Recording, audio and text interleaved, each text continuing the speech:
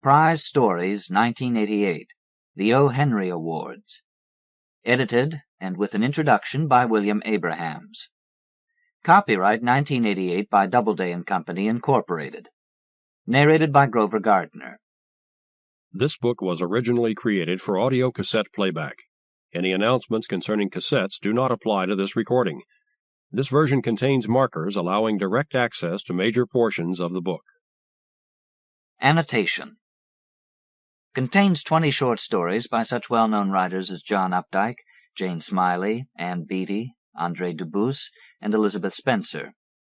Raymond Carver's Errand, the first prize recipient, is a story about Anton Chekov's death. 1988. From the book jacket. The O. Henry Awards for Short Fiction have been considered a symbol of creative achievement for the past 68 years.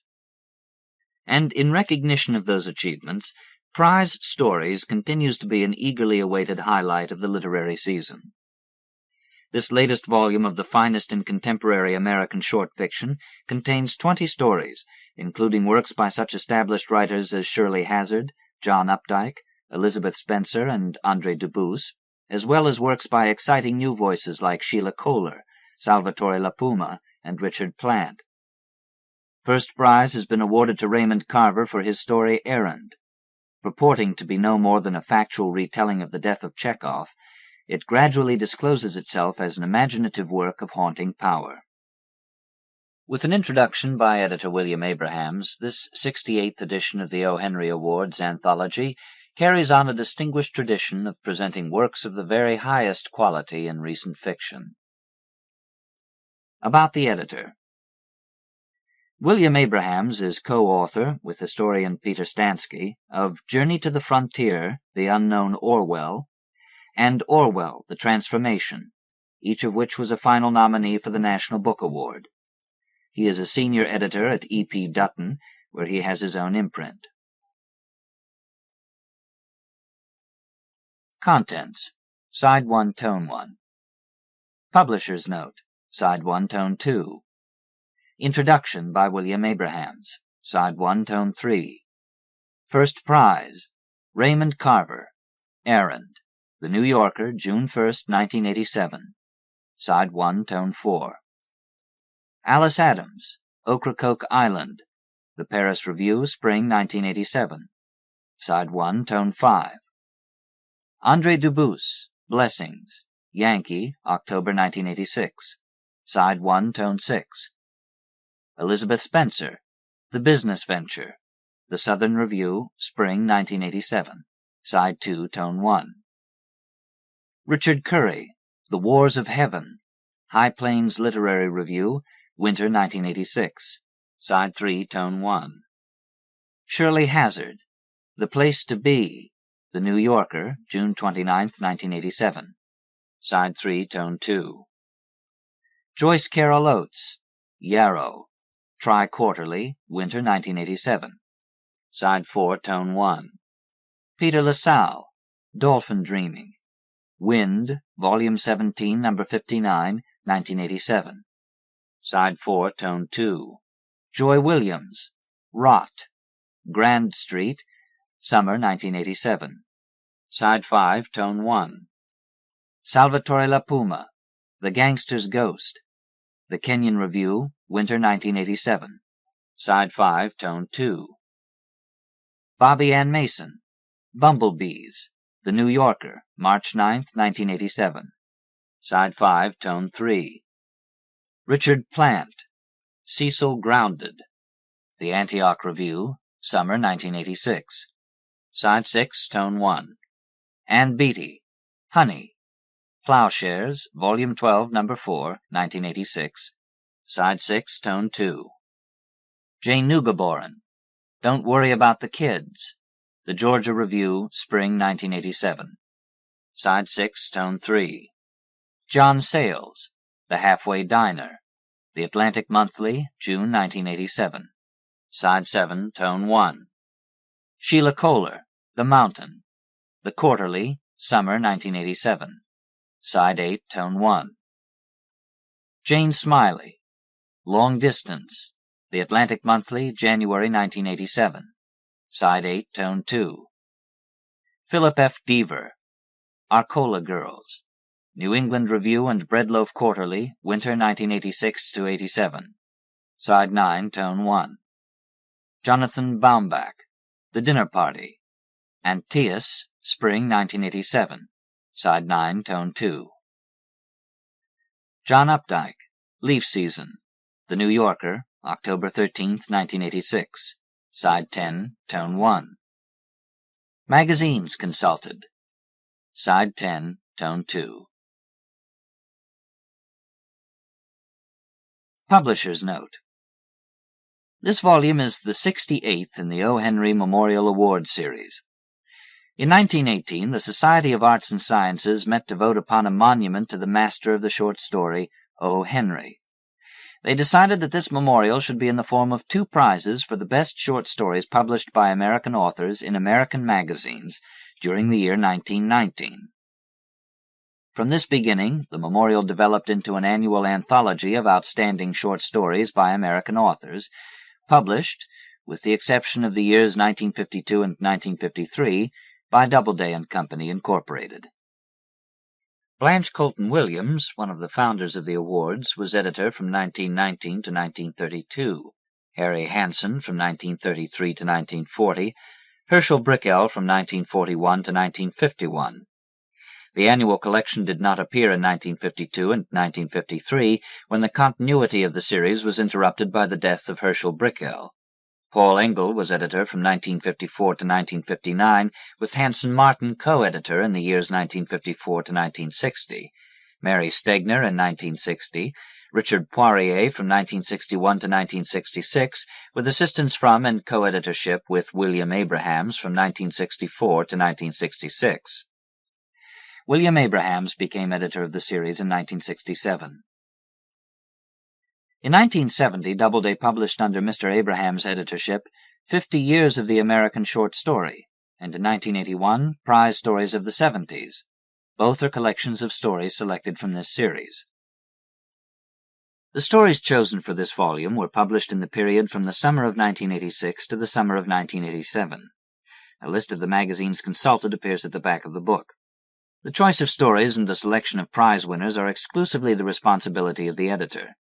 Biographical material is based on information provided by the contributors and obtained from standard works of reference. Introduction. With the publication of Prize Stories 1988, the O. Henry Awards, we are chronologically within hailing distance of the year 2000. Whatever else the new century may bring, one can anticipate much looking back, retrospective summaries, surveys, and re-evaluations. The 20th century will become history. Yet even now, 12 years before the significant date, I don't think it too reckless to suggest that the modern short story will prove to be one of the enduring literary achievements of the 20th century. Nor do I doubt that in the 12 years ahead new writers will emerge to join the ranks of those who have made their individual contributions to the art, and I trust that many of them will be welcomed with O. Henry Awards. It has always been my intention, in the 22 years that I have served as editor for this series, to recognize new writers. As, for example, in the present volume, Richard Currey, Sheila Kohler, Philip Deaver, and Richard Plant, who are represented with their first published stories. It is gratifying to come upon such writers in the early stages of their careers, when the voice is being heard for the first time. But it is equally gratifying, if in a different fashion, to watch the unfolding of a career and to know that the allegiance to the story by established writers is not dimmed, may indeed have deepened and strengthened. In 1970, the series introduced as a mark of recognition a special award for continuing achievement. That award has been given to Joyce Carol Oates, 1970, to John Updike, 1976, to Alice Adams, 1982, and again to Joyce Carol Oates, 1986. All 3 writers are present this year. Familiarity has not diminished their power, and I should further point out that 14 of the contributors to this volume have appeared here in the past. The evidence of continuity is not unimportant. I am always saddened when a promising beginning is followed by a long and in some cases unbroken silence. Of course, one is grateful for the story one has been given, yet one hopes for more. More, as it happens, is precisely the word to describe the situation of the story at the present time. More stories are being published, more magazines that welcome the story have come into existence. I note that the list of magazines consulted this year has been expanded by 29 new magazines to a total of 158. More annual collections are being offered to readers. More attention is being paid to the story by reviewers and in bookshops. It is reassuring to discover that all this plenty has not led to a dilution of quality. As has happened with the O. Henry Awards in previous years, the repeated siftings have brought the number of possible stories to the neighborhood of 100. I think it only fair to add that among the stories that have been reluctantly let go are several whose excellence is not in dispute, and I expect to reacquaint myself with them in one or another of the annual anthologies. Questions of personal preference and subjective response do, after all, figure in a final selection. As before, there is a remarkable variety among the stories. Each has its excellence. What seems more noticeable, however, is the ancestral presence of that great master of the story, Anton Chekov.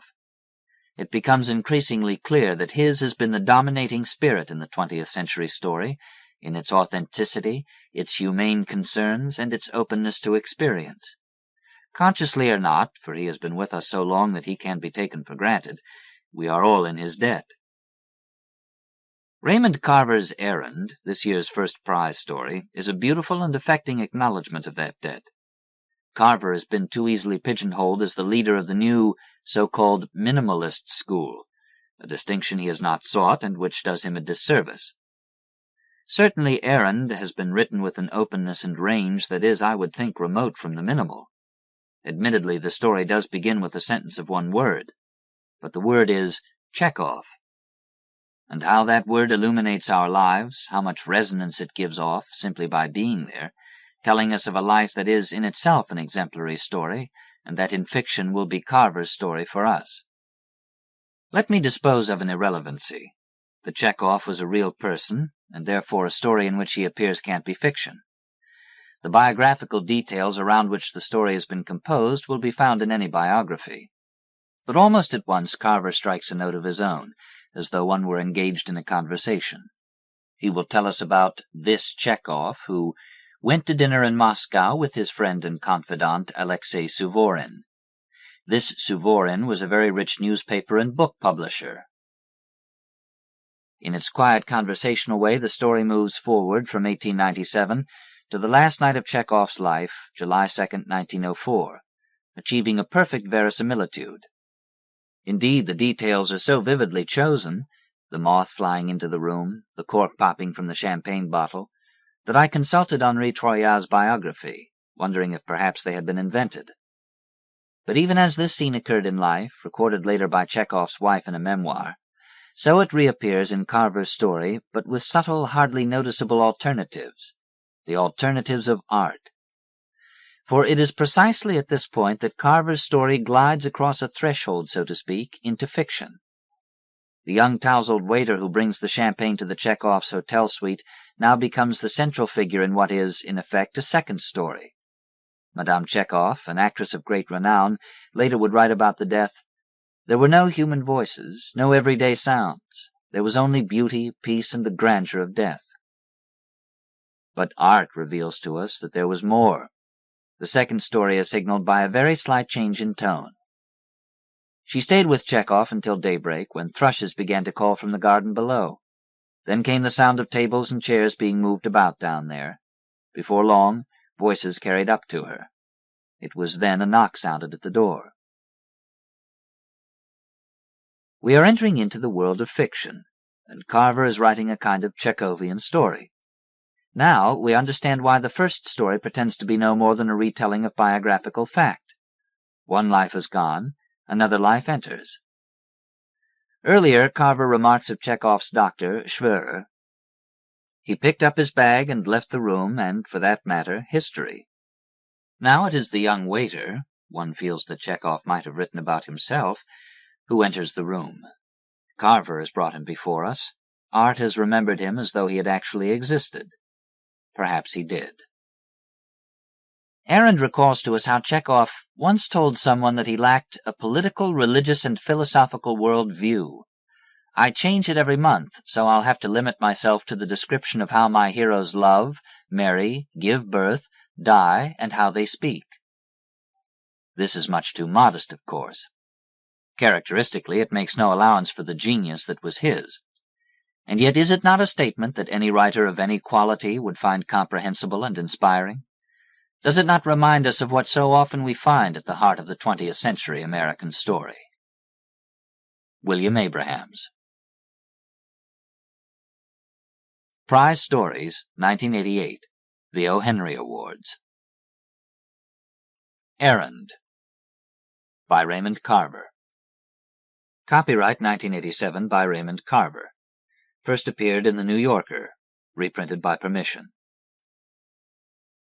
Raymond Carver is the author of Where I'm Calling From, New and Selected Stories, published in 1988 by Atlantic Monthly Press, and recently 2 books of poems, Ultramarine, 1986, and Where Water Comes Together with Other Water, 1985, published by Random House. His work has been translated into more than 20 languages. He was born in Clatskanie, Oregon. Chekov. On the evening of March 22, 1897, he went to dinner in Moscow with his friend and confidant Alexei Suvorin. This Suvorin was a very rich newspaper and book publisher, a reactionary, a self-made man whose father was a private at the Battle of Borodino. Like Chekov, he was the grandson of a serf. They had that in common. Each had peasant's blood in his veins. Otherwise, politically and temperamentally, they were miles apart. Nevertheless, Suvorin was one of Chekov's few intimates, and Chekov enjoyed his company. Naturally, they went to the best restaurant in the city, a former townhouse called the Hermitage, a place where it could take hours, half the night even, to get through a 10-course meal that would, of course, include several wines, liqueurs, and coffee. Chekov was impeccably dressed, as always, a dark suit and waistcoat, his usual pince-nez. He looked that night very much as he looks in the photographs taken of him during this period. He was relaxed, jovial. He shook hands with the maitre d', and with a glance took in the large dining room. It was brilliantly illuminated by ornate chandeliers, the tables occupied by elegantly dressed men and women. Waiters came and went ceaselessly. He had just been seated across the table from Suvorin when suddenly, without warning, blood began gushing from his mouth. Suvorin and 2 waiters helped him to the gentleman's room and tried to stanch the flow of blood with ice packs. Suvorin saw him back to his own hotel and had a bed prepared for Chekov in one of the rooms of the suite. Later, after another hemorrhage, Chekov allowed himself to be moved to a clinic that specialized in the treatment of tuberculosis and related respiratory infections. When Suvorin visited him there, Chekov apologized for the scandal at the restaurant 3 nights earlier, but continued to insist that there was nothing seriously wrong. He laughed and jested as usual, Suvorin noted in his diary, while spitting blood into a large vessel. Maria Chekov, his younger sister, visited Chekov in the clinic during the last days of March. The weather was miserable. A sleet storm was in progress, and frozen heaps of snow lay everywhere. It was hard for her to wave down a carriage to take her to the hospital. By the time she arrived, she was filled with dread and anxiety. Anton Pavlovitch lay on his back, Maria wrote in her memoirs. He was not allowed to speak. After greeting him, I went over to the table to hide my emotions. There, among bottles of champagne, jars of caviar, bouquets of flowers from well-wishers, she saw something that terrified her. A freehand drawing, obviously done by a specialist in these matters, of Chekov's lungs. It was the kind of sketch a doctor often makes in order to show his patient what he thinks is taking place. The lungs were outlined in blue, but the upper parts were filled in with red. I realized they were diseased, Maria wrote. Leo Tolstoy was another visitor. The hospital staff were awed to find themselves in the presence of the country's greatest writer. The most famous man in Russia? Of course they had to let him in to see Chekov, even though non-essential visitors were forbidden. With much obsequiousness on the part of the nurses and resident doctors, the bearded, fierce-looking old man was shown into Chekov's room. Despite his low opinion of Chekov's abilities as a playwright, Tolstoy felt the plays were static and lacking in any moral vision. "Where do your characters take you?" he once demanded of Chekov. "From the sofa to the junk room and back." Tolstoy liked Chekov's short stories. Furthermore, and quite simply, he loved the man. He told Gorky, "What a beautiful, magnificent man, modest and quiet, like a girl. He even walks like a girl. He's simply wonderful." And Tolstoy wrote in his journal, everyone kept a journal or a diary in those days, "I am glad I love Chekov." Tolstoy removed his woolen scarf and bearskin coat, then lowered himself into a chair next to Chekov's bed. Never mind that Chekov was taking medication and not permitted to talk, much less carry on a conversation. He had to listen amazedly as the Count began to discourse on his theories of the immortality of the soul. Concerning that visit, Chekov later wrote, "Tolstoy assumes that all of us, humans and animals alike, will live on in a principle, such as reason or love, the essence and goals of which are a mystery to us. I have no use for that kind of immortality. I don't understand it, and Lev Nikolaevich was astonished I didn't." Nevertheless, Chekov was impressed with the solicitude shown by Tolstoy's visit. But, unlike Tolstoy, Chekov didn't believe in an afterlife and never had. He didn't believe in anything that couldn't be apprehended by one or more of his 5 senses. And as far as his outlook on life and writing went, he once told someone that he lacked a political, religious, and philosophical world view. "I change it every month, so I'll have to limit myself to the description of how my heroes love, marry, give birth, die, and how they speak." Earlier, before his TB was diagnosed, Chekov had remarked, "When a peasant has consumption, he says, 'There's nothing I can do. I'll go off in the spring with the melting of the snows.'" Chekov himself died in the summer during a heat wave. But once Chekov's own tuberculosis was discovered, he continually tried to minimize the seriousness of his condition. To all appearances, it was as if he felt, right up to the end, that he might be able to throw off the disease as he would a lingering catarrh. Well into his final days, he spoke with seeming conviction of the possibility of an improvement. In fact, in a letter written shortly before his end, he went so far as to tell his sister that he was putting on a bit of flesh, and felt much better now that he was in Badenweiler. Badenweiler is a spa and resort city in the western area of the Black Forest, not far from Basel. The Vosges are visible from nearly anywhere in the city, and in those days the air was pure and invigorating. Russians had been going there for years to soak in the hot mineral baths and promenade on the boulevards. In June 1904, Chekov went there to die. Earlier that month, he'd made a difficult journey by train from Moscow to Berlin. He traveled with his wife, the actress Olga Knipper, a woman he'd met in 1898 during rehearsals for The Seagull. Her contemporaries describe her as an excellent actress. She was talented, pretty, and almost 10 years younger than the playwright. Chekov had been immediately attracted to her, but was slow to act on his feelings. As always, he preferred a flirtation to marriage. Finally, after a 3-year courtship involving many separations, letters, and the inevitable misunderstandings, they were at last married, in a private ceremony in Moscow on May 25, 1901. Chekov was enormously happy. He called Olga his pony, and sometimes dog or puppy. He was also fond of addressing her as Little Turkey or simply as My Joy. In Berlin, Chekov consulted with a renowned specialist in pulmonary disorders, a Dr. Karl Ewald. But according to an eyewitness, after the doctor examined Chekov, he threw up his hands and left the room without a word. Chekov was too far gone for help.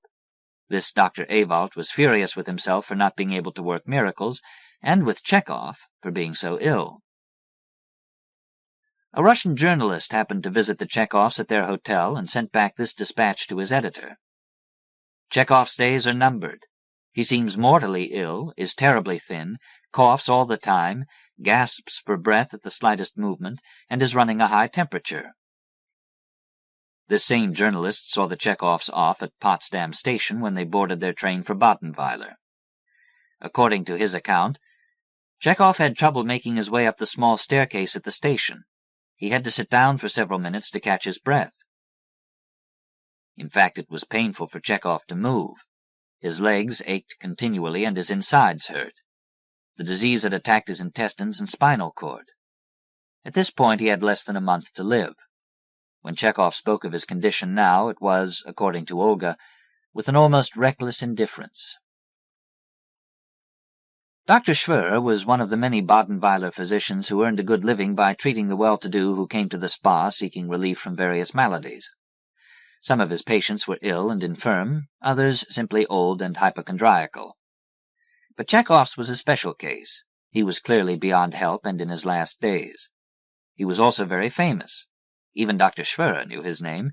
He'd read some of Chekov's stories in a German magazine. When he examined the writer early in June, he voiced his appreciation of Chekov's art but kept his medical opinions to himself. Instead, he prescribed a diet of cocoa, oatmeal drenched in butter, and strawberry tea. This last was supposed to help Chekov sleep at night. On June 13th, less than 3 weeks before he died, Chekov wrote a letter to his mother in which he told her his health was on the mend. In it he said, "It's likely that I'll be completely cured in a week." Who knows why he said this? What could he have been thinking? He was a doctor himself, and he knew better. He was dying. It was as simple and as unavoidable as that. Nevertheless, he sat out on the balcony of his hotel room and read railway timetables. He asked for information on sailings of boats bound for Odessa from Marseille. But he knew. At this stage he had to have known. Yet in one of the last letters he ever wrote, he told his sister he was growing stronger by the day. He no longer had any appetite for literary work, and hadn't for a long time. In fact, he had very nearly failed to complete The Cherry Orchard the year before. Writing that play was the hardest thing he'd ever done in his life. Toward the end, he was able to manage only 6 or 7 lines a day. "I've started losing heart," he wrote Olga. "I feel I'm finished as a writer, and every sentence strikes me as worthless and of no use whatever." But he didn't stop. He finished his play in October 1903. It was the last thing he ever wrote, except for letters and a few entries in his notebook. A little after midnight on July 2nd, 1904, Olga sent someone to fetch Dr. Schwerer. It was an emergency. Chekov was delirious. 2 young Russians on holiday happened to have the adjacent room, and Olga hurried next door to explain what was happening. One of the youths was in his bed asleep, but the other was still awake, smoking and reading. He left the hotel at a run to find Dr. Schwerer. "I can still hear the sound of the gravel under his shoes in the silence of that stifling July night," Olga wrote later on in her memoirs. Chekov was hallucinating, talking about sailors, and there were snatches of something about the Japanese. "You don't put ice on an empty stomach," he said when she tried to place an ice pack on his chest. Dr. Schwerer arrived and unpacked his bag, all the while keeping his gaze fastened on Chekov, who lay gasping in the bed. The sick man's pupils were dilated and his temples glistened with sweat. Dr. Schwerer's face didn't register anything. He was not an emotional man, but he knew Chekov's end was near. Still, he was a doctor, sworn to do his utmost, and Chekov held on to life, however tenuously. Dr. Schwerer prepared a hypodermic and administered an injection of camphor, something that was supposed to speed up the heart. But the injection didn't help. Nothing, of course, could have helped. Nevertheless, the doctor made known to Olga his intention of sending for oxygen. Suddenly Chekov roused himself, became lucid, and said quietly, "What's the use? Before it arrives, I'll be a corpse." Dr. Schwerer pulled on his big mustache and stared at Chekov. The writer's cheeks were sunken and gray, his complexion waxen. His breath was raspy. Dr. Schwerer knew the time could be reckoned in minutes. Without a word, without conferring with Olga, he went over to an alcove where there was a telephone on the wall. He read the instructions for using the device. If he activated it by holding his finger on a button and turning a handle on the side of the phone, he could reach the lower regions of the hotel, the kitchen. He picked up the receiver, held it to his ear, and did as the instructions told him.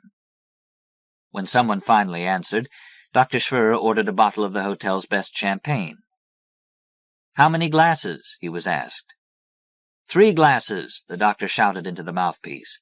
"And hurry, do you hear?" It was one of those rare moments of inspiration that can easily enough be overlooked later on, because the action is so entirely appropriate it seems inevitable. The champagne was brought to the door by a tired-looking young man whose blond hair was standing up. The trousers of his uniform were wrinkled, the creases gone, and in his haste he'd missed a loop while buttoning his jacket. His appearance was that of someone who'd been resting, slumped in a chair, say, dozing a little, when off in the distance the phone had clamored in the early morning hours, "Great God in heaven!" and the next thing he knew he was being shaken awake by a superior and told to deliver a bottle of Moet to room 211. "And hurry, do you hear?" The young man entered the room carrying a silver ice bucket with the champagne in it and a silver tray with 3 cut crystal glasses. He found a place on the table for the bucket and glasses, all the while craning his neck, trying to see into the other room, where someone panted ferociously for breath. It was a dreadful, harrowing sound, and the young man lowered his chin into his collar and turned away as the ratchety breathing worsened. Forgetting himself, he stared out the open window toward the darkened city. Then this big, imposing man with a thick mustache pressed some coins into his hand, a large tip by the feel of it, and suddenly the young man saw the door open. He took some steps and found himself on the landing, where he opened his hand and looked at the coins in amazement. Methodically, the way he did everything, the doctor went about the business of working the cork out of the bottle. He did it in such a way as to minimize, as much as possible, the festive explosion. He poured 3 glasses and, out of habit, pushed the cork back into the neck of the bottle. Then he took the glasses of champagne over to the bed. Olga momentarily released her grip on Chekov's hand, a hand, she said later, that burned her fingers. She arranged another pillow behind his head. Then she put the cool glass of champagne against Chekov's palm and made sure his fingers closed around the stem. They exchanged looks. Chekov, Olga, Dr. Schwirrer. They didn't touch glasses. There was no toast. What on earth was there to drink to? To death? Chekov summoned his remaining strength and said, "It's been so long since I've had champagne." He brought the glass to his lips and drank. In a minute or two, Olga took the empty glass from his hand and set it on the nightstand. Then Chekov turned onto his side. He closed his eyes and sighed. A minute later, his breathing stopped. Dr. Schwirrer picked up Chekov's hand from the bedsheet.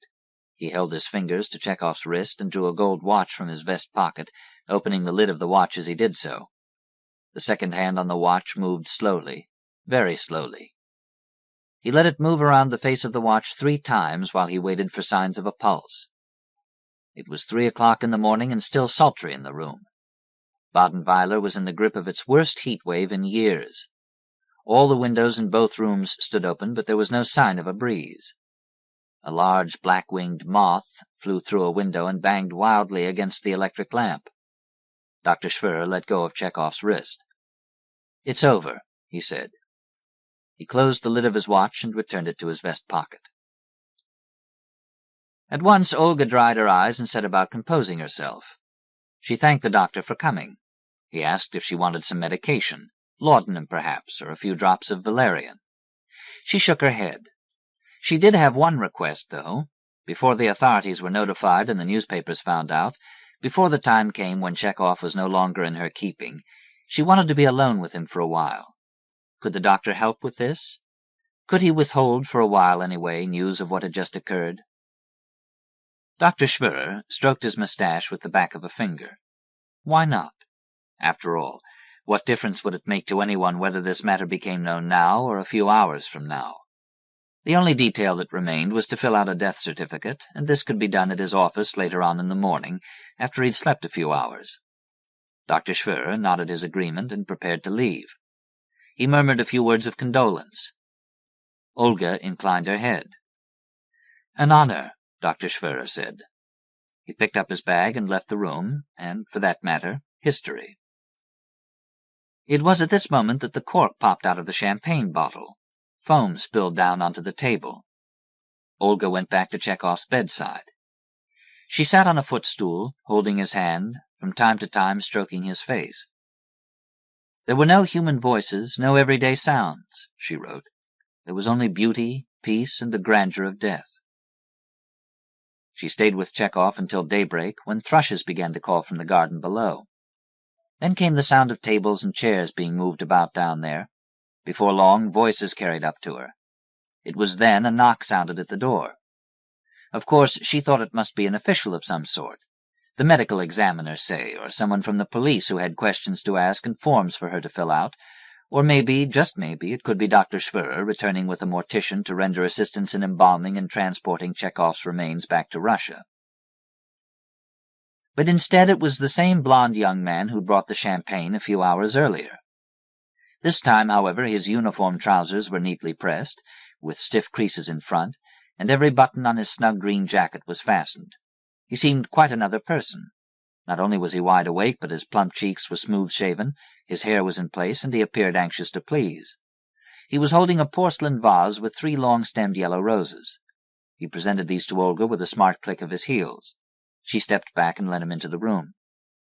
He was there, he said, to collect the glasses, ice bucket, and tray, yes. But he also wanted to say that, because of the extreme heat, breakfast would be served in the garden this morning. He hoped this weather wasn't too bothersome. He apologized for it. The woman seemed distracted. While he talked, she turned her eyes away and looked down at something in the carpet. She crossed her arms and held her elbows. Meanwhile, still holding his vase, waiting for a sign, the young man took in the details of the room. Bright sunlight flooded through the open windows. The room was tidy and seemed undisturbed, almost untouched. No garments were flung over chairs, no shoes, stockings, braces, or stays were in evidence, no open suitcases. In short, there was no clutter, nothing but the usual heavy pieces of hotel-room furniture. Then, because the woman was still looking down, he looked down too, and at once spied a cork near the toe of his shoe. The woman did not see it. She was looking somewhere else. The young man wanted to bend over and pick up the cork, but he was still holding the roses and was afraid of seeming to intrude even more by drawing any further attention to himself. Reluctantly, he left the cork where it was and raised his eyes. Everything was in order except for the uncorked, half-empty bottle of champagne that stood alongside 2 crystal glasses over on the little table. He cast his gaze about once more. Through an open door, he saw that the 3rd glass was in the bedroom, on the nightstand. But someone still occupied the bed. He couldn't see a face, but the figure under the covers lay perfectly motionless and quiet. He noted the figure and looked elsewhere. Then, for a reason he couldn't understand, a feeling of uneasiness took hold of him. He cleared his throat and moved his way to the other leg. The woman still didn't look up or break her silence. The young man felt his cheeks grow warm. It occurred to him, quite without his having thought it through, that he should perhaps suggest an alternative to breakfast in the garden. He coughed, hoping to focus the woman's attention, but she didn't look at him. The distinguished foreign guests could, he said, take breakfast in their rooms this morning if they wished. The young man, his name hasn't survived, and it's likely he perished in the Great War, said he would be happy to bring up a tray. 2 trays, he added, glancing uncertainly once again in the direction of the bedroom. He fell silent and ran a finger around the inside of his collar. He didn't understand. He wasn't even sure the woman had been listening. He didn't know what else to do now. He was still holding the vase. The sweet odor of the roses filled his nostrils and inexplicably caused a pang of regret. The entire time he'd been waiting, the woman had apparently been lost in thought. It was as if all the while he'd been standing there, talking, shifting his weight, holding his flowers, she had been someplace else, somewhere far from Badenweiler. But now she came back to herself, and her face assumed another expression. She raised her eyes, looked at him, and then shook her head. She seemed to be struggling to understand what on earth this young man could be doing there in the room holding a vase with 3 yellow roses. Flowers? She hadn't ordered flowers. The moment passed. She went over to her handbag and scooped up some coins. She drew out a number of banknotes as well. The young man touched his lips with his tongue. Another large tip was forthcoming, but for what? What did she want him to do? He'd never before waited on such guests. He cleared his throat once more. "No breakfast," the woman said. "Not yet, at any rate. Breakfast wasn't the important thing this morning. She required something else. She needed him to go out and bring back a mortician. Did he understand her? Herr Chekov was dead, you see. Comprenez-vous? Young man, Anton Chekov was dead. Now listen carefully to me," she said. She wanted him to go downstairs and ask someone at the front desk where he could go to find the most respected mortician in the city. Someone reliable who took great pains in his work and whose manner was appropriately reserved. A mortician, in short, worthy of a great artist. "Here," she said, and pressed the money on him. "Tell them downstairs that I have specifically requested you to perform this duty for me. Are you listening? Do you understand what I'm saying to you?" The young man grappled to take in what she was saying. He chose not to look again in the direction of the other room. He had sensed that something was not right. He became aware of his heart beating rapidly under his jacket, and he felt perspiration break out on his forehead. He didn't know where he should turn his eyes. He wanted to put the vase down. "Please do this for me," the woman said. "I'll remember you with gratitude. Tell them downstairs that I insist. Say that. But don't call any unnecessary attention to yourself or to the situation. Just say that this is necessary, that I request it, and that's all. Do you hear me? Nod if you understand. Above all, don't raise an alarm. Everything else, all the rest, the commotion, that'll come soon enough. The worst is over. Do we understand each other?" The young man's face had grown pale. He stood rigid, clasping the vase. He managed to nod his head. After securing permission to leave the hotel, he was to proceed quietly and resolutely, though without any unbecoming haste, to the mortician's. He was to behave exactly as if he were engaged on a very important errand, nothing more.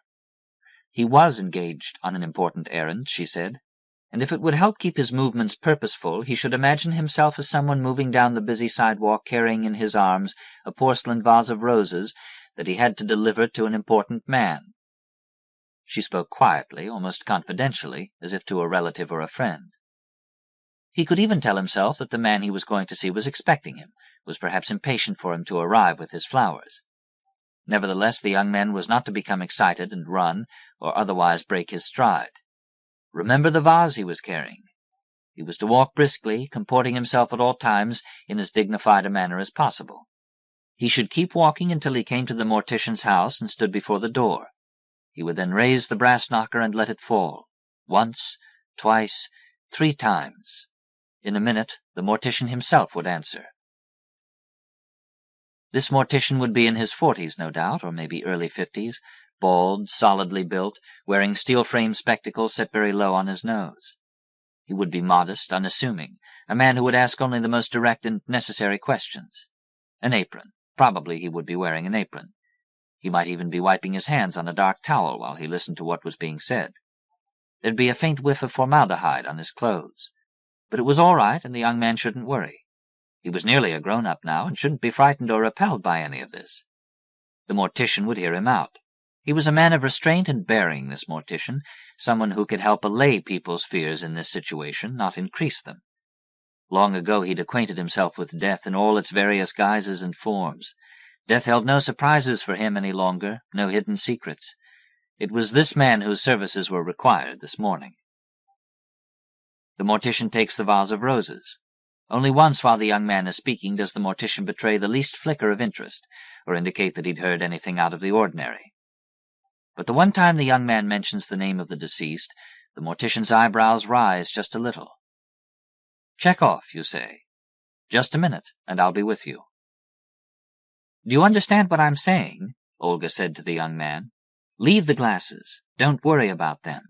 Forget about the crystal wine glasses and such. Leave the room as it is. Everything is ready now. We're ready. Will you go?" But at that moment the young man was thinking of the cork still resting near the toe of his shoe. To retrieve it he would have to bend over, still gripping the vase. He would do this. He leaned over.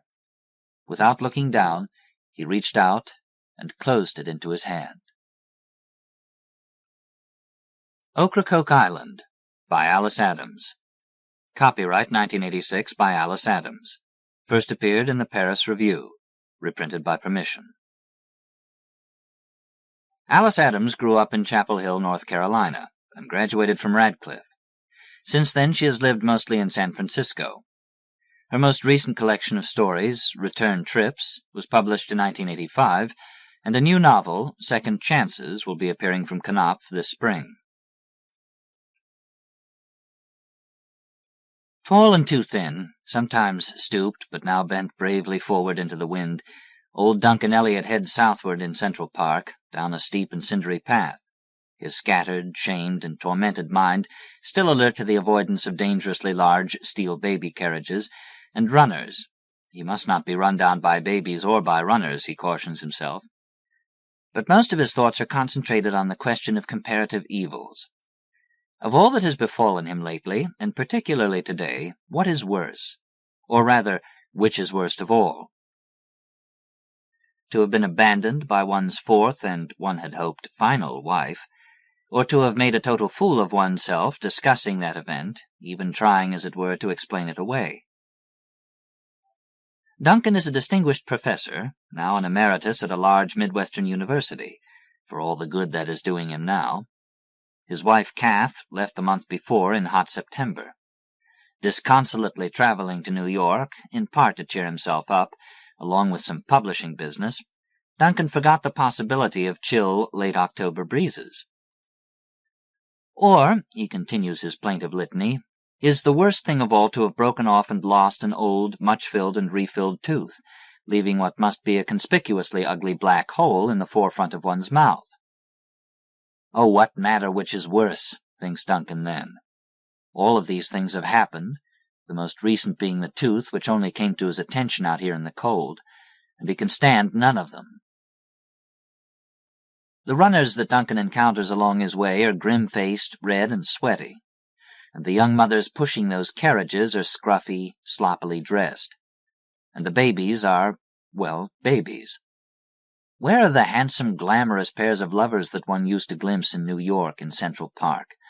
Duncan asks this wistful question of himself, and then he answers, insanely, on Ocracoke Island.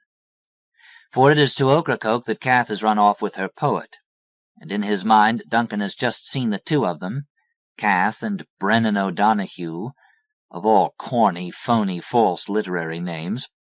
Brennan as handsome and fair as Kath herself is. He sees Brennan and Kath and scores of other couples, all young and blonde, all healthy and beautiful, and running like horses on a wild and endless beach. Kath's gesture, if you call running off to an island with a poet a gesture, was made even less bearable for Duncan by the publicity it drew. She had to choose a famous poet, a Pulitzer Prize-winning, brawling media hero of a poet. A small item in Newsweek, Newsmakers, described O'Donoghue as having run off to Ocracoke Island, like a pirate, a professor's wife his plunder. Very poetic for a news magazine, Duncan thought. Perhaps Brennan himself had written the item. In any case, a lot of people seemed to know whose wife was meant. At times Duncan feels literally murderous. He will go there to Ocracoke and shoot them both, and then himself.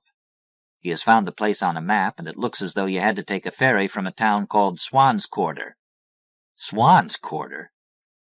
But surely murder would be a more respectable, even nobler act than a lot of talk, so deeply embarrassing, so sickly humiliating to recall. Nearing his hotel, and the promise of some comfort, Duncan begins, though, to dread the coming night. He is to dine with Emily, his second wife.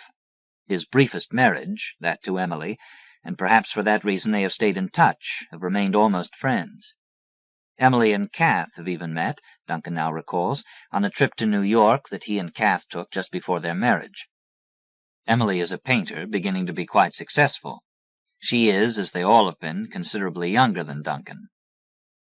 Younger, and in one way or another very talented, all of them, Duncan reflects. More talented than he. That was surely a problem with Jessica, the first wife, a poet who took a very low view of criticism. Less so with Emily, perhaps because painting is, well, not literary, and they were not together very long. The worst was Janice, herself a professor, a literary critic. Undoubtedly Janice in her way was responsible for Kath, who is talentless, a born appreciator. But, unless he exercises the utmost caution, for which he feels himself much too tired, devoid of resources, Duncan fears that he will simply repeat the follies of the day with Emily tonight. He will talk again, perhaps even more ridiculously, about Kath.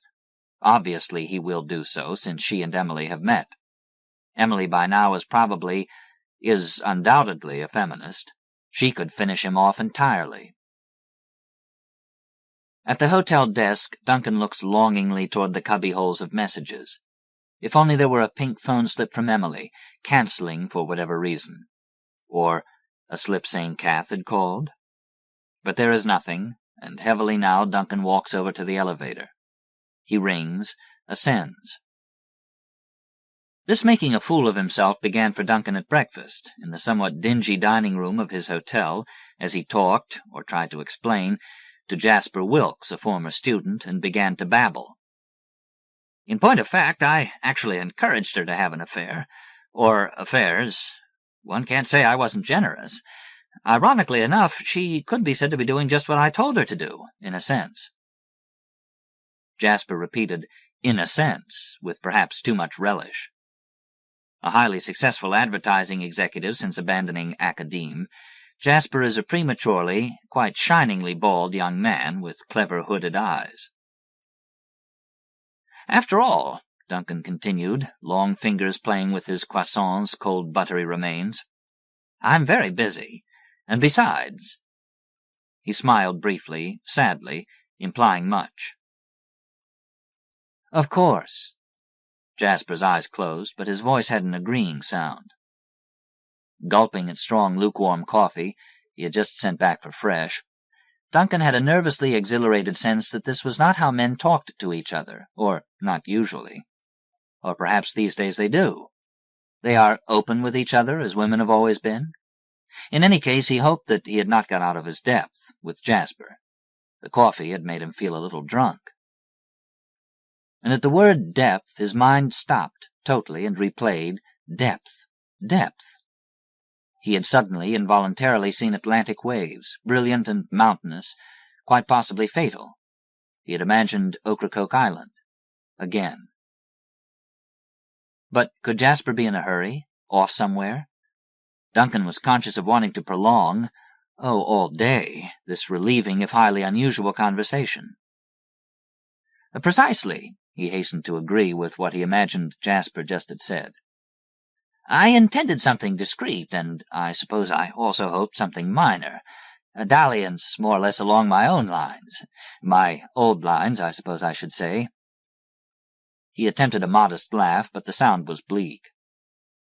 Right, Jasper agreed. Something to take up a certain amount of her time and energy, rather like going to a gym. Oh, precisely. The two men exchanged looks in which there was expressed some shock at their complicitous cynicism, but more pure pleasure, or so Duncan for the moment believed. The coffee arrived, at which Jasper frowned, conclusively proving to Duncan that he was, after all, in a hurry. He did not even want more coffee. The point is, said Jasper in a summing-up way, whether or not you want her back, 1, and 2, if you do, how to get her. Unprepared for this précis, Duncan felt quite dizzied. Nor was he prepared for what came next, which was Jasper's efficient departure. A smooth rise to his feet, and a firm, sincere handshake. Lots of eye contact, murmurs of friendship. And then Jasper was gone, last glimpsed as a narrow, animated back departing through the door that led out to the lobby. Quite disconcerted and alone with his hot, unconsoling coffee, Duncan looked around. This room had got uglier, he thought, trying to recall what he used to like about it. Surely not the pictures, the big bright oils which all looked like copies of famous works, giving the room a spurious look of taste. Never the pictures, he concluded, and surely not the inferior coffee and fake croissants. Dismally, he reminded himself that he had always chosen this hotel for reasons of economy, never for charm. Now everything seemed to disturb him, though. The room with its awful art, the bad coffee, and particularly his just-ended conversation with Jasper Wilkes. And why? Rerunning that conversation, he succeeded in finding nothing truly objectionable. Unless that crack about going to Jim's. Would that have been a put-on? Bright Jasper, though. All agreement, stating and restating Duncan's own views in a clear, succinct way. But perhaps that very succinctness was the problem. Especially at the end, just before Jasper hurried off to wherever. Leaning back into the once pneumatic banquette, for reassurance, Duncan stroked his hair, now white but still gratifyingly thick and fine. How Jasper must envy his hair. That in itself could explain quite a lot. Duncan thought then of the old days, when Jasper as a student came petitioning with his poetry. In conference with Jasper, Duncan might sneak a quick look at his large grandfather clock, while pretending to allow his gaze to wander. And apprised of the time, he, Duncan, might then too brusquely sum up his view of Jasper's poem or poems. Jasper had been all too prolific. And as Jasper at last got up reluctantly to leave, the also departing Duncan, a man in early middle age, might well be off to visit some pert-breasted, ambitious literary girl for something discreet and minor. As though Jasper had encouraged him, seduced him even, into all that talk about Kath, Duncan felt a pained resentment.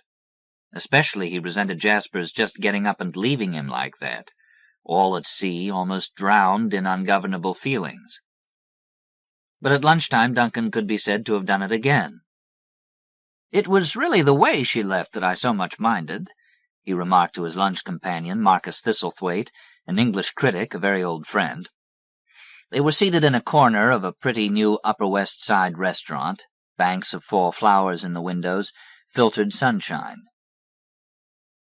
"I would have given a maid more notice," Duncan added, and then reflected that his analogy had been slightly confused. Just whom did he mean was whose maid, and who gave notice? He hoped that Marcus had not observed this, but naturally no such luck. "I'm not sure just who was whose maid," said Marcus, with his ratchety, cropped-off laugh. "But I believe I rather catch your drift, as it were." And then, "Is this quite the proper thing to do with lobster claws?"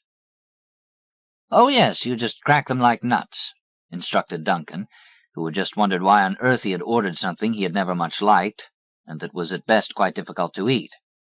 And that reminded him inevitably of the seacoast. Marcus's hair is thin and silvery, like tinsel. Draped across his bright, impressive skull, it ornamented his head. Duncan has always been somewhat in awe of Marcus, of his erudition and his cool, uncluttered, passionless judgments. And so why on earth did he have to make that silly remark about Kath and the dismissal of maids?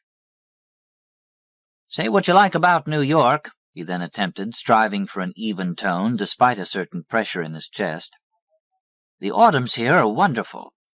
You know, I walked up through the park from my hotel, and the air so brisk, and the color of sky, and those flowers." Marcus just perceptibly inclined his head, acknowledging flowers and weather, and then he launched into one of the mini-speeches to which he is given. "An interesting fact, and one that I've made note of," to those who know Marcus, a familiar beginning, very likely boding no good to his audience, be it plural or singular, "and of which you, my dear Duncan, have just furnished further proof, in any case so interesting, is the human tendency in times of distress at some ill-treatment by a fellow-human to complain of the method of treatment, the form it took, rather than the actuality. The cruel event itself is not mentioned even. A man who is fired from his job invariably sounds as though a little more tact would have made it perfectly acceptable. And a fellow whose mistress is taken off, well, I'm sure you quite see what I mean. In my own case, I do think even some slight warning might have been in order," Duncan bravely, if weakly, managed to say. "And she was not my mistress, my wife. We'd been married for almost 3 years. My dear fellow, naturally I was speaking in a general way, and you know how I tend to run on. Well, I don't think I much care for these lobsters of yours. What's our next course? I seem already to have forgotten." What an old bore Marcus has become, so opinionated, so insensitive, thought Duncan, once they parted and he began his walk. However, irritation soon gave way to the sound of darker voices, which asked if he himself was not almost as old, and as boring. And perhaps Marcus was less insensitive than he, Duncan, was hypersensitive, an open wound. At which point he made, or rather his probing tongue made the most unwelcome discovery about his missing tooth. Back at last in his hotel room, that cold and perilous park walk done with, behind him, Duncan picks up the phone, and almost instantly he succeeds, the day's first small piece of luck, in reaching his dentist, who is reassuring. "Nothing to worry about," the dentist tells Duncan. "Happens all the time." He adds that it probably does not look as unsightly as Duncan thinks it does, and gives him an appointment for the following week. The bathroom mirror informs Duncan that his missing tooth, his black hole, is unsightly only when he very broadly grins, which he can surely see no reason for doing at any foreseeable time. Lying at last across his oversized bed, eyes closed, Duncan attempts to generalize about his situation. Particulars are what finally do you in, he has found, and so he will not think about Kath's pretty shoulders, nor her odd, harsh mountain consonants. He strives instead for abstraction, beginning some mental notes on jealousy in an older person, as opposed to what is experienced by the young. When one is young, he thinks the emotion of jealousy is racking, torturous, but at the same time very arousing, he has to admit, an almost delicious pain. Whereas when one is older and jealous, there is only deep, irremovable sadness, deprivation, hopelessness. So much for notes. Kath. Just a pallid, slightly gangling, easily blushing, mild-tempered girl from the land of the Great Smoky Mountains, from whence those consonants, those vowels, but a girl with an amazing ear for poetry and a passion for it.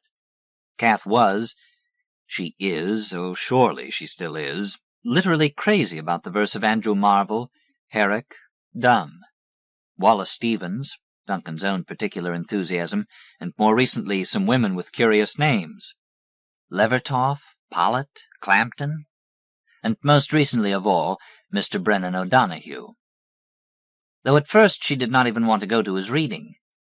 "It's too hot to go anywhere," she complained.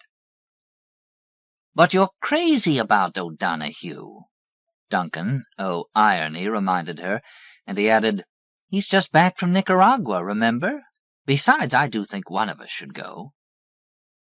Duncan sniffed to emphasize the bad summer cold from which he was suffering, and he now remembers that self-pitying, self-justifying sniff with such shame, such regret. "I'm sure the Taylors would come by for you," he added, naming a younger, obsequious colleague with a silly wife. Kath sighed. "Oh, I'll go by myself. That way I can come home early. And Bipsy Taylor is such a nerd." Another sigh. "If I can work out what to wear in this weather." It was an especially hot September, everything limp and drooping or fallen to the ground, bleached rose petals on yellow lawns, and out in the woods where Duncan liked to walk the silence was thick and heavy, as though even the birds were prostrate, drugged with heat. Kath chose to wear her barest dress that night, which seemed sensible, if slightly inappropriate for a poetry reading. But Duncan felt that it would not do to object. He was making her go there, was he not? And so she went out alone, bare-armed and braless, in her loose black cotton, her sun-bleached hair loosely falling, her small round shoulders lightly tanned. "You look almost beautiful," is what Duncan thought of saying, and fortunately or not, forbore. Too often he said things to Kath that he later lived to regret. His suggestion, half joking, actually, that she could have an affair had aroused real rage. An obscene suggestion, she seemed to take it as. Clear evidence of lack of love. Whereas he was not even really serious. God knows he was not. And so as she left that night, Duncan only said, "I hope it won't be too dull for you, my love." "Oh, no, don't worry. But you take care of your cold now. I put the bottle of sea pills right next to your bed." She came home very late, explaining at breakfast that there had been a party at the Taylors' who lived out of town. She had not wanted to wake Duncan with a phone call. She had driven O'Donoghue back to the Hilton, where he was staying. The reading was good. He was nice. She thought she would go downtown to do some shopping. Would probably not be back before Duncan's afternoon seminar. And Duncan returned late that afternoon, after the seminar that included a sherry hour, to find her note. Gone off to Ocracoke Island with Brennan O'Donoghue. The village restaurant in which Duncan meets Emily for dinner is a comforting surprise, however. A most unfashionable, homey, old bohemian decor, checkered tablecloths and multicolored candles in fat dark green wine bottles, a look dearly familiar to Duncan, who spent feckless youthful years in this neighborhood. Then he was a handsome young man, very easy with women, with a great deal to say about literature, he thought. Emily, at least at first, seems determinedly nice. "It's wonderfully corny, don't you think?" she says of the restaurant. "But with our luck, this look will come back and be madly fashionable. Oh dear, do you suppose it has, and we're the last to know?" And she laughs companionably. "I'm taking you to dinner," she tells him. "We're celebrating a grant I just got." "You look splendid, my dear, you really do," Duncan tells her gratefully as they are seated. He has never been taken to dinner by a woman before, and he rather enjoys the sensation. This is feminism. And it is true that Emily in early middle age, or wherever she is, has never looked better. A tall woman, she has put on a little weight, in her case very becoming, but can you say that to a woman? Short curled gray hair, gray eyes, and very white teeth. She looks strong and immensely healthy. "You look so very fit," Duncan says to her. "Do you, jog or something?" Emily laughs again. "Well, I have, but I didn't like it much. Now I just walk a lot." "Well, I must say I'm glad to hear that. I find runners such a grim group they quite scare me," Duncan confesses. "Oh, me too, they never smile. But, dear Duncan, why are you smiling in that somewhat odd way?" "I've lost a tooth." "Well, we all do," Emily tells him. "But you don't have to twist your mouth that way. It's only a gab." Quite amiably, then, she talks about her work. Painting, teaching, a summer workshop in Provincetown, until Duncan suspects that she is being quite consciously nice to him, that she is purposefully not mentioning Kath, whom he himself is determined not to talk about. Well, if that is the case, he surely does not mind. Nice is perfectly okay with him, Duncan decides. And then he wonders, are women, after all, really nicer than men are? He does not voice this question, however, not just then wanting to hear Emily too strongly agree. But Emily does at last bring up the subject of Kath, though gently. "I am sorry about Kath," she says. "That must be rough for you." "Well, yes, it is, but it's nice of you to say so." Which it was. "I'm sure your literary friends have been enormously comforting, though," Emily in a changed tone goes on, her irony so heavy that Duncan is quite taken aback until he remembers just how much she disliked his literary friends, especially Jasper Wilkes, who was still a poet when Emily knew him.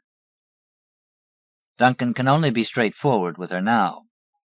"You're right," he says.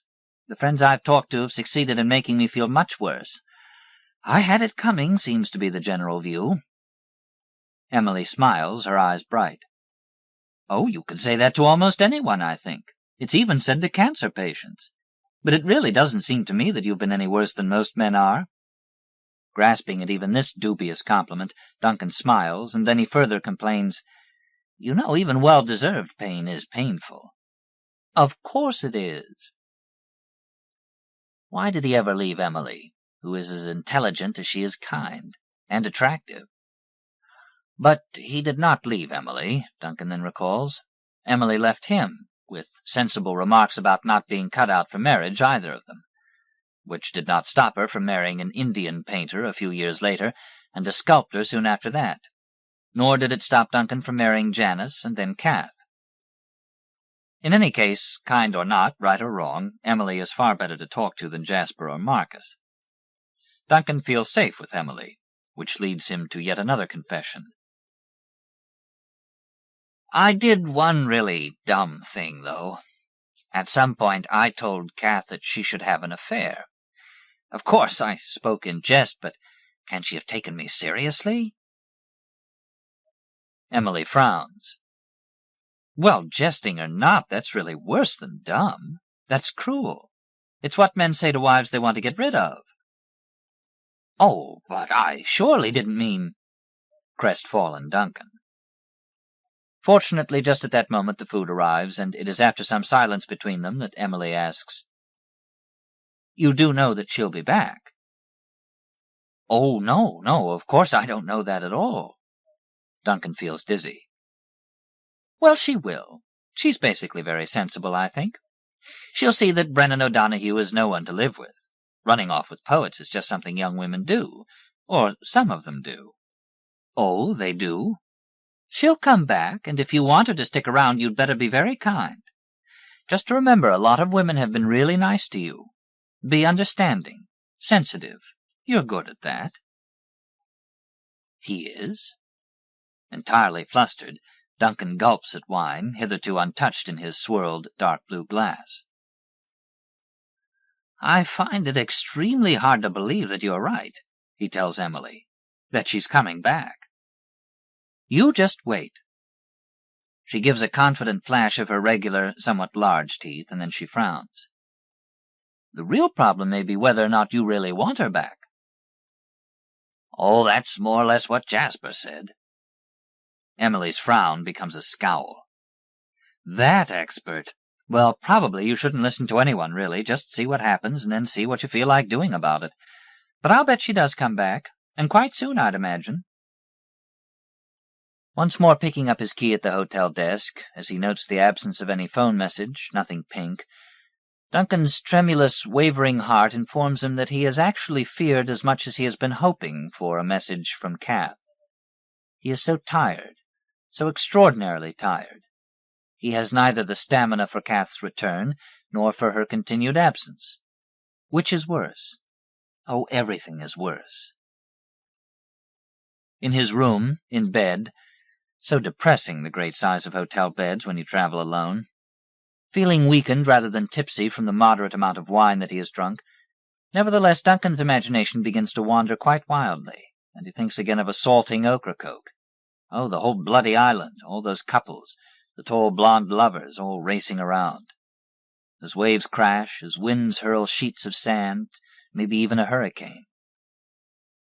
Sleepless, disoriented, Duncan feels the sharp anguish of someone very young, of a young man whose beautiful wife has been stolen away, the forsaken merman. He feels, in fact, as though he had been forsaken by everyone, by Jasper and by Marcus, even by Emily, with her great superior health and all her hordes of female wisdom. By Kath especially, of course, and by Brennan O'Donoghue. By all the people on Ocracoke Island, that most beautiful, isolated and imperiled scrap of ground, the one place to which he can never, ever go, and for which Duncan's whole tormented, landlocked soul now longs. Blessings, by Andre Dubus. Copyright 1986 by Andre Dubus. First appeared in Yankee, reprinted by permission. Andre Dubus lives in Haverhill, Massachusetts, with his wife, Peggy Rambach, and their 2 young daughters. He is a retired teacher and has 4 adult children and a grandson. Early in the morning, on the first anniversary of the day her family survived, the mother woke. At first she thought it was the birds.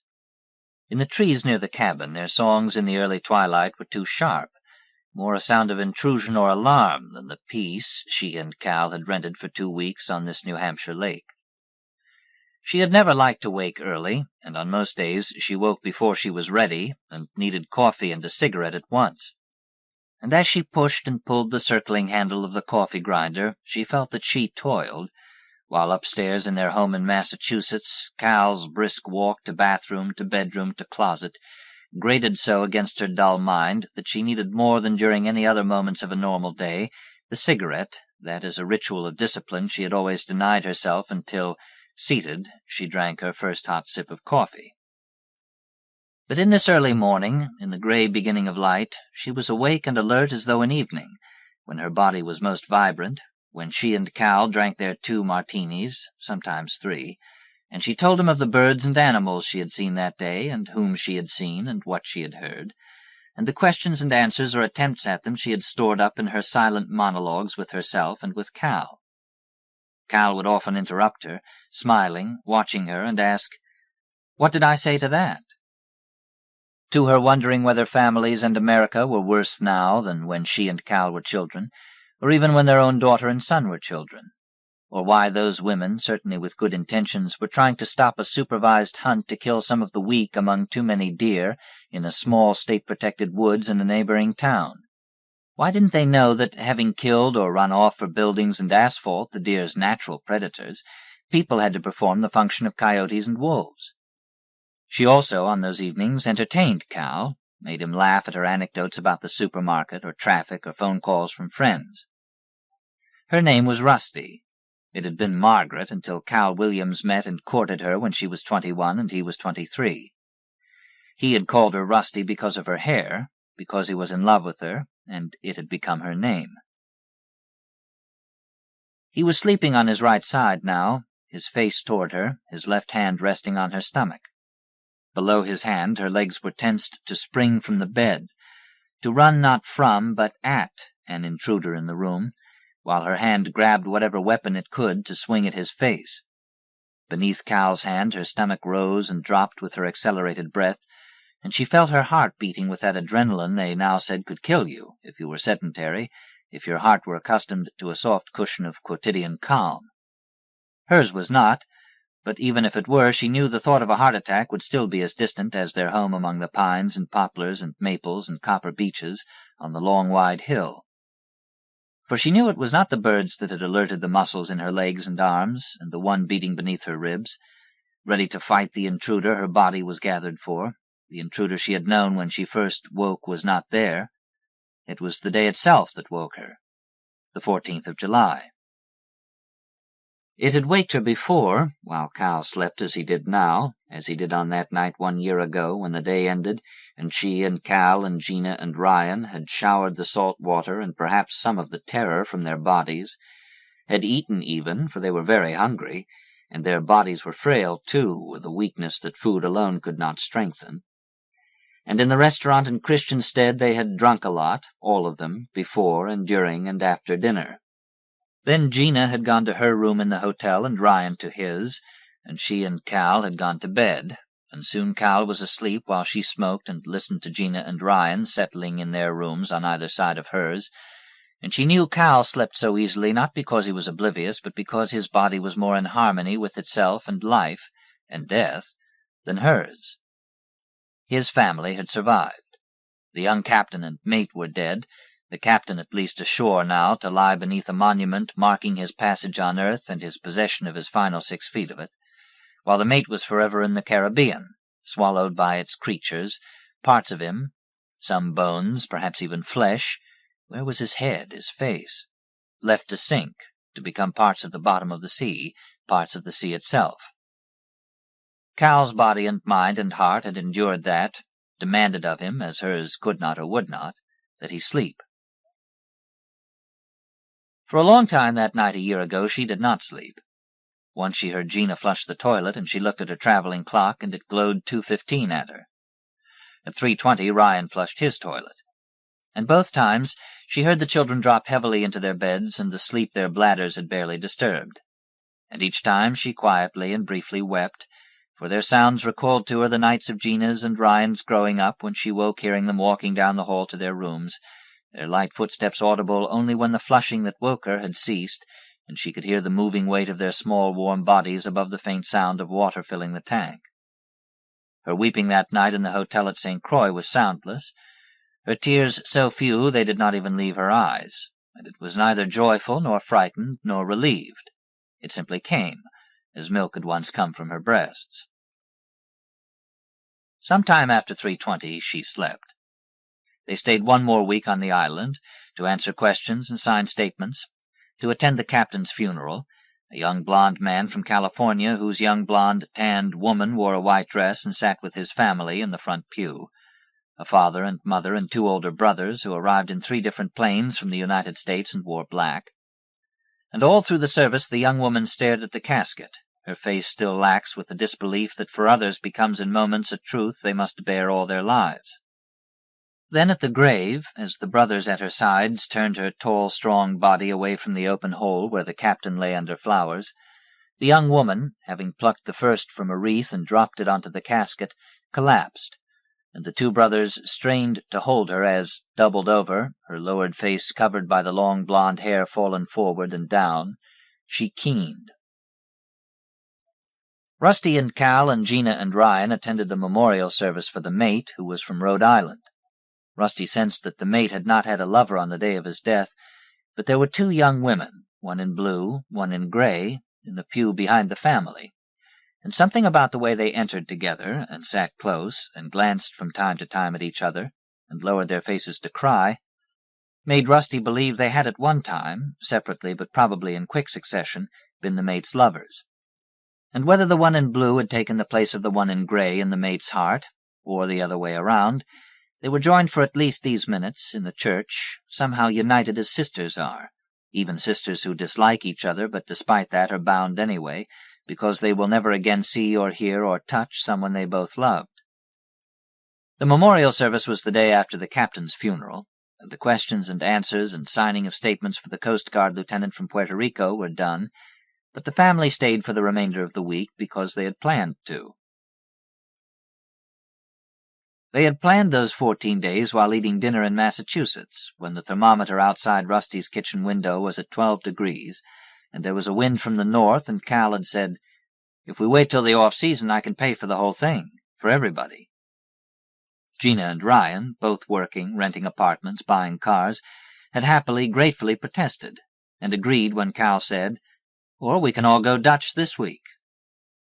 During those final days at St. Croix, they swam in the small pool at the hotel, but none of them went into the sea, whose breakers struck a reef a short distance from the beach, a natural shield against both depth and sharks, so that only a tepid shallow pool with the motion of a lake reached the sand at the hotel.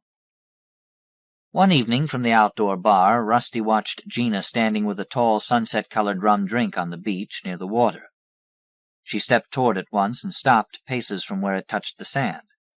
Then she stepped back and finished her drink, looking beyond the reef at the blue water and the half-disk of red sun at its horizon. Rusty watched the sun until it was gone, and green balls rose from the spot where it sank. They seemed shot into the sky like fireworks, and she thought of the mates scattered in the sea. That 14th of July had waked Rusty on nights in the final months of last year's New England summer, and in the autumn when she could smell the changes in the cooler air coming through the windows.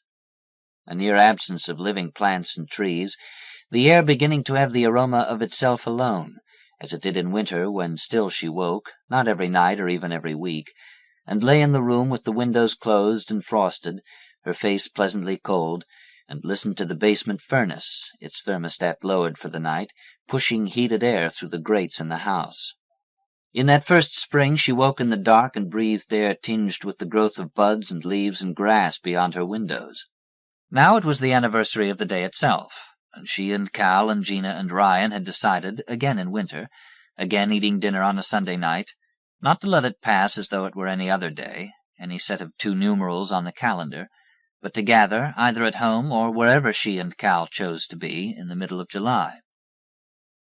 She left the bed, and by that simple motion of pushing away sheet and summer blanket and swinging her feet to the floor, her breath and heart and muscles eased. And softly she left the bedroom and went down the hall and into the kitchen, everything visible though not distinct in this last of darkness her eyes had adjusted to while in bed she listened to birds and saw the fins of sharks. She still did, standing at the sink in her white gown and looking through the window-screen at Dark Pines. And she heard the mate's scream just after he tied the knot lashing together the 2 orange life-preservers, and she had looked up from buckling her life-jacket, looked at his scream and saw a face she had never seen before, and now would always see. His eyes and mouth widened in final horror, and the absolute loss of hope that caused it. Then he was gone, as though propelled downward, and his orange life-jacket he had waited to put on, had held by one strap in his teeth as he wrapped the lines down through the water and up over the sides of the life-preservers, floated on the calm blue surface. She saw, too, in her memory that moved into the space of lawn and gray air between her and the pines, the young blond captain bobbing in his jacket in the churning water beneath the helicopter blades. He helped Gina first onto the ladder. Rusty, holding the swinging ropes, watched Gina's legs, glistening brown in the sun, climbing fast above the water.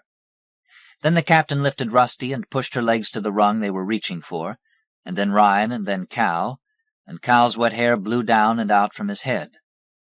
Rusty was aboard then, on her hands and knees on the vibrating deck of the helicopter, calling louder, it seemed, than the engine, calling to Cal to hurry, hurry, climb. Then she saw the shark's fin, and in front of it the rising blue back and head, its blank and staring eyes, then its mouth as the captain reached for the ladder, but only his left arm rose as she screamed his name so loudly she did not hear the engine, but heard the bite as she saw it, and blood spurting into the air, onto the roiled water, while the captain's right shoulder still moved upward as though it or the captain still believed it was attached to an arm. Cal heard her scream. He looked down over his shoulder, then sprang backward into the water, and then she could not scream, or hear the engine, or feel the deck's quick throb against her knees and palms. She could only see Cal's feet hit the water and his legs sink into it, before the jacket stopped and lifted him, one arm straight upward, his hand gripping a rung.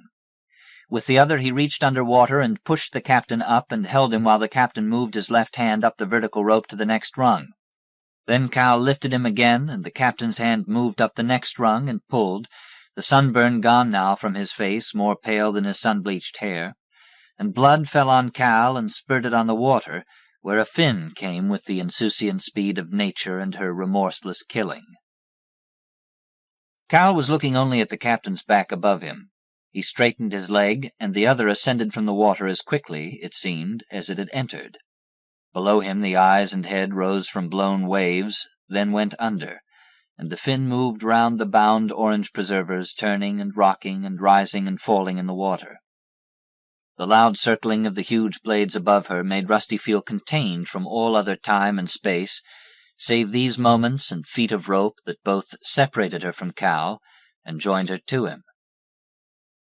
Then quickly and firmly, yet not roughly, a man removed her from the hatch, pushed her, maybe, lifted and set her down, maybe, and went backward down the ladder. She crawled to the hatch's side. Cal stood behind the captain, his head near the middle of the captain's back, his right hand holding the vertical rope beneath the slowing spurt of blood, his left pulling the captain's hand from a rung, pushing it to the one above.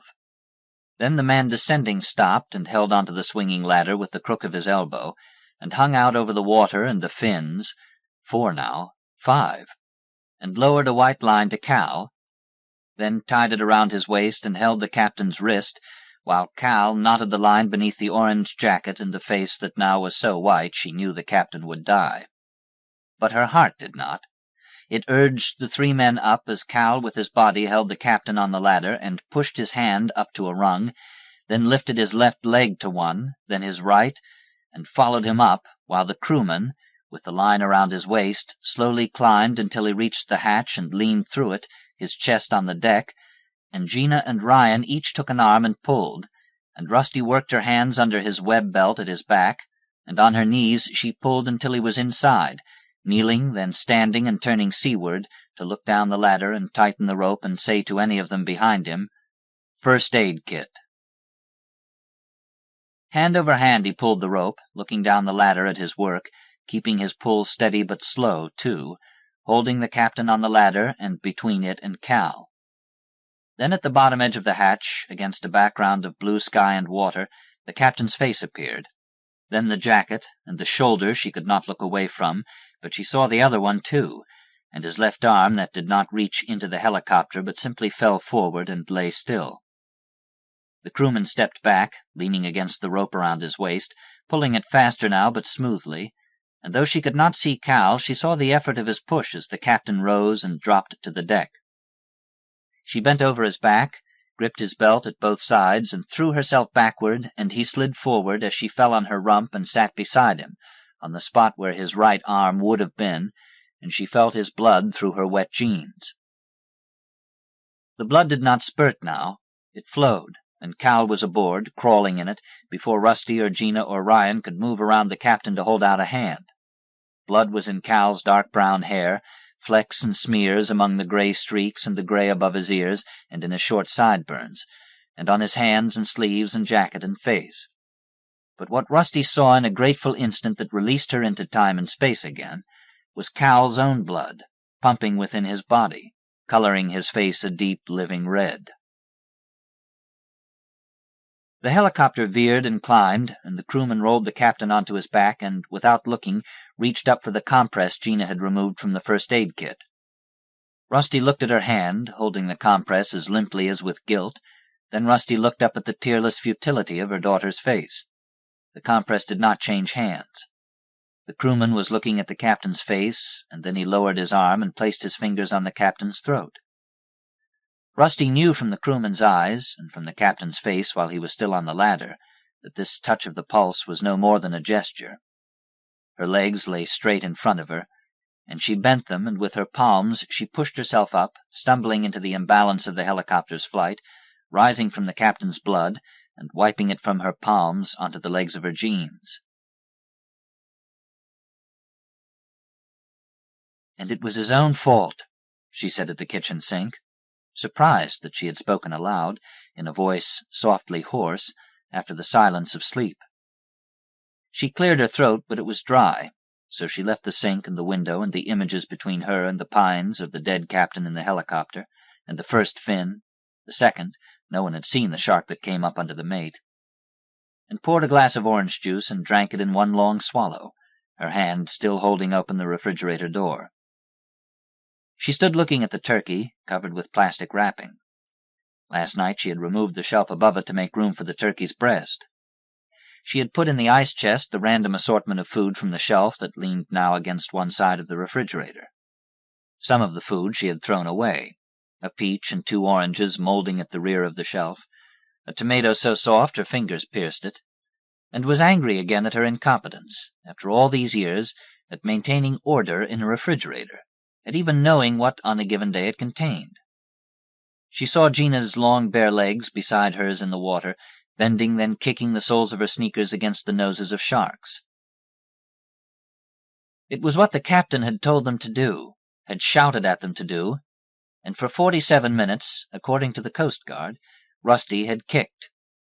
Her arms were behind her, down through the life-preserver, her hands under water holding the bottom of its rim. Gina, holding the same preserver, was to her right. Rusty could glance to her left and see Cal's back, his head, and his arms going down through that preserver. Ryan and the captain were behind her.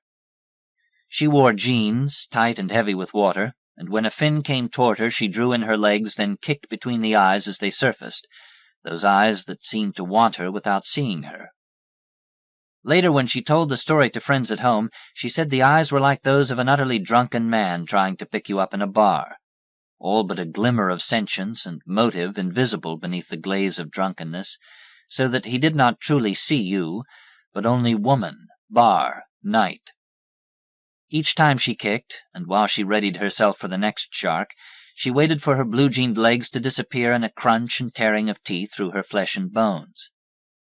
But more than her own legs, she had watched Gina's, or had been aware of them as though she never stopped watching, for while her memory was of Gina's legs and her waiting to see them severed, memory told her, too, that she could not have looked at them as often or for as long as she believed.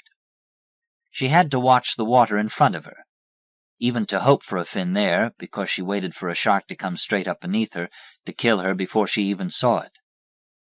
So she had glimpsed Gina's legs, had sometimes looked directly at them when Gina kicked and kicked until the shark turned, but always she had felt those legs, more even than her own.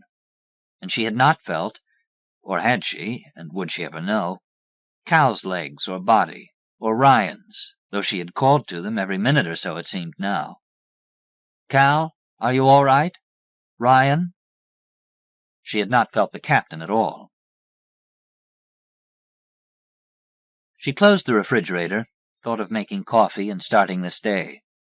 But it was too early. She wanted the day to be over, wanted tomorrow to come, Monday, the day that since she was a little girl had asserted itself on her life as an end to weekends, an affirmation of their transitory ease. The linoleum floor chilled her bare feet. She went quietly to the bedroom, stood on its carpet, and looked once with loving envy, nearly pride, at Cal sleeping. Then she stepped into her slippers and put on her robe and dropped her cigarettes and lighter into a pocket and went out into the hall, where on the wood floor the skidding and slapping of her slippers made her halt and for an instant hold her breath. Then, lifting and lowering her feet in a slow creeping walk, she went to the bathroom, knowing for the first time since the day woke her that she wanted Cal asleep. She wanted to be alone. She eased open the medicine cabinet and lowered a sleeping pill into the pocket of her robe.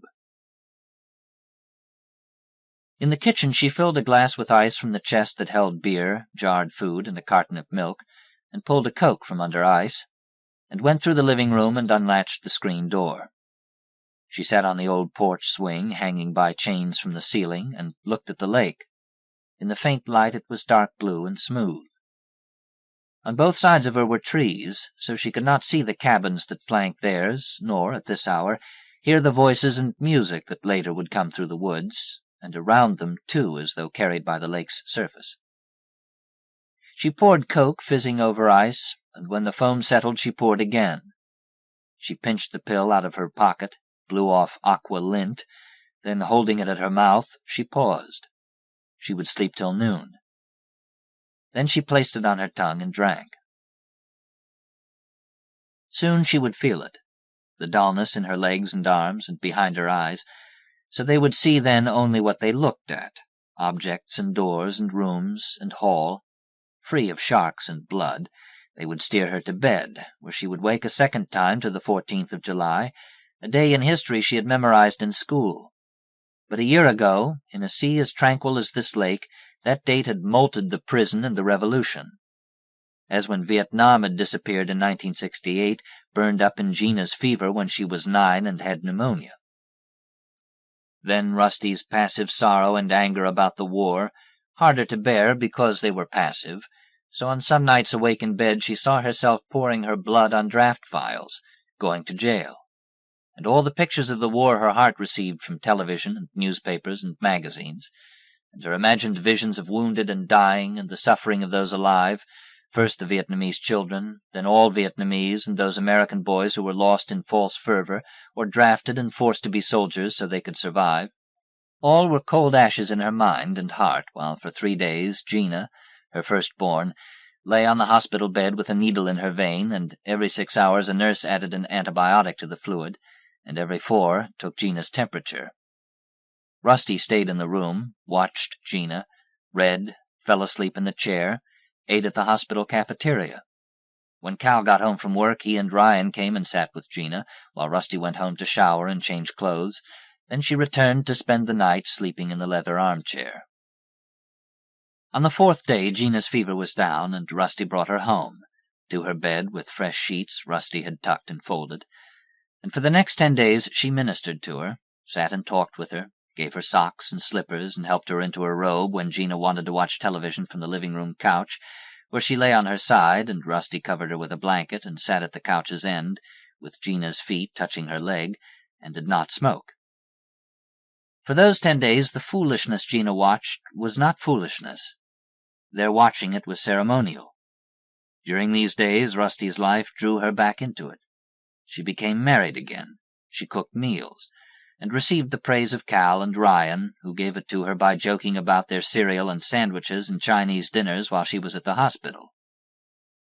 3 times she and Cal made love, and she guided him to long tenderness before she opened herself to him, and did not tell him that his lover's slow kissing and touching were exorcising the vapor of death above their bed, stirring her passion until it consumed her, and left no space in the room or bed or her body for the death of Gina. As Gina became strong and cheerful and finally restless, the Vietnam War seeped back into Rusty's days and nights, and she began reading the Boston Globe again and watching the news on television, and within the first week of Gina's return to school, her old thwarted sorrow and anger distracted her quietude, and rose in her conversations with her friends and her family. She felt the pill in her legs now, and her fingers, as she lit her last cigarette before the walk she would have to control to the bedroom. Near the shore in front of the house a mallard swam. In the still air the lake was as calm as the Caribbean on Bastille Day when they fished for marlin. As they headed out to sea in the 32-foot wooden boat, Gina had said, "Let them eat hooks." Rusty killed fish every summer, and sometimes, with Cal, pheasants in the fall.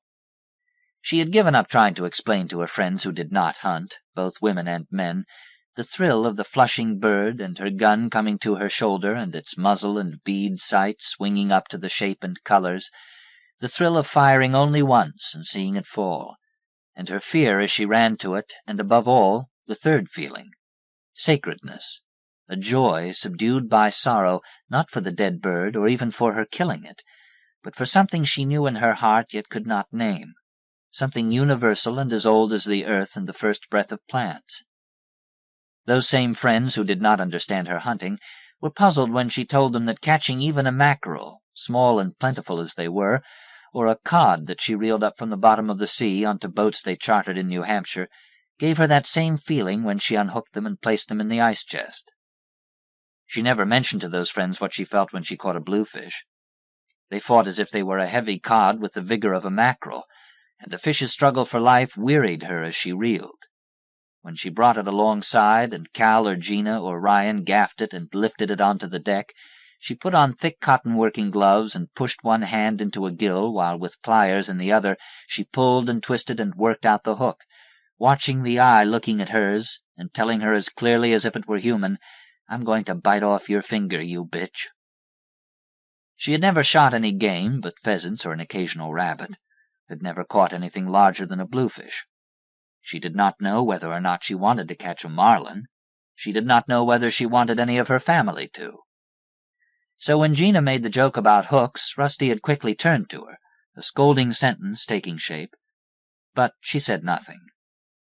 For Gina, seeing Rusty's face, had blushed and said, "I just remembered what day it is, that's all."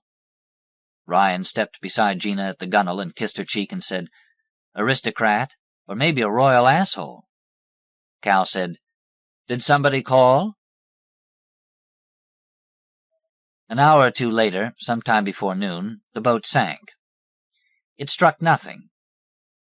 The engine stopped, but there was no sound of wooden bow or hull hitting a reef or upturned sunken boat or whale. There was no shock, no force to make them fall to the deck, or to lurch and reach for each other's bodies for balance. There was only the captain's voice, not even a cry, but a low, clear sentence so weighted with the absolute knowledge of what had happened that to Rusty it was more frightening than a scream. "We have to go overboard. She's sinking." Then he said to the mate, Zach Chaffee, dark and small and muscular, already running forward the few strides from stern to forecastle, and minutes away from his own death, "Get the preservers and jackets." Rusty went forward, too, and felt her family behind and beside her as she halted midway to the forecastle and looked at the water rising in it, covering the bunks. A cushion and 2 life jackets floated. Chaffee went down the ladder and was in water to his waist. He tossed the 2 floating jackets out to the deck and saw Rusty and her family, and he was looking at her face when he waved his arm toward the boat's port side and either said or mouthed, "Go." Cal picked up the jackets and gave them to Gina and Ryan, then took her arm and led her to the side. As he lifted her to the gunwale, she heard the captain's voice repeating "Mayday" and the digits of their location, and she looked over her shoulder at him before she jumped. Then all of them were in the water, swimming away from the boat, Zack pushing the preservers in front of him, holding his jacket's strap in his teeth, a coil of line around one shoulder, and the captain rising in the water to throw jackets ahead of her and Cal. Holding a preserver while Zack lashed at them, she watched the boat sinking, then looked past Zack at the captain's profile and saw what his first knowledge had been, what she had heard in his voice when he spoke to them on the boat. Not of drowning. They were floating, and already help was coming from everywhere within range of his radio. He had known why they were sinking, and she knew it was something he had done or had not done, and it should not have happened, should not have been allowed to happen, and she was about to accuse him but could not, for his face was like that of landed codfish, resigned to sunlight and air and death, as if they accepted that they had destroyed themselves, feeding on the dark bottom, taking the clam and the barb with it.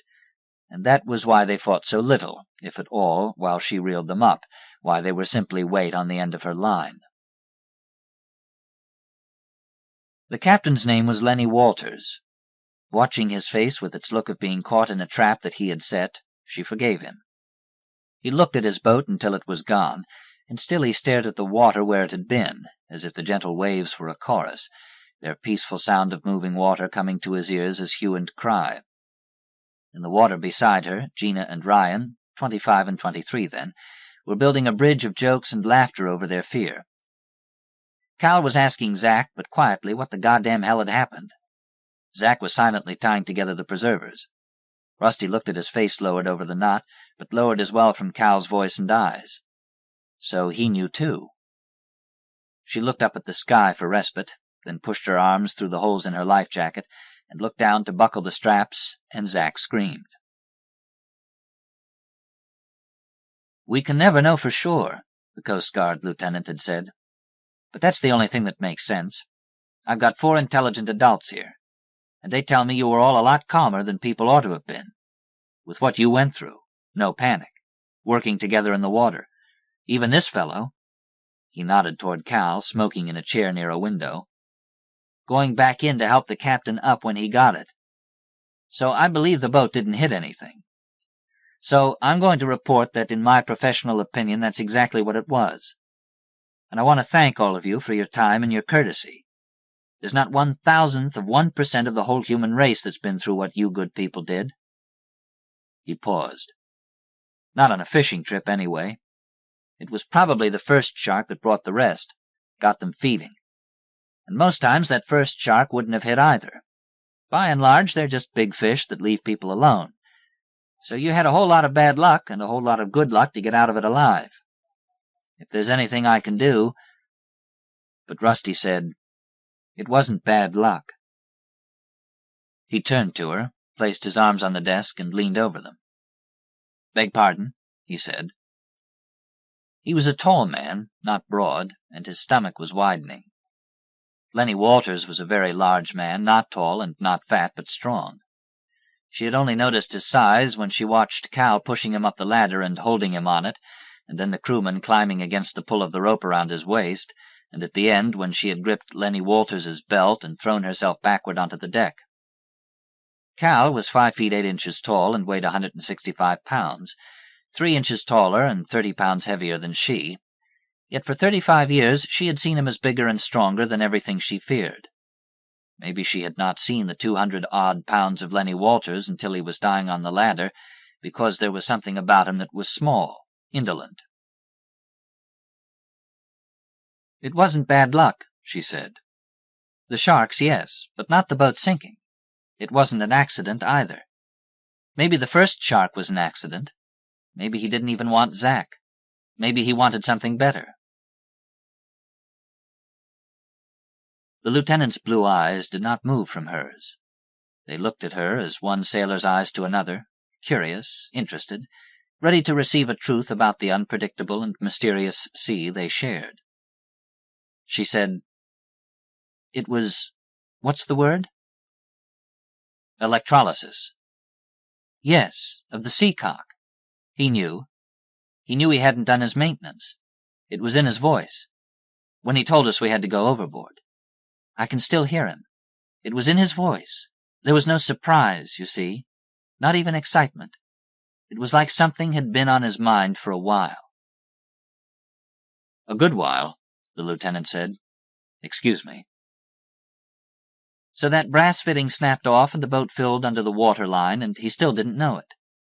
Then the water burst through the bulkhead and into the forecastle, and what he'd been putting off doing came in on him, and he knew it. It was in his voice, and it was in his face when he was watching his boat go down. It was in Zack's face, too, right up to the moment the shark came. The lieutenant nodded. "I believe you," he said. He looked at Cal across the room from Rusty. Cal was watching her. The red in his cheeks deepened, and he said, "Maybe that's why he was so good in the water. He was a goddamned captain in that water. He put Gina up the ladder first. I don't believe he was thinking women and children first, either. He knew there was just us 4 in the family. I think he picked her first because she can still have babies." Cal's eyes did not shift to Gina or to Ryan when he said, "Then Ryan. Same reason, I suppose. He can't have them, but he can get them started. Then the mother. Then the old bastard that's paid his dues and his insurance premiums, too. Then the poor son of a bitch paid all his dues at once." The deeper color was still in his cheeks, and she saw in his eyes the dampness of tears, but his hands did not rise to them either. He let them glisten there for her. To her left, Gina sniffled. Still watching Cal, her face warmed by his, she reached to Gina, who with 2 hands took hers and tightened and stroked, and Rusty saw those lovely brown legs in the blue water. Had a shark's jaws opened for one, she would have triumphantly thrust her own leg into its mouth. Yet Cal, without even a pause to look for another way to get Lenny Walters onto the ladder, had leaped backward into the sea, among the sharks whose number they would never know. Looking at him across the small room, she felt no shame or envy. She saw only Cal, and in his face she saw only herself. And though she felt bodiless, too, out of the room, as though her spirit and Cal's had left their bodies and were moving side by side, above time, above mortality. Then she was in her body again, in the room and the cool of the trade winds coming through the window behind Cal, and she was aware again of the tall lieutenant. She looked at him, then at Ryan, then at Gina.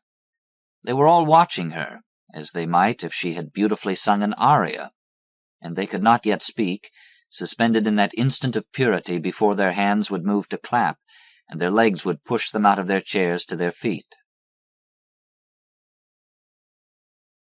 On the porch swing, she carefully lowered the glass with its melting ice to the floor. She had a few minutes still to sit and watch the lake, time even for another cigarette, though her fingers were slow and heavy with it, and her mind was moving back through the house, into bed and sleep, its path cluttered with images it tried to skirt. A large codfish staring straight ahead at air as she gently removed the hook.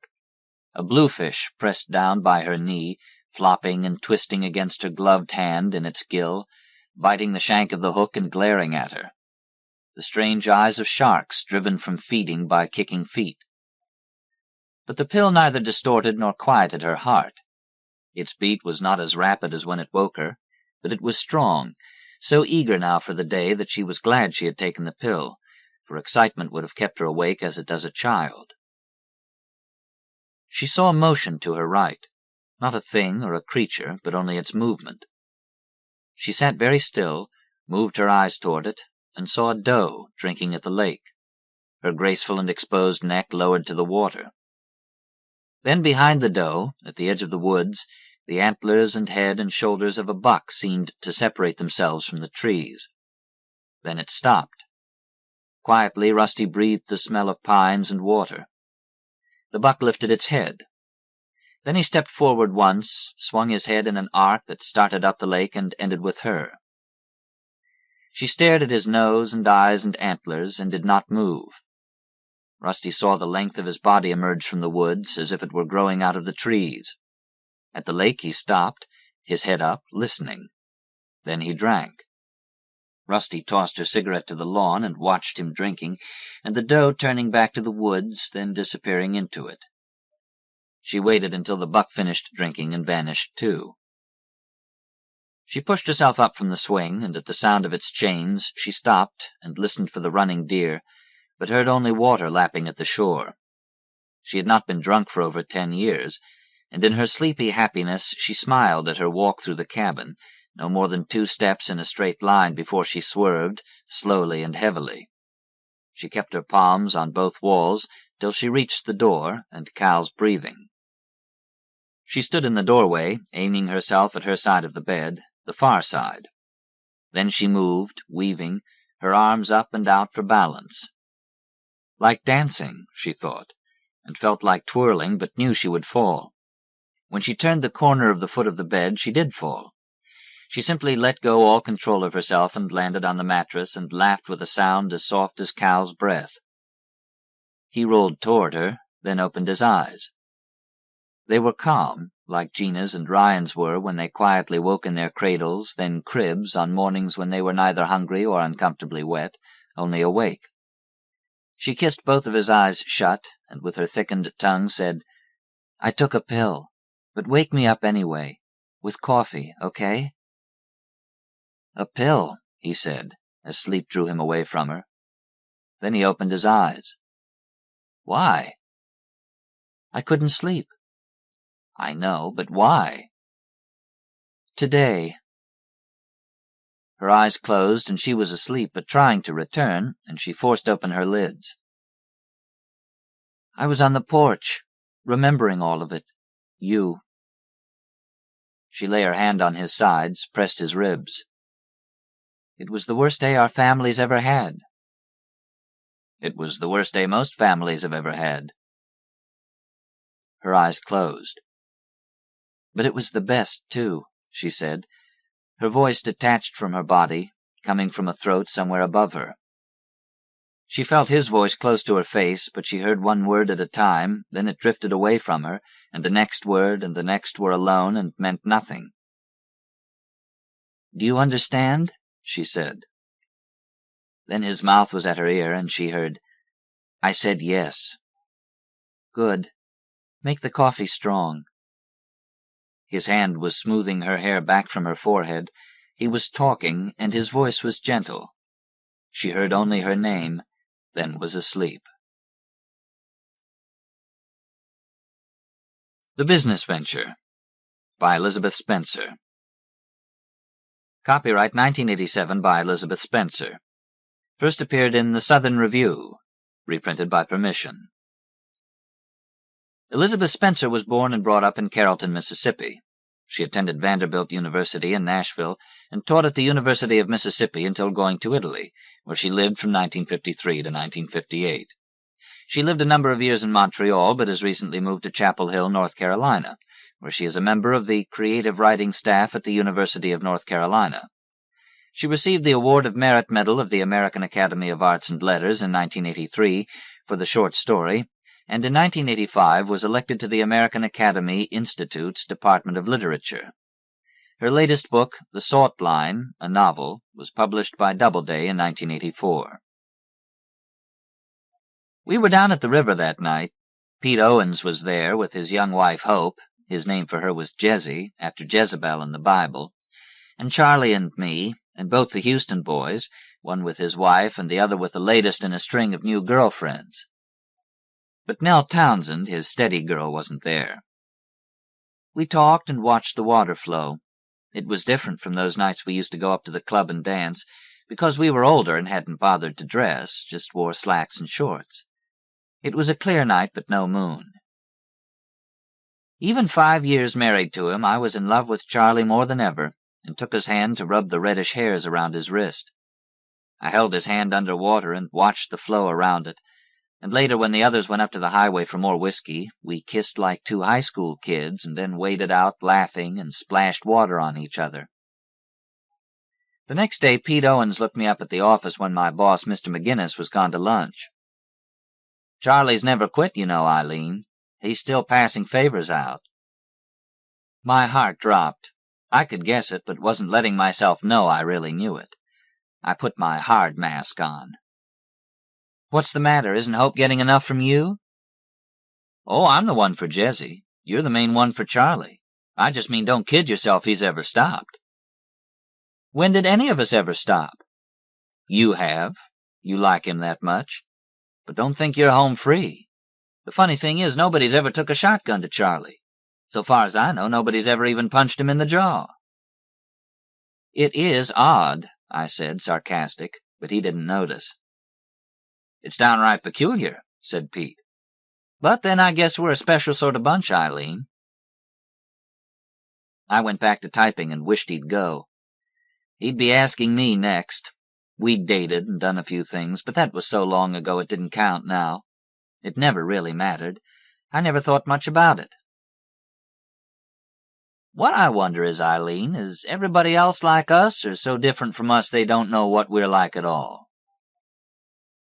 "The world's changing," I said. "They're all getting like us." "You mean it?" I nodded. "The word got out," I said. "You told somebody, and they told somebody else, and now everybody is like us." "Or soon will be," he said. "That's right," I said.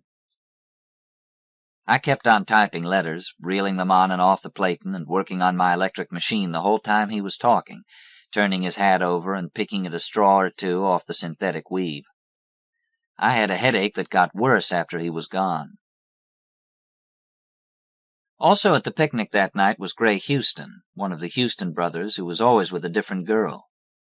His former steady girlfriend, Nell Townsend, kept a cleaning and pressing shop on her own premises. Her mother had been a stay-at-home lady for years. They had one of those beautiful old Victorian-type houses. It just missed being a photographer's and tourist attraction, being about 20 years too late and having the wooden trim too ornate for the connoisseurs to call it the real classical style. Nell had been enterprising enough to turn one wing of the house where nobody went anymore into a cleaning shop because she needed to make some money and felt she had to be near her mother. She had working for them off and on a Negro back from the Vietnam War who had used his veterans' educational benefits to train as a dry cleaner. She picked up the idea when her mother happened to remark one night after she had paid him for some carpenter work, "Ain't that a dumb nigger, learning dry cleaning with nothing to dry clean?" Now, when Mrs. Townsend said nigger, it wasn't as if one of us had said it. She went back through the centuries for her words, back to when ain't was good grammar. Nigger for her just meant black. But it was assuming Robin had done something dumb that was the mistake, because he wasn't dumb, and Nell knew it. He told her he'd applied for jobs all around, but they didn't offer much, and he might have to go to Biloxi or Hattiesburg or Gulfport to get one. The trouble was he owned a house here. Nell said, "Maybe you could work for me." He told her about a whole dry cleaning plant up in McGee that had folded up recently due to the old man who ran it dying on his feet one day. They drove up there together, and she bought it. Her mother didn't like it much when she moved the equipment in, but Nell did it anyway. "I never get the smell out of my hair," she would say, "but if it can just make money, I'll get used to it." She was dating Gray at the time, and I thought that's what gave her that much nerve. Gray was a darling man. He was divorced from a New Orleans woman, somebody with a lot of class and money. She'd been crazy about Gray, as who wouldn't be, but he didn't fit in, was her complaint. "Why do I have to fit in with her?" he kept asking. "Why shouldn't she fit in with us?" "She was okay with us," I said. "Not quite," he said. "You all never did relax. You never felt easy. That's why Charlie kept working at her, flirting and all. She maybe ought to have gone ahead with Charlie. Then she'd have been one of us. But she acted serious about it. I said, whatever you decide about Charlie, just don't tell me. She was too serious." "Anybody takes it seriously ought to be me," I said. "Uh-oh," said Gray, breaking out with fun the way he could do, in the depths one minute, up and laughing the next. "You can't afford that, Eileen." That time I raised a storm at Charlie. "What did you want to get married for? You're nothing but a goddamn stud." "What's news about it?" Charlie wanted to know. "You're just getting worked up over nothing." "Nothing? Is what we do just nothing?" "That's right. When it's done with, it's nothing. What I think of you, now that's something." He had had some problem with a new car at the garage. He had the GM agency then, and he smelled of clean lubricating products and new upholstery and the rough soap where the mechanics cleaned up. He was big and gleaming, the all-over male. Oh, hell, I thought, what can I do? Then, suddenly curious, I asked, "Did you make out with Gray's wife?" He laughed out loud and gave me a sidelong kiss. "Now that's more like it." Because he'd never tell me. He'd never tell me who he made out with. "Honey," he'd say, late at night in the dark, lying straight out beside me, occasionally tangling his toes in mine or reaching for his cigarettes, "if I'd say I never had another woman outside you, would you believe it?"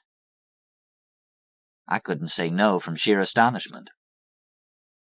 "Because it just might be true," he went on in the dark, serious as a judge. Then I would start laughing. Couldn't help it. Because there are few things in the world which you know are true. You don't know, not any more, our mammas knew, if there's a God or not, much less if he so loved the world. You don't know what your own native land is up to, or the true meaning of freedom, or the real cost of gasoline and cigarettes, or whether your insurance company will pay up. But one thing I personally know that is not true is that Charlie Weybridge has had only one woman. Looked at that way, it can be a comfort, one thing to be sure of. It was soon after the picnic on the river that Gray Houston came by to see me at the office. You'd think I had nothing to do but stop and talk. What he came about was Nell. "She won't date me any more," he complained. I thought we were doing fine, but she quit me just like that. Hell, I can't tell what's the trouble with her. I want to call her up and say, just tell me, Nell, what's going on? Why don't you? I asked. Gray is always a little worried about things to do with people, especially since his divorce. We were glad when he started dating Nell. She was hovering around 30 and didn't have anybody, and Gray was only a year or two younger. If I come right out and ask her, then she might just say, let's decide to be good friends, or something like that. Hell, I got enough friends. It's to be thought of, I agreed. What would you do? He persisted. I'd rather know where I stand, I said, but in this case, I think I'd wait a while. Nell's worrying over that business. Maybe she doesn't know herself. I might push her too soon. I thought that, too. I ought to go round and see old Mrs. Townsend, I said. She hardly gets out at all anymore. I mean to stop in and say hello. You're not going to repeat anything? See how he is, skittery. Of course not, I said. But there's such a thing as keeping my eyes and ears open. I went over to call on old Mrs. Townsend one Thursday afternoon when Mr. McGinnis's law office was closed anyway. The Townsend house is on a big lawn, a brick walk running up from the street to the front steps, and a large round plot of elephant ears in the front yard. When away and thinking of home, I see right off the Townsend yard and the elephant ears. I wasn't even to the steps before I smelled clothes just dry cleaned. I don't guess it's so bad, though hardly what you'd think of living with. Nor would you particularly like to see the sign outside the porte cochere, though way to the left of the walk and not visible from the front porch. Still, it was out there clearly, saying, Townsend Dry Cleaning, Rapid Service. Better than a funeral parlor, but not much. The Townsend house is stuffed with things. All these little Victorian tables on tall legs bowed outward, a small lower shelf, and the top-covered Katy corner with a clean-starched linen doily tatting around the edge.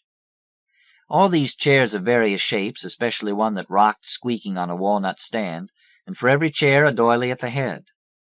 Mrs. Townsend kept 2 bird cages, but no birds were in them. There never had been any, as far as I knew. It wasn't a dark house, though. Nell had taken out the stained glass way back when she graduated from college. That was soon after her older sister married, and her mama needed her. If I'm going to live here, she had said, that's got to go. So it went. Mrs. Townsend never raised much of a fuss at Nell. She was low to the ground because of a humpback, a rather placid old lady. The Townsends were the sort to keep everything just the way it was. Mrs. Townsend was a Lemoyne from over toward Natchez. She was an Episcopalian and had brought her daughters up in that church. I'm sorry about this smell, she said in her forthright way, coming in and offering me a Coke on a little tray with a folded linen napkin beside it. Nell told me I'd get used to it, and she was right, I have. But at first I had headaches all the time. If you get one, I'll get some aspirin for you. How's the business going? I asked.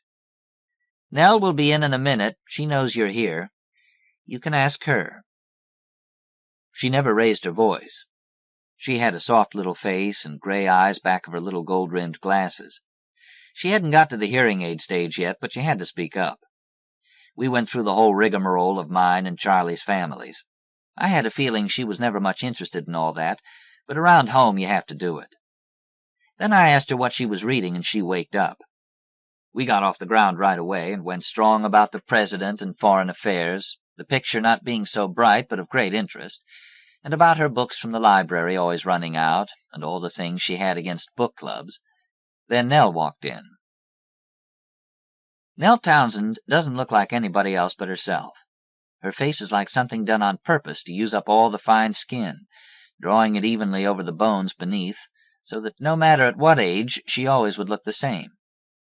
But that day she had this pinched look I'd never seen before, and her arms were splotched with what must have been a reaction to the cleaning fluids. She rolled down the sleeves of her blouse and sat in an old wicker rocker. I saw Gray the other day, Nell, I said. I think he misses you. She didn't say anything outside of remarking she hadn't much time to go out.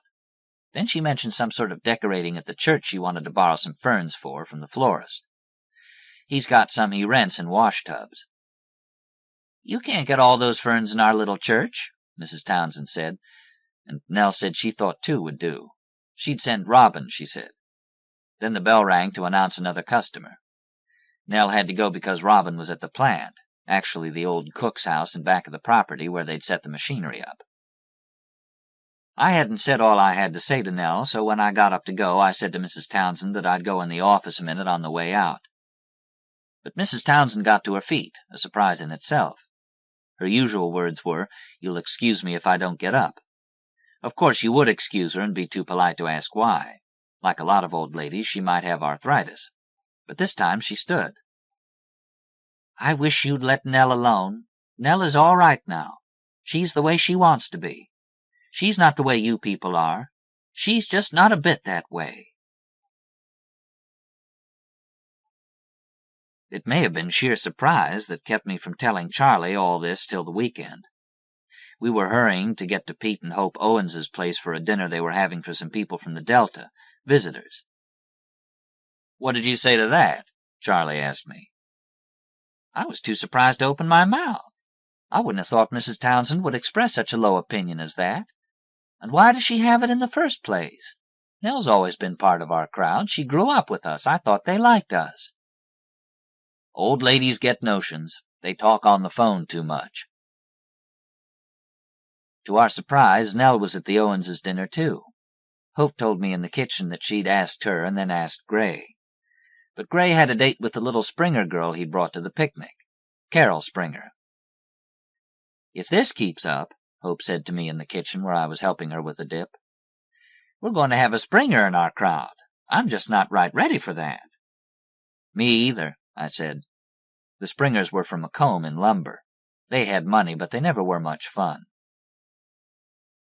"Did Nell accept knowing you were going to ask Gray?" I asked. "I couldn't tell that. She just said she'd love to and would come about 7. It must have been 7 because Nell walked in. "Can I help?"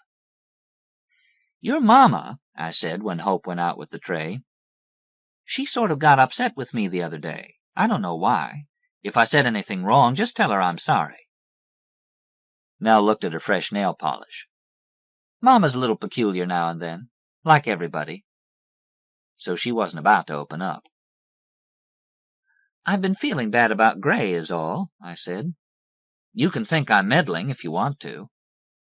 "Gray's all right," she said. "He's been going around with Carol Springer from Macomb." "All the more reason for feeling bad. Did you know they're coming tonight?" She smiled a little distantly, and we went out to join the party. Charlie was already sitting up too close to the wife of the guest couple. I'd met them before. They have an antique shop. He is tall and nice, and she is short, wears spike heels, and nice. They are the sort you can't ever remember what their names are. If you get the first names right, you're doing well. Shirley and Bob. "Honey, you're just a doll," Charlie was saying. If he couldn't think of Shirley, Honey would do. And Pete said, "Watch out, Shirley, the next thing you know, you'll be sitting on his lap." "I almost went in for antiques myself," Nell was saying to Bob, the husband. "I would have liked that better, of course, than a cleaning business, but I thought the turnover here would be too small. I do need to feel like I'm making money if I'm going to work at it.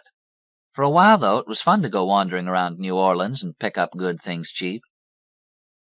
"I'd say they'd all been combed over down there," Bob objected. "It's true about the best things," Nell said. "I could hardly afford those anyway. But sometimes you see some pieces with really good design, and you can see you might realize something on them.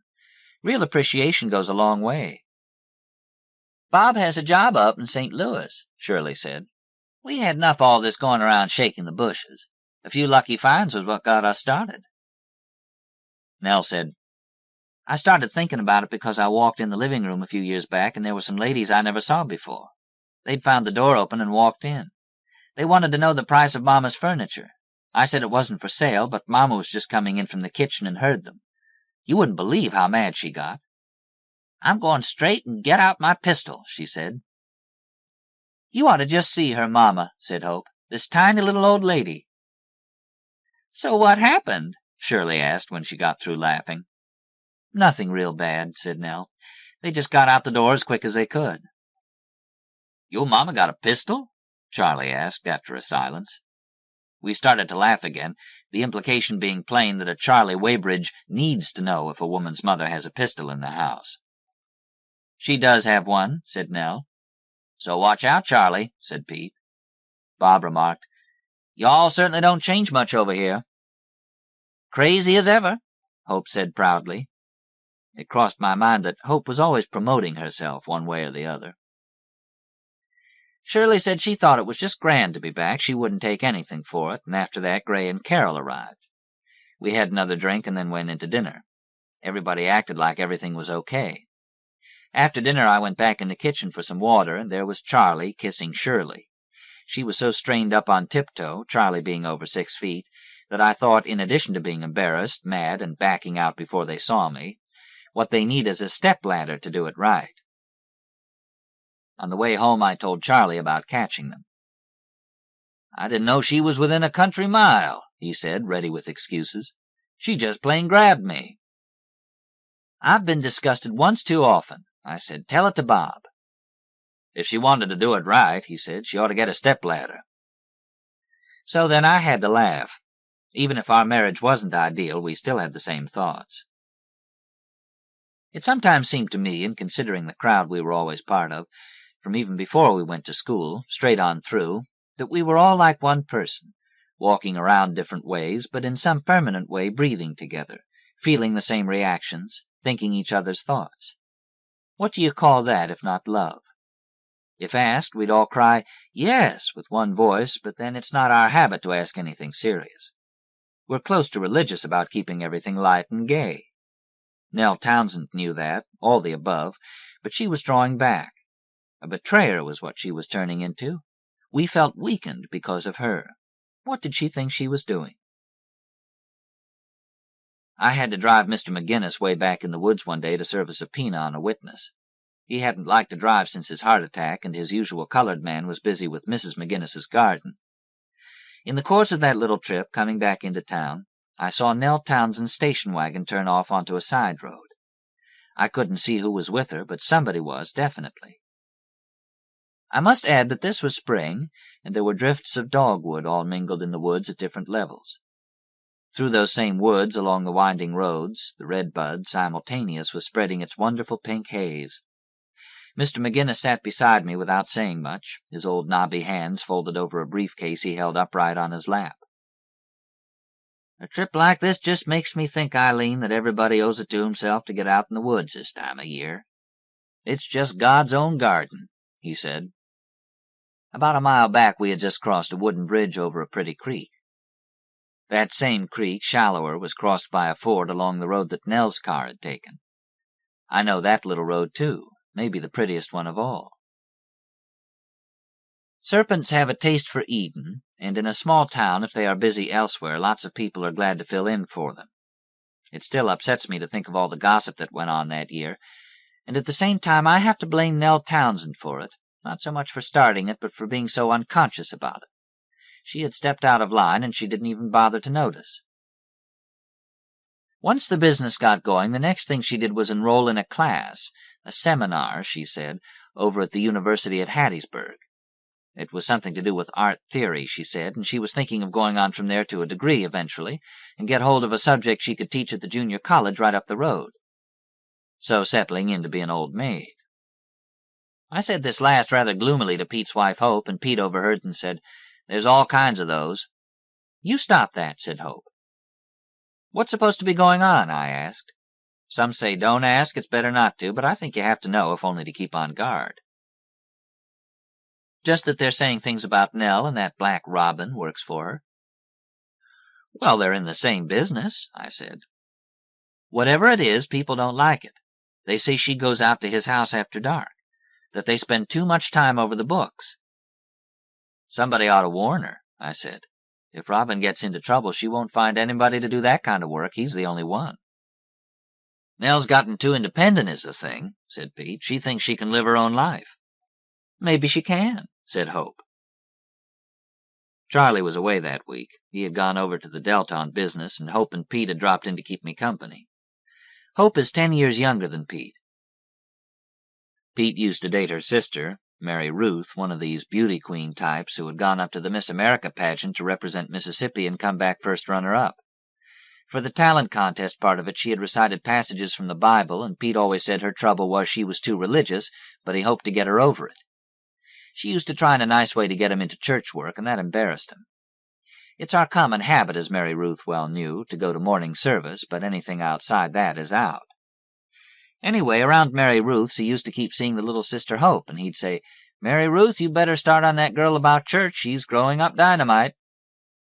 Mary Ruth got involved in a promotion trip, something about getting right with America, and met a man on a plane trip to Dallas, and before the seatbelt sign went off, they were in love. For Mary Ruth, that meant marriage. She was strict, a woman of faith, and I don't think Pete would have been happy with her. But he had got the habit of the house by then, and Mary Ruth's parents had got fond of him and didn't want him drinking too much. They made him welcome. So one day Hope turned 17 and came out in a new flouncy dress with heels on, and Pete saw the light. We had a saying by now that Pete had always been younger than Hope, that she was older than any of us. Only 20, she worked at making their house look good and won gardening parties. She gave grand parties with attention to details. "I stuck my neck out," I told Hope, "to keep Nell dating Gray. You remember her mama took a set at me like I never dreamed possible? Nell's been doing us all funny, but she may have to come back someday. We can't stop caring for her." Hope thought it over. "Robin knows what it's like here, even if Nell may have temporarily forgotten. He's not going to tempt fate. Anyway, somebody already spoke to Nell." "Who?" "Gray, of course. He'll use any excuse to speak to her. She got mad as a firecracker. She said, 'Don't you know this is 1976? I've got a business to run. I've got a living to make.'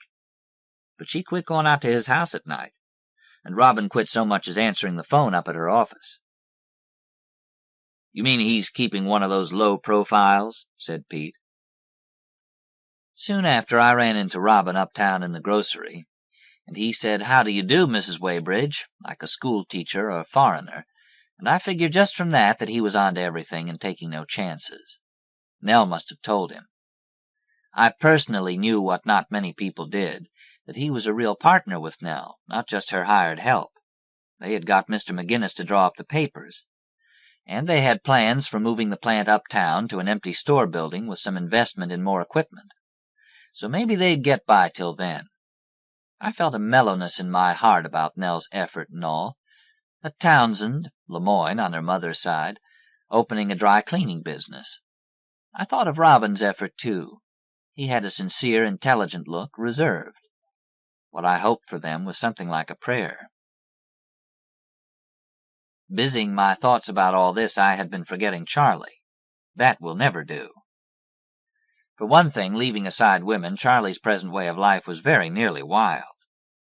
He'd got into oil leases 2 years before, and when something was going on, he'd drive like a demon over to East Texas by way of Shreveport and back through Pike and Amite counties. At one time, he had to sit over Mr. McGinnis for a month getting him to study up on laws governing oil rights. In the end, Charlie got to know as much or more than Mr. McGinnis. He's in and out. The in-between times are when he gets restless, drinks too much, and starts simmering up about some new woman. One thing, except for me, with Charlie, it's always a new woman. Once tried, soon dropped, or so I like to believe. Then, truth to tell, there is really part of me that not only wants to believe, but at unstated times does believe, that I've been the only one for Charlie Weybridge. Not that I'd begrudge him a few times of having it off down in the hollow back of the gym with some girl who came in from the country, nor would I think anything about flings in New Orleans while he was in Tulane. But as for the outlandish reputation he's acquired now, sometimes I just want to say out loud to all and sundry, there's not a word of truth in it. He's a big, attractive, friendly guy, okay, but he's not the town stud. He belongs to me. All this before the evening along about first dark, when Charlie was seen on the Townsend property by Nell's mother, who went and got the pistol and shot at him. "Christ, she could have killed me," Charlie said. He was too surprised about it even to shake. He was just dazed. Fixed a stiff drink and didn't want any supper. "She's gone off her rocker," he said. "That's all I could think." I knew I had to ask it sooner or later. "What were you doing up there, Charlie?" "Nothing," he said. "I'd left the car at Wharton's garage to check why I'm burning too much oil. He's getting to it in the morning. It was a nice evening, and I cut through the back alley, and that led to a stroll through the Townsend pasture. That's all. I saw the little lady out on the back porch. I was too far off to holler at her. She scuttled off into the house, and I was going past when here she came out again with something black waiting her hand. You know what I thought? I thought she had a kitten by the neck. Next thing I knew, there was a bullet smashing through the leaves not that far off." He put his hand out. "Wonder if Nell was home." I was nervous as a monkey after I heard this, and nothing would do me but to call up Nell. She answered right away. "Nell," I said, "is your little mama going in for target practice these days?" She started laughing. "Did you hear that all the way to your place? She's mad 'cause the Johnsons' old cow keeps breaking down our fence. She took a shot in the air because she's tired complaining." "Since when was Charlie Weybridge a cow?" I asked. "Mercy, Eileen, you don't mean Charlie was back there?" "You better load that thing with blanks," I said, "or hide it." "Blanks is all it's got in it," said Nell. "Mama doesn't tell that because she feels more protected not to." "You certainly better check it out," I said. "Charlie says it was a bullet." There was a pause. "You're not mad or anything, are you, Eileen?" "Oh, no," I warbled. "We've been friends too long for that." "Come over and see us," said Nell, "real soon." I don't know who told it, but knowing this town like the back of my hand, I know how they told it. Charlie Weybridge was up at Nell Townsend's, and old Mrs. Townsend shot at him. Enough said. At the Garden Club auxiliary tea, I came in and heard them giggling, and how they got quiet when I passed a plate of sandwiches. I went straight to the subject, which is the way I do. "You all off on Mrs. Townsend?" I asked. There was a silence, and then some little cross-eyed bride, new in town, piped up that there was just always something funny going on here, and Maud Varner, an old friend, said she thought Nell ought to watch out for Mrs. Townsend. She was showing her age. "It's not such a funny goings-on when it almost kills somebody," I said. "Charlie came straight home and told me. He was glad to be alive, but I went and called Nell. So she does know." There was another silence, during which I could tell what everybody thought. The thing is not to get too distant or above it all. If you do, your friends will pull back too, and you won't know anything. Gradually you'll just turn into, "Poor Eileen, what does she think of all Charlie's carryings-on?" Next, the injunction. Who brought it and why? I got the answer to the first before I guessed the second. It was against the Townsend cleaners because the chemicals used were a hazard to health, and the smell they exuded a public nuisance. But the real reason wasn't this at all. In order to speed up the deliveries, Nell had taken to driving the station wagon herself, so that Robin could run in with the cleaning. Some people had begun to remark on this. Would it have been different if Nell was married or had a brother, a father, a steady boyfriend? I don't know. I used to hold my breath when they went by in the late afternoon together, because sometimes when the back of the station wagon was full, Robin would be up on the front seat with her, and she with her head stuck in the air, driving carefully, her mind on nothing at all to do with other people. Once the cleaning load got lighter, Robin would usually sit on the back seat, as expected to do. But sometimes, busy talking to her, he wouldn't. He'd be up beside her, discussing business. Then, suddenly, the business closed. Nell was beside herself. She came running to Mr. McGinnis. Her hair was every which way around her head, and she was wearing an old checked shirt and no makeup. She could hardly make herself sit still and visit with me while Mr. McGinnis got through with a client. "Now, Miss Nellie," he said, steering her through the door. "Just when we were making a go of it," I heard her say. Then he closed the door. I heard by way of the grapevine that very night that the person who had done it was John Houston, Gray's brother, whose wife's family lived on a property just below the Townsends. They claimed they couldn't sleep for the dry cleaning fumes and were getting violent attacks of nausea. "Aren't they supposed to give warnings?" I asked. We were all at John and Rose Houston's home, a real gathering of the bunch, only Nell being absent, though she was the most present one of all. There was a silence after every statement, in itself unusual. Finally, John Houston said, "Not in cases of extreme health hazard." "That's a lot of you-know-what," I said. Rose, your family's not dying. Rose said, They never claimed to be dying. And Pete said, Eileen, can't you sit right quiet and try to use your head? In preference to running off at the mouth, said Charlie, which made me mad. I was refusing, I well knew, to see the point they all had in mind, but it seemed to me that was my privilege. The thing to know about our crowd is that we never did go in for talking about the Negro question. We talked about Negroes the way we always had, like people, one at a time. They were all around us, had always been, living around us, waiting on us, sharing our lives, brought up with us, nursing us, cooking for us, mourning and rejoicing with us, making us laugh, stealing from us, digging our graves. But when all the troubles started coming in on us after the Freedom Riders and the Old Miss riots, we decided not to talk about it. I don't know but what we weren't afraid of getting nervous. We couldn't jump out of our own skins, nor those of our parents, grandparents, and those before them. Nothing you can do about it, was Charlie's view. Whatever you decide, you're going to act the same way tomorrow as you did today, hoping you can get Alma to cook for you, and Peabody to clean the windows, and Bayman to cut the grass. I'm not keeping anybody from voting, yellow, blue, or pink, said Hope, who had got her ideas straight from the first, she said. I don't guess any of us is, said Pete. Them days is gone forever. But wouldn't it just be wonderful, said Rose Houston, to have a little colored gal to pick up your handkerchief and sew on your buttons and bring you cold lemonade and fan you when you're hot and just love you to death? Rose was joking, of course, the way we all like to do. But there are always one or two of them that we seriously insist we know, really know, that they love us, would do anything for us as we would for them. Otherwise, without that feeling, I guess we couldn't rest easy. You never can really know what they think, what they feel, so there's always the one chance it might be love. So we, the we I'm always speaking of, decided not to talk about race relations because it spoiled things too much. We didn't like to consider any one of us really involved in any part of it. Then, in my mind's eye, I saw Nell's car, that dogwood-laden day in the woods, headed off the road with somebody inside, for such was my impression. I'd never mentioned it to anybody, and Mr. McGinnis hadn't, I think, seen. Was it Robin? Or maybe I suddenly asked myself, Charlie? Mysteries multiplied. Nell's got to make a living is the whole thing, said Pete, getting practical.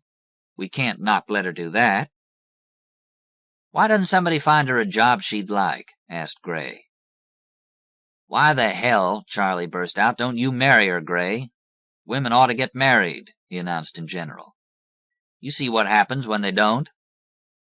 Hell, I can't get near her, said Gray. We dated for 6 months. I guess I wasn't the one, he added. She ought to relocate the plant uptown, then she could run the office in her house, one remove from it, acting like a lady. What about Robin? Said Hope. He could run back and forth, I said. They do want to do that, I added, but can't afford it yet.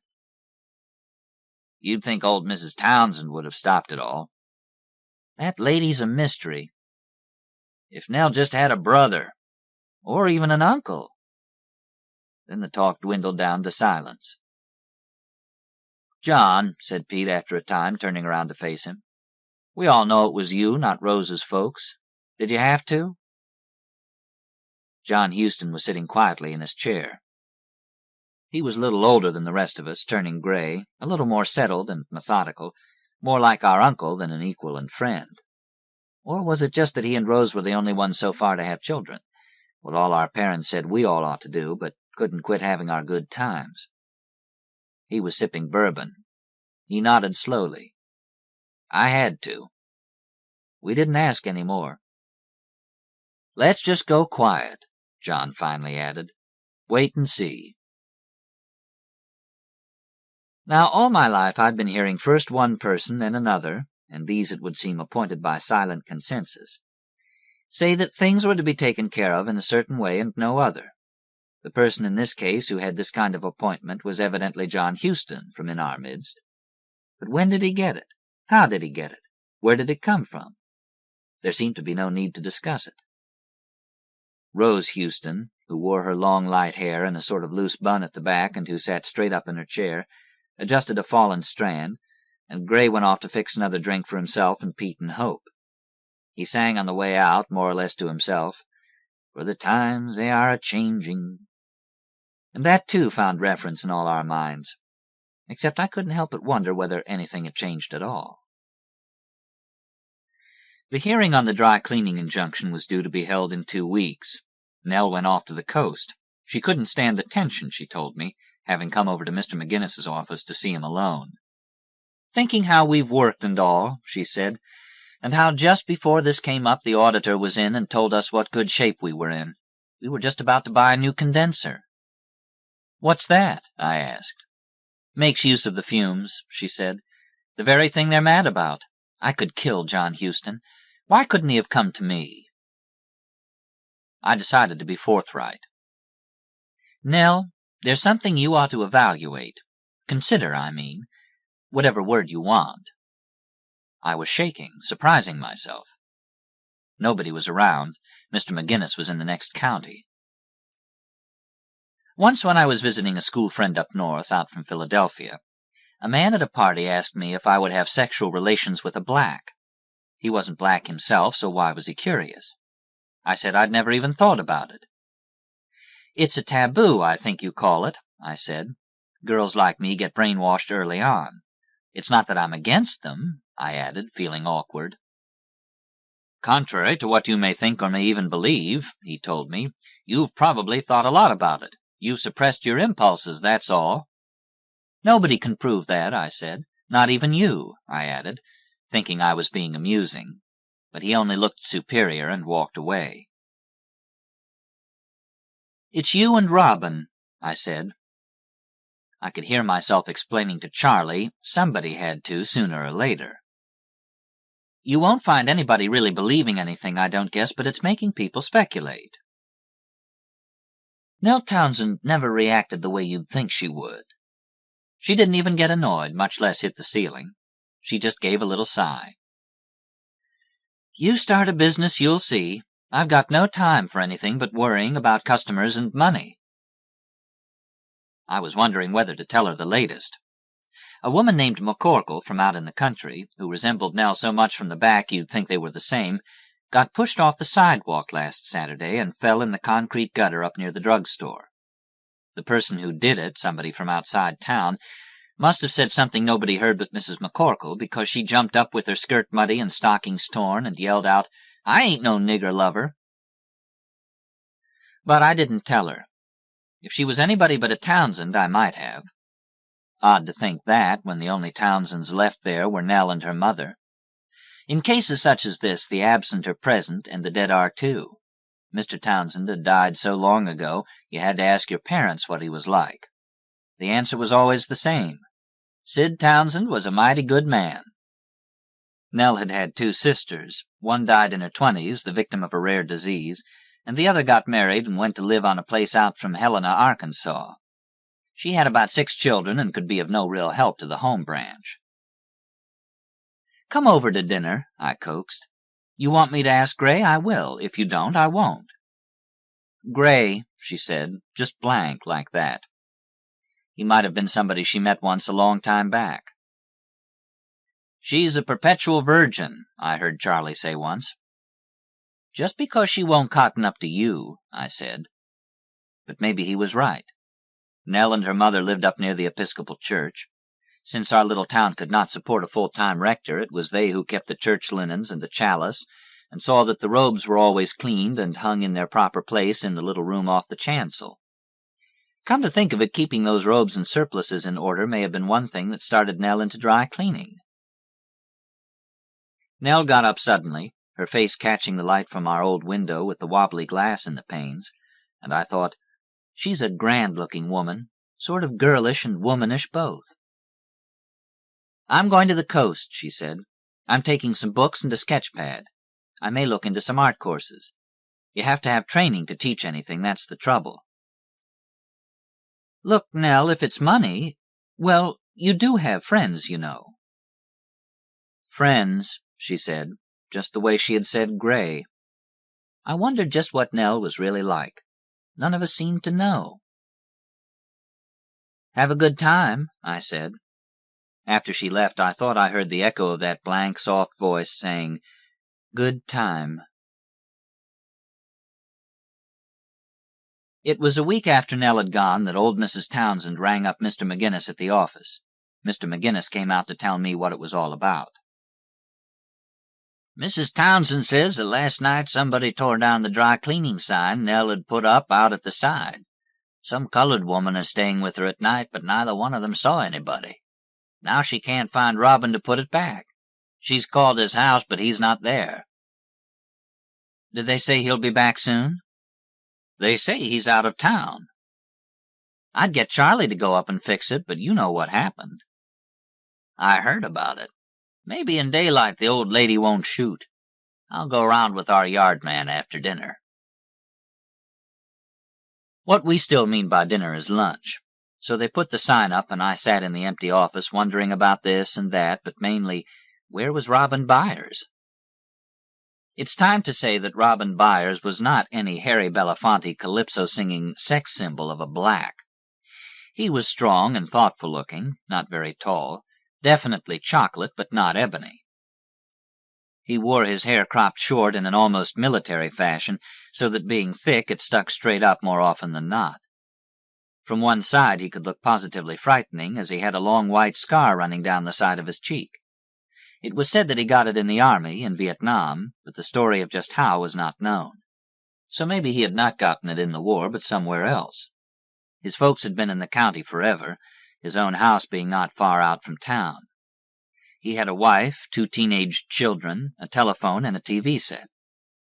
The other side of Robin Byers's face was regular, smooth, and, while not especially handsome, it was good-humored and likable. All in all, he looked intelligent and conscientious, and that must have been how Nell Townsend saw him, as he was. I went to the hearing. I'd have had to keep Mr. McGinnis's notes straight, but I would have anyway, as all our crowd showed up, except Rose and John Houston.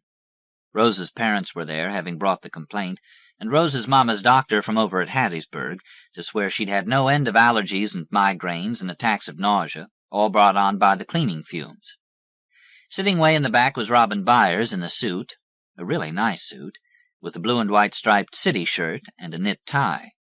He looked like an assistant university dean, except for the white scar. He also had the look of a spectator, very calm, I thought, not wanting to keep turning around and staring at him, but keeping the image in my mind like an all-day sucker, letting it slowly melt out its meaning. He was holding a certain surface, but he was scared. Half across the courtroom you could see his temple throbbing and the sweat beads. He was that tense. The whole effect was amazing. The complaint was read out, and Mrs. Hammond, Rose's mother, testified, and the doctor testified, and Mr. Hammond said they were both right. The way the Hammonds talk, big Presbyterians, you would think they had the Bible on their side every minute, so naturally everybody else had to be mistaken. Friends and neighbors of the Townsends all these years, they now seemed to be speaking of people they knew only slightly. That is, until Mrs. Hammond, a sort of dumpling-like woman with a practiced way of sounding accurate about whatever she said. She was a good gossip because she got all the details of everything. Suddenly came down to a personal level and said, "Nell, I just don't see why, if you want to run that thing, you don't move it into town." And Nell said back right away, just like they were in a living room instead of up at the courthouse, "Well, that's because of Mama, Miss Addie. This way I'm in and out with her." At that, everybody laughed, couldn't help it. Then Mr. McGinnis got up and challenged that very much about Mrs. Hammond's headaches and allergies, he established her age, 52, which he didn't want to tell, had to do with the cleaning plant.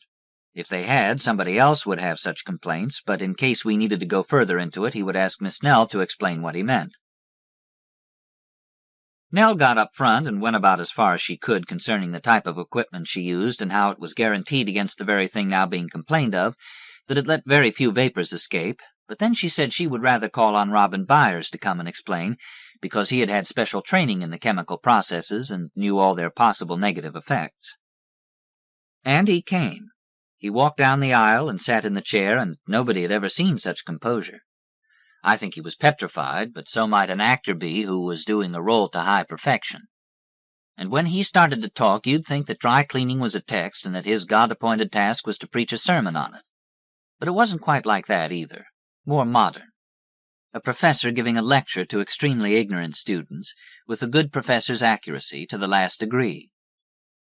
In the first place, he said, the cleaning fluid used was not Varsol or carbon tetrachloride, which were known not only to give off harmful fumes but to damage fabrics, but something called perlux, or perchlorethylene. He paused to give the chemical composition, which was approved for commercial cleaning purposes in such and such a solution by federal and state bylaws, of certain numbers and codes, which Mr. McGinnis had listed in his records and would be glad to read aloud upon request. If an operator worked closely with perlux for a certain number of hours a day, he might have headaches, it was true, but escaping vapor could scarcely be smelled at all more than a few feet from the exhaust pipes, and caused no harmful effects whatsoever, even to shrubs or the leaves upon the trees. He said this last in such a lofty, rhythmic way that somebody giggled. I think it was Hope, and he stopped talking altogether. "There might be smells down in those hollows back there," Nell filled in from where she was sitting, "but it's not from my one little exhaust pipe." "Then why," asked Mrs. Hammond right out, "do you keep on saying you need new equipment so you won't have any exhaust? Just answer me that." "I'll let Robin explain," said Nell. "The fact is that perlux is an expensive product," Robin said. "At $4.25 a gallon, using nearly 30 gallons each time the accumulation of the garments is put through the process, she can count on it that the overheads with 2 cleanings a week will run in the neighborhood of between $200 and $300. So having the condenser machine would mean that the exhaust runs into it, and so converts the vapors back to the liquid in order to use it once again." "It's not for the neighbors," Nell put in. "It's for me." Everybody had spoken out of order by then, but what with the atmosphere having either declined or improved, depending on how you looked at it, to one of friendly inquiry among neighbors rather than a squabble in a court of law, the silence that finally descended was more meditative than not, having as its most impressive features, like high points in a landscape, Nell at some little distance down a front bench, but turned around so as to take everything in, her back straight and her Townsend head both superior and interested, and Robin Byers, who still had the chair by Judge Purvis's desk, collected and severe, he had forgotten the giggle, with testimony faultlessly delivered and nothing more he needed to say. Would things have been any different if Charlie had been there? He was out of town. The judge cleared his throat and said he guessed the smells in the gullies around Tyler might be a nuisance, sure enough, but couldn't be said to be caused by dry cleaning, and he thought Miss Nell could go on with her business. For a while, the white face and the black one seemed just the same, to be rising up quiet and superior above us all. The judge asked, just out of curiosity, when Nell planned to buy the condenser that was mentioned.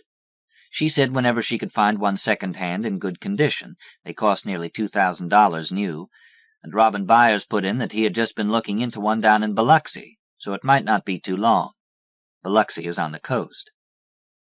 Judge Purvis said we'd adjourn now, and everybody stood up of one accord, except Mr. McGinnis, who had dozed off and was almost snoring. Nell, who was feeling friendly to the world, or seeming to, we all had clothes that got dirty after all, said to all and sundry not to worry. We planned to move the plant uptown one of these days before too long. And it was the "we" that came through again, a slip. She usually referred to the business as hers.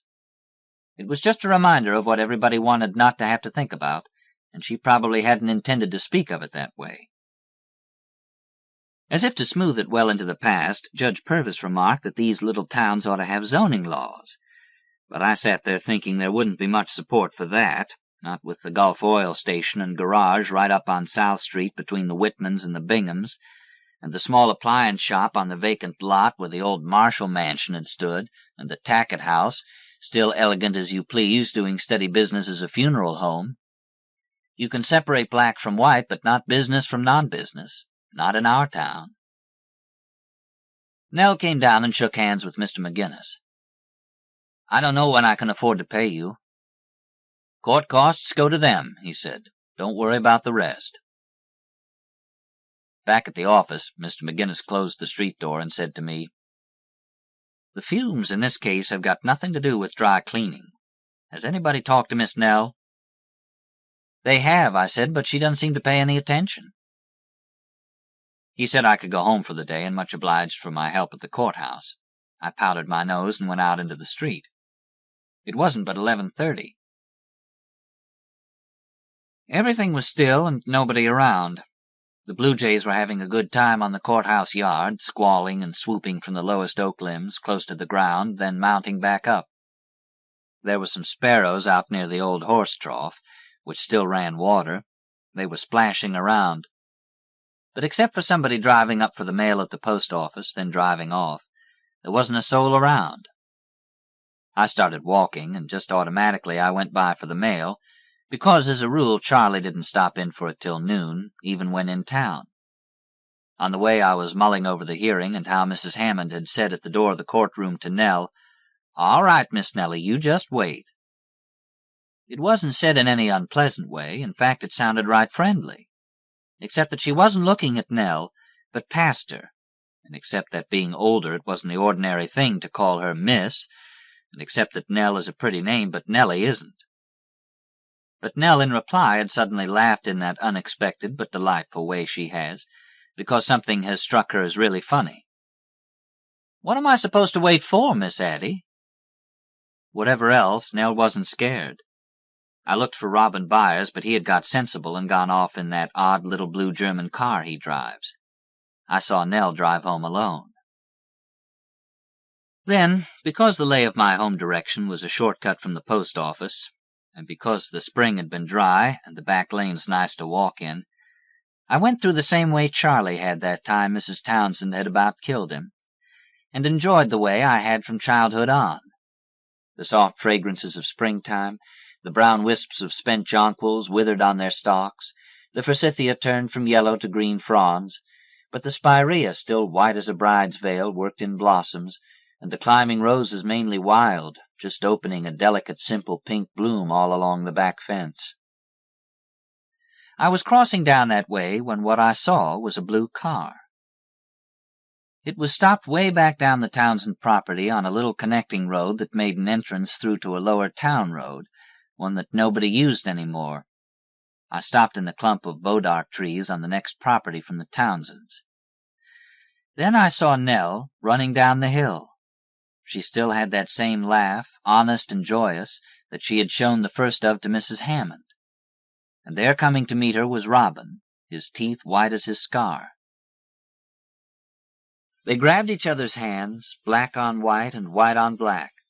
They started whirling each other round, like two schoolchildren in a game, and I saw Nell's mouth forming the words I could scarcely hear.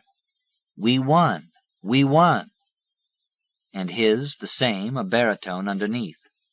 It was pure joy.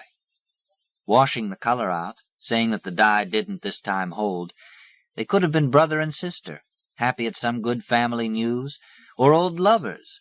Charlie and I sometimes meet like that, too happy at some piece of luck to really stop to talk about it, just dancing out our joy. But my God, I thought, don't they know they're black and white and this is Tyler, Mississippi? Well, of course they do, I thought next. That's more than half the joy. Getting away with it. Dare and double dare.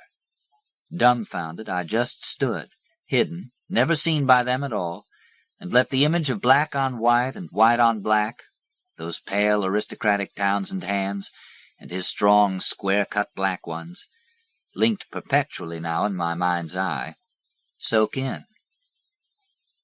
It's going to stay with me forever, I thought, but what does it mean?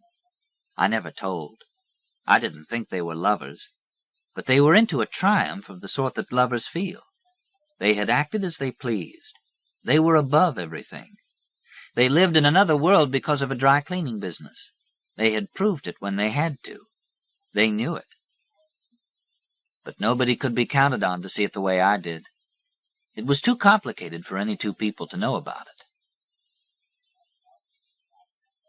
Soon after this we got a call from Hope, Pete's wife. "I've got tired of all this foolishness," she said. "How did we ever get hung up on dry cleaning of all things? Can you feature it? I'm going to give a party. Mary Foote Williams is coming home to see her folks and bringing Keith, so that's good enough for me. And don't kid yourself. I'm personally going to get Nell Townsend to come, and Gray Houston is going to bring her. I'm getting good and ready for everybody to start acting normal again. I don't know what's been the matter with everybody, and furthermore, I don't want to know." Well, this is a kettle of fish, I thought. Hope the youngest taking us over. Of course, she did have the perspective to see everything whole. I no sooner put down the phone than Pete called up from his office. "Jessie's on the warpath," he said.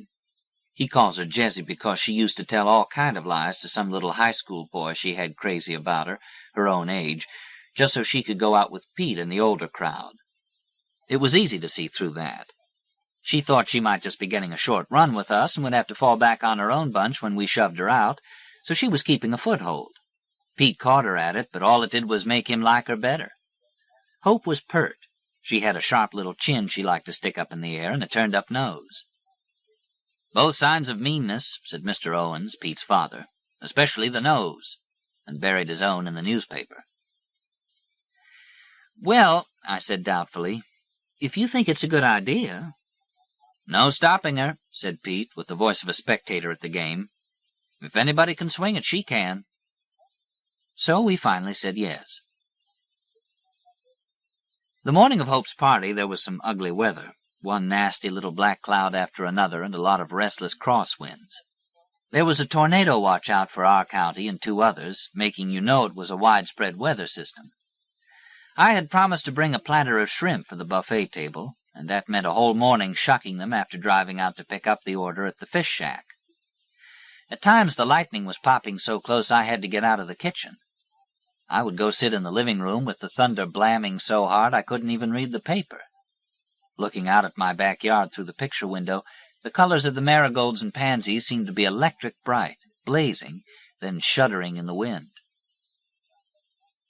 I was bound to connect all this with the anxiety that had got into things about that party. Charlie's being over in Louisiana didn't help. Maybe all was calm and bright over there, but I doubted it. However, along about 2, the sky did clear and the sun came out. When I drove out to Hope and Pete's place with the shrimp, it's a little way north of town, reached by its own side road on a hill, everything was wonderful. There was a warm buoyancy in the air that made you feel young and remember what it was like to skip home from school. "It's cleared off," said Hope, as though in personal triumph over nature. Pete was behind her at the door, enveloped in a huge apron. "I feel like playing softball," he said. "Me too," I agreed. "If I could just hear from Charlie." "Oh, he'll be back," said Pete. "Charlie miss a party? Never." Well, it was quite an affair. The effort was to get us all launched in a new and happy period, and the method was the tried and true one of drinking and feasting, dancing, pranking, laughing, flirting, and having fun. I had a new knife-pleated silk skirt, ankle-length, dark blue shot with green and cyclamen, and a new off-the-shoulder blouse, and Maryfoot Williams, the visitor, wore a slit skirt, but Hope took the cake in her hoop skirts from her senior high school days, and her hair in a coarse gold net. "The shrimp are gorgeous," she said. "Come look. I called Mama and requested prayer for good weather. It never fails." "Charlie called," I said. "He said he'd be maybe 30 minutes late and would come on his own."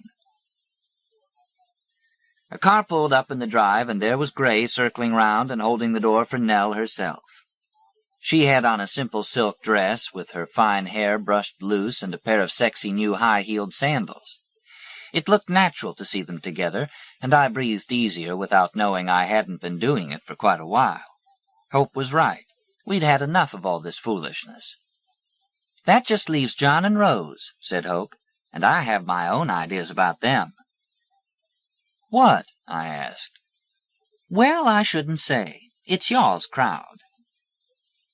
She was quick in her kitchen, clicking around with her skirt swaying.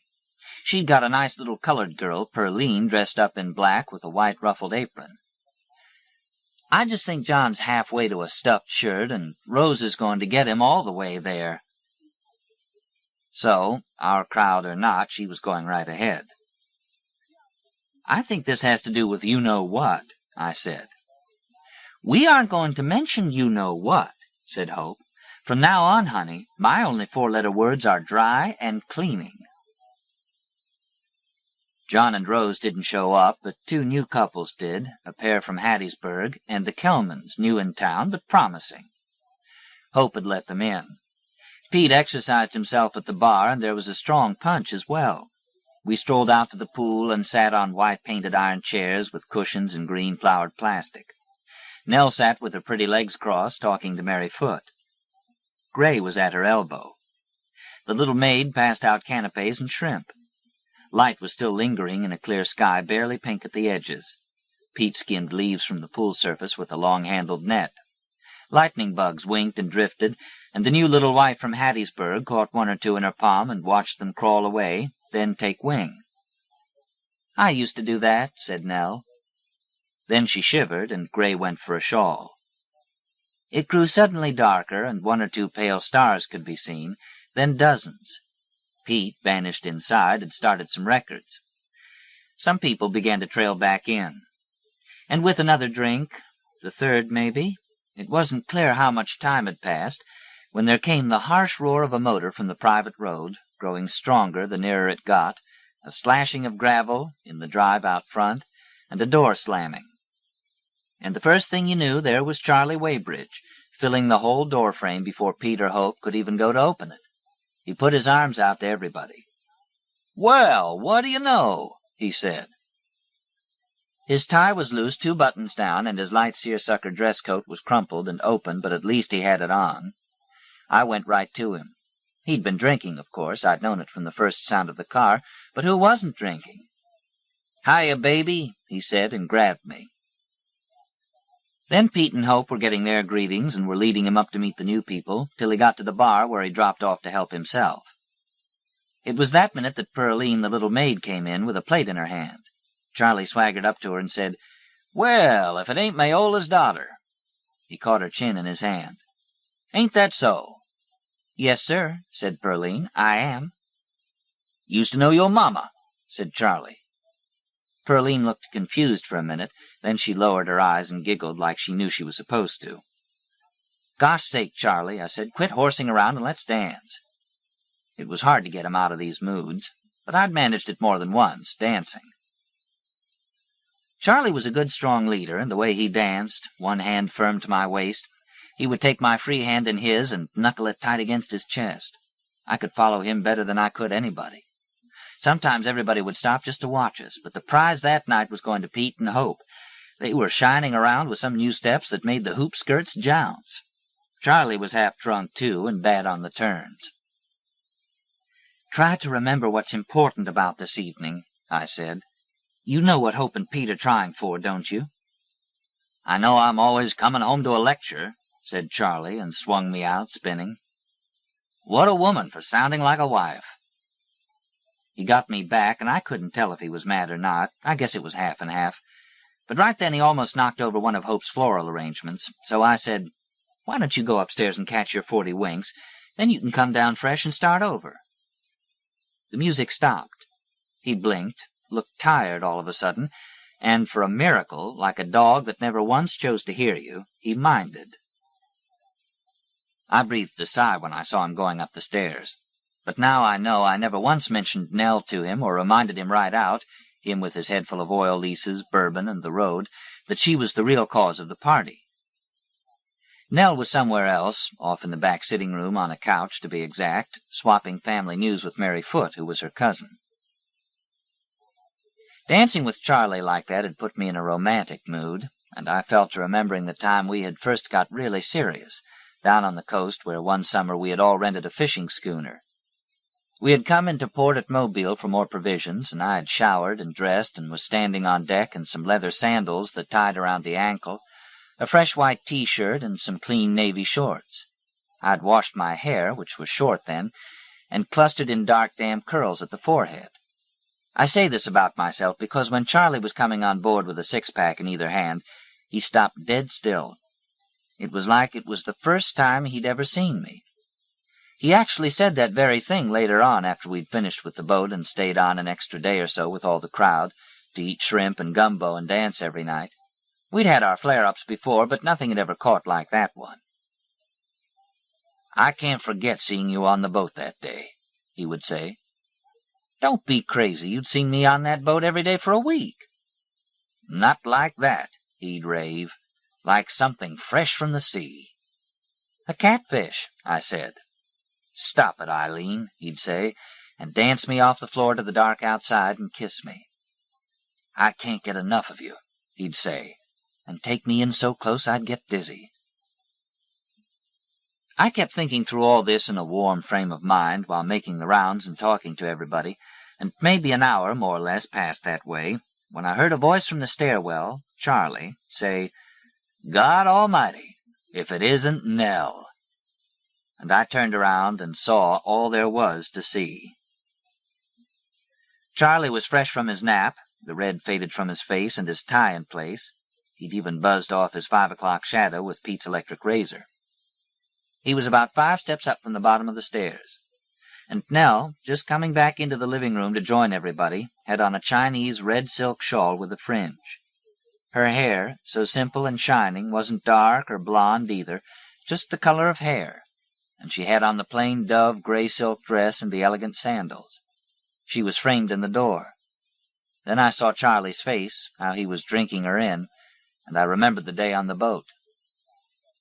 "God damn, Nell," said Charlie. He came down the steps and straight to her. "Where you been?" "Oh, hello, Charlie," said Nell in her friendly way. "Where have you been?" "Honey, that's not even a question," said Charlie. "The point is, I'm here."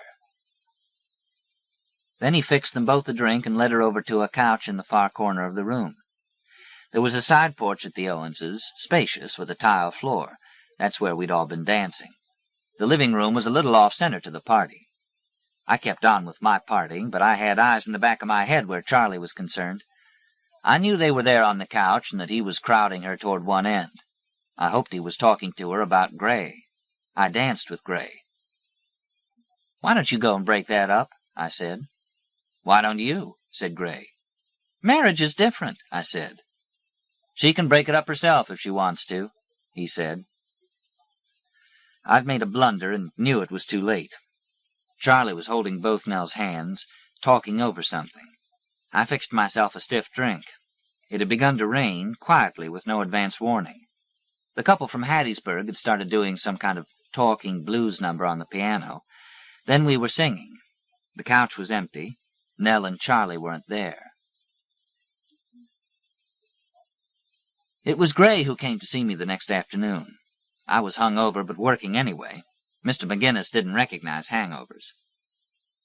"I'm not asking her anywhere again," said Gray. "I'm through and she's through. I've had it.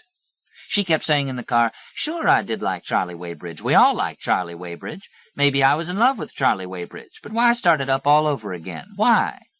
'Why did you?' I said. 'That's more the question.' 'I never meant to, just there he was, making me feel that way.' 'You won't let me make you feel any way,' I said. 'My foot hurts,' she said, like a little girl. She looked a mess, mud all over her dress and her hair gone to pieces. She'd sprained her ankle. It had swelled up, that big. 'Oh, Lord,' I said.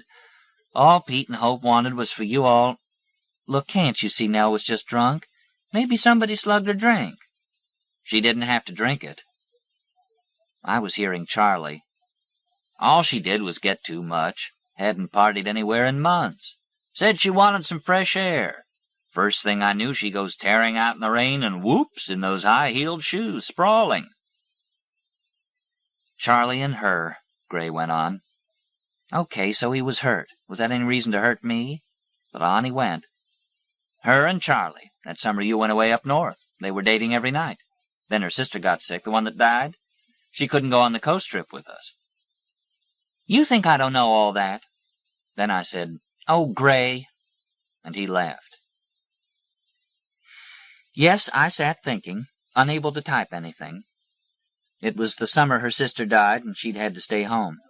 I was facing up to Charlie Weybridge. I didn't want to, but there it was.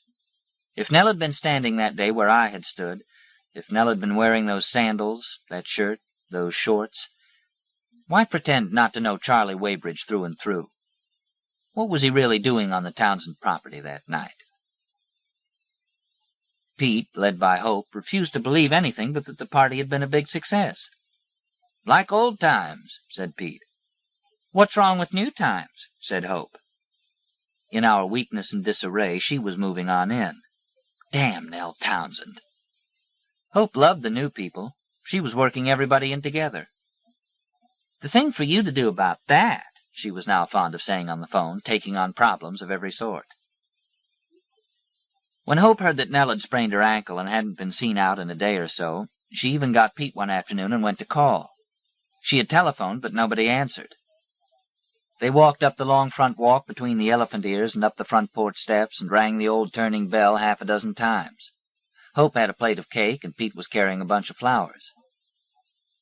Finally, Mrs. Townsend came shuffling to the door. Humpbacked, she had to look way up to see them at a mole's angle. "Oh, it's you," she said. "We just came to see Nell," Hope chirped. "I understand she hurt her ankle at our party. We'd just like to commiserate." "She's in bed," said Mrs. Townsend, and made no further move, either to open the door or take the flowers. Then she said, "I just wish you all would leave Nell alone. You're no good for her. You're no good I know of for anybody. She went through all those years with you. She doesn't want you any more. I'm of the same opinion." Then she leaned over, and from an old-fashioned umbrella stand she drew up and out what could only be called a shotgun. "I keep myself prepared," she said. She cautiously lowered the gun into the umbrella stand. Then she looked up once again at them, touching the rims of her little oval glasses. "When I say you all, I mean all of you. You're drinking, and you're doing all sorts of things that waste time, and you call that having fun. It's not my business unless you come here and make me say so, but Nell's too nice to say so. Nell never would—" She paused a long time, considering in the mildest sort of way. "Nell can't shoot," she concluded, like this fact had for the first time occurred to her. She closed the door softly and firmly. I heard all this from Hope a few days later. Charlie was off again, and I was feeling lower than low. This time we hadn't even quarreled. It seemed more serious than that, a total reevaluation. All I could come to was a question. Why doesn't he reassure me? All I could answer was that he must be in love with Nell. He tried to call her when I wasn't near. He sneaked off to do it time and again. Alone, I tried getting drunk to drown out my thoughts, but couldn't, and alone for a day too long, I called up Gray. Gray and I used to date pretty heavy. "Hell," said Gray, "I'm fed up to here, and so are you. Let's blow it." I was tight enough to say yes, and we met out at the intersection. I left my car at the shopping center parking lot. I remember the sway of his Buick Century turning onto the interstate. We went up to Jackson. The world is spinning now, and I'm spinning along with it. It doesn't stand still any more to the stillness inside which murmurs to me, "I know my love, and I belong to my love when all is said and done, down through foreverness and into eternity." No, when I got back I was just part of it all, ordinary, a 28-year-old attractive married woman with family and friends and a nice house in Tyler, Mississippi, but with nothing absolute. When I had a drink too many now, I would drive out to the woods and stop the car and walk around among places always known. One day, not even thinking about them, I saw Nell drive by, and this time there was no doubt who was with her, Robin Byers. They were talking. Well, Robin's wife mended the clothes when they were ripped or torn, and she sewed buttons on. Maybe they were going there. I went home. At some point the phone rang. I had seen to it that it was out of order when I went up to Jackson with Gray, but now it was repaired, so I answered it. It was Nell. "Eileen, I guess you heard Mama turn Pete and Hope out the other day. She was just in the mood for telling everybody off." Nell laughed her clear, pure laugh. You can't have a laugh like that unless you've got a right to it, I thought. "How's your ankle?" I asked. "I'm still hobbling around. What I called for, Mama wanted me to tell you something. She said, 'I didn't mean quite everybody. Eileen can still come. You tell her that.'" Singled out. If she only knew, I thought. I shook when I put down the phone. But I did go.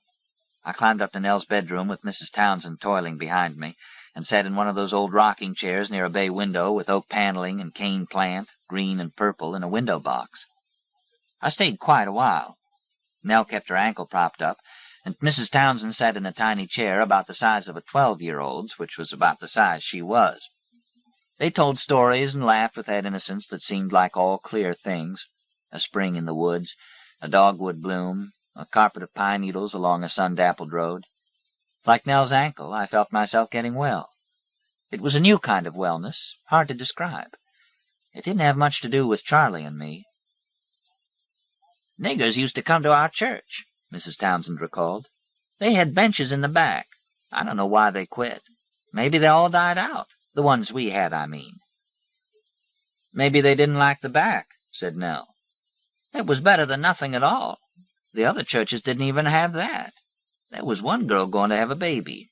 I was scared she would have it right in the church. Your father said, 'What's wrong with that? Dr. Erskine could deliver it, and we could baptize it on the spot.'" I saw a picture on one of those little tables they had by the dozen, with the starched linen doily and the bowed-out legs. It was of two gentlemen, one taller than the other, standing side by side in shirt-sleeves and bow ties, and each with elastic bands around their upper arms, the kind that used to hold the sleeves to a correct length of cuff. They were smiling in a fine, natural way out of friendship. One must have been Nell's father, dead so long ago. I asked about the other. "Child," said Mrs. Townsend, "don't you know your own grandfather? He and Sid thought the world of one another." I had a better feeling when I left. Would it last? Could I get it past the elephant ears? I didn't tell Charlie about going there. Charlie got it from some horse's mouth that Gray and I were up in Jackson that time, and he pushed me off the back steps. An accident, he said. He didn't see me when he came whamming out the door. For a minute I thought I, too, had sprained or broken something, but a skinned knee was all it was. He watched me clean the knee, watched the bandage go on. He wouldn't go out, not to Pete and Hope's, not to Rose and John's, not to anywhere, and the whiskey went down in the bottle. I dreamed one night of Robin Byers, that I ran into him uptown but didn't see a scar on his face. I followed him, asking, "Where is it? What happened? Where's it gone?" But he walked straight on, not seeming to hear. But it was no dream that his house caught fire soon after the cleaning shop opened again. Both Robin and Nell said it was only lightning struck the back wing and burned out a shed room before Robin could stop the blaze. Robin's daughter got jumped on at school by some other black children who yelled about her daddy being a Tom. They kept her at home for a while to do her schoolwork there. What's next? Next for me was going to an old lady's apartment for Mr. McGinnis so she could sign her will, and on the long steps up to her door there was Robin Byers, fresh from one of his deliveries. "Robin," I said at once, out of nowhere, surprising myself, "you got to leave here, Robin. You're tempting fate every day." And he, just as quick, replied, "I got to stay here. I got to help Miss Nell." Where had it come from, what we said? Mine wasn't a bit like me. I might have been my mother or grandmother talking. Certainly not the fun girl who danced on piers in whirling miniskirts and dove off a fishing boat to reach a beach, swimming, they said, between the fishhooks and the sharks. And Robin's? From 1,000 years back, maybe, superior and firm, speaking out of sworn duty, his honored trust. He was standing above me on the steps. It was just at dark, and in the first street light I could see the white scar, running river-like down the flesh, like the mark lightning leaves on a smooth tree. When we passed each other, it was like erasing what we'd said and that we'd ever met. But one day I am walking in the house and picking up the telephone only to find Charlie talking on the extension. "Nell," I hear. "Listen, Nell, if you really are fooling around with that black bastard, he's answering to me." And blam goes the phone from her end, loud as any gun of her mamma's. I think we're all hanging on a golden thread, but who's got the other end? Dreaming or awake, I'm praying it will hold us all suspended. Yes, praying, for the first time in years.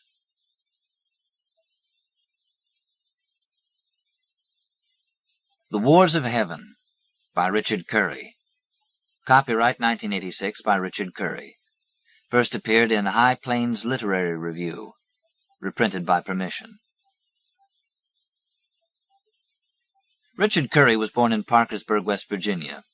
Among several awards and prizes, he has twice received National Endowment for the Arts writing grants and the D.H. Lawrence Fellowship in Literature. His books include Fatal Light, a novel, and Crossing Over, a Vietnam journal. He has lived with his family in New Mexico since 1979. Listen. Hear me talking to you. Rockwell Lee, Jr., remembering the glow in your kitchen, Mama. The light that was a mix of gold and blue on a winter's night, and the way our talk drifted around like big slow birds in the warm air. And oh, what I wouldn't give for one more day in the sweetness of what I didn't know back when, the days before, when I was just a grinning boy in a dirty white shirt, an innocent, yes indeed. Or the afternoon sitting at your kitchen table, when you'd make me a mug of your coffee, Mama, and sweeten it with clover honey and color it with goat's milk. Always liked your coffee. You know that I did. Even when I was a kid, I'd ask you for a taste, and you'd let me sip from your cup, and Daddy grinning at me from across the table.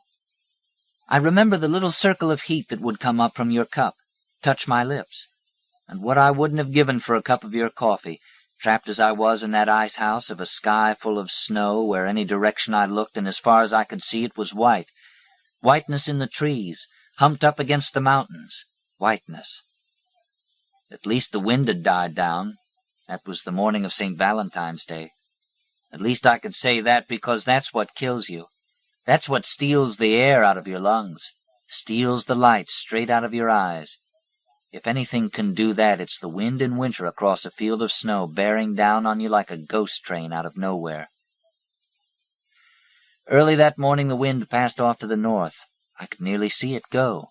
So God was merciful, and I thanked God for that. I dropped to my knees, taking care to keep my rifle butt down and upright, leaning against my left shoulder, and I prayed. Thank you, Jesus. No wind today. No wind to freeze what life I got left, to steal the light out of my eyes. Thank you, Jesus. One more day of life. And, Mama, you might ask how it was the condemned man still prayed to his God in the wilderness. You'll say, what could I have to say to God and Jesus out there on the run? Where could I be going that was any salvation at all after what I'd done? Maybe this is all I really wanted, a chance at rectitude, restitution by myself and alone and in a place of my own choosing. A simple place where what dreams I might still have harbored could die a tranquil death, lonely as time itself and peaceful as light. And you know the sheriff's posse caught up to me here at Judson Church, so there may be a justice in this, an understanding. You know you always said that dreams were made of water and human desire, that dreams went no mortal place at all. They were only man's way to confuse himself and convince himself that a fire was lit at the heart of things. You always said it was nothing but cinder and ashes. And now, I don't know. The way I walked out there in that whole world of snow with that posse surely on my trail, I don't know. I swear I can't be sure. When I shot that girl, you know I saw her fall down right there on her daddy's porch, fall down like a puppet whose strings got cut, and I swear I saw the life drawing out of her like light coming out of a window at night. And I was not the man you knew.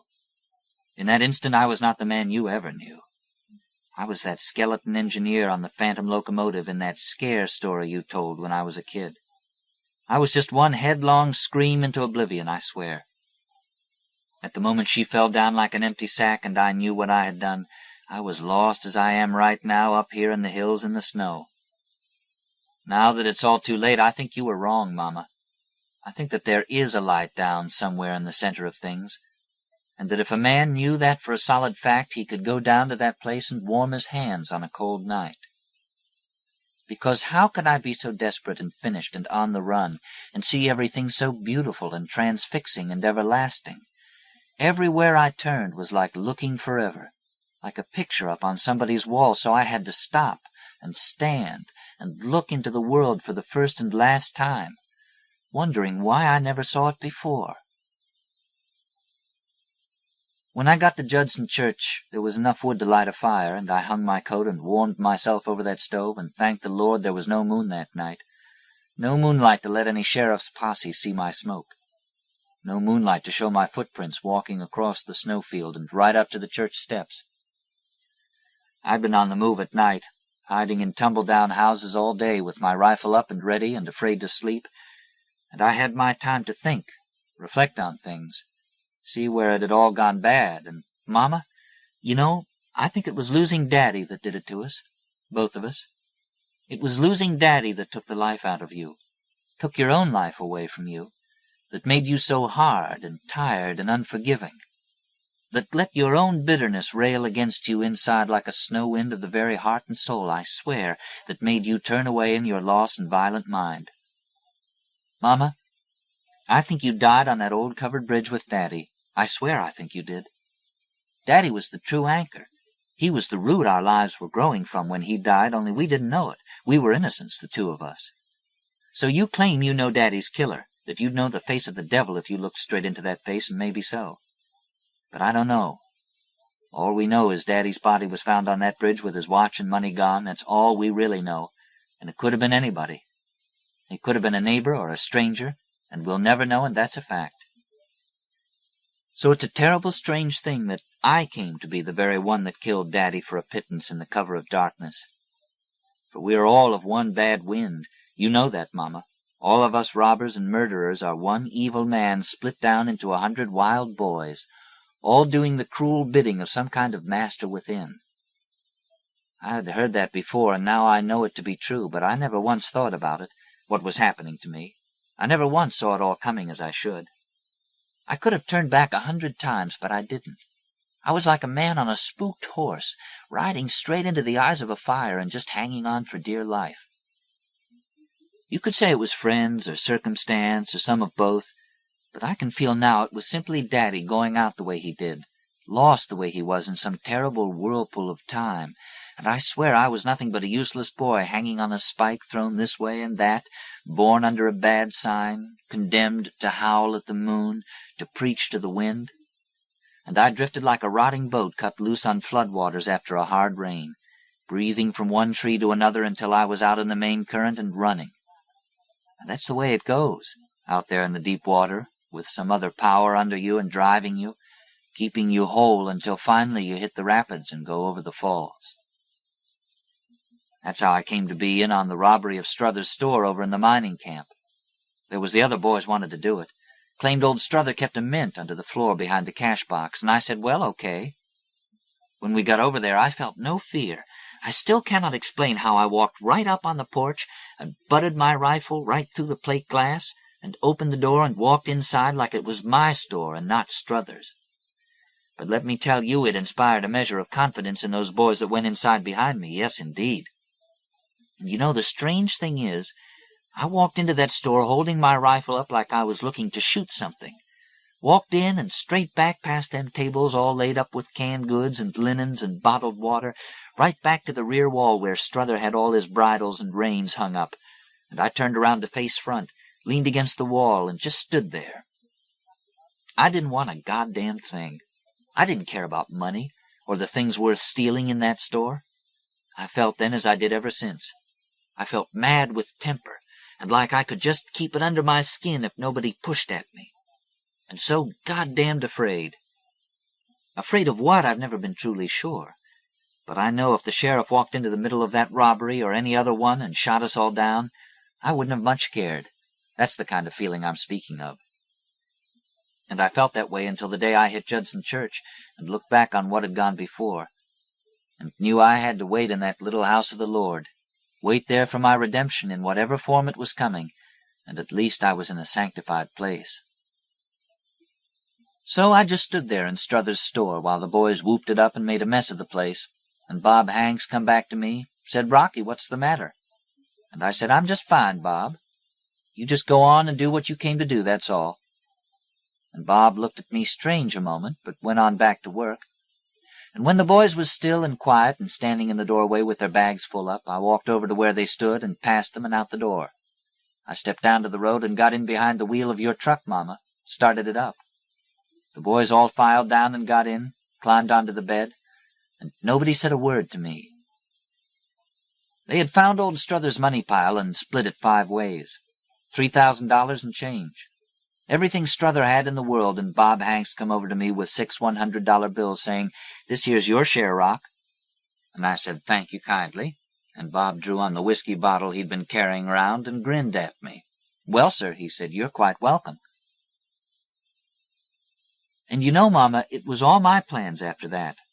The branch bank over in Federalsville, the general store out the Middle River, right down to the night I shot Betty Shadwell dead on her daddy's front porch, and knew I'd become the man who speaks to you now in the sure voice of death, dead in the ice, you might even say in the frozen waste of time.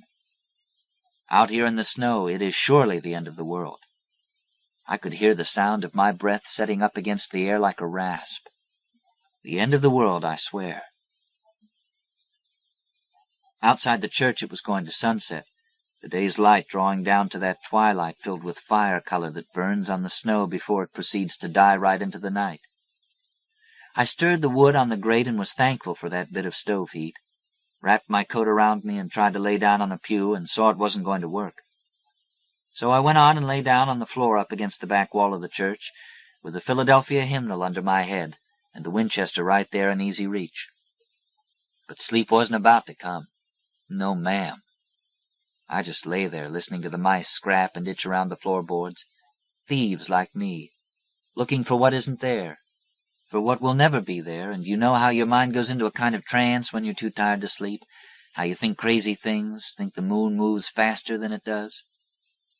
I lay there on the floor of Judson Church and lived in that half a dream, and I saw your face, Mama, and I saw Daddy's, and I saw Rita Clare's face, too. It was Rita's. I saw her the last time up on the hill over town, sitting on a blanket with that man's work shirt on over nothing, her dress and underwear laid to one side on the grass. We made love up there on that hill, squatting down on that old blanket and moving together, and the bees moaning around us and crickets working, every now and again a hot breeze come to rustle in our hair. I had my hands up under that shirt, all over her like I wanted to be more than just inside her. I wanted to melt into her, as if I could just disappear and become part of that one moment, forever, lost in it, outside of this voice that speaks to you now. I raised my face to the sky, and the sky was blue as I had never seen, and there were clouds as white and soft and eternal-looking as you can imagine, and I swear it was as if me and Rita were being raised together into that sky, lifted up, me holding Rita and her in my lap, the both of us panting and wheezing and crying out. We went up in the air, floating right out over the brow of that hill.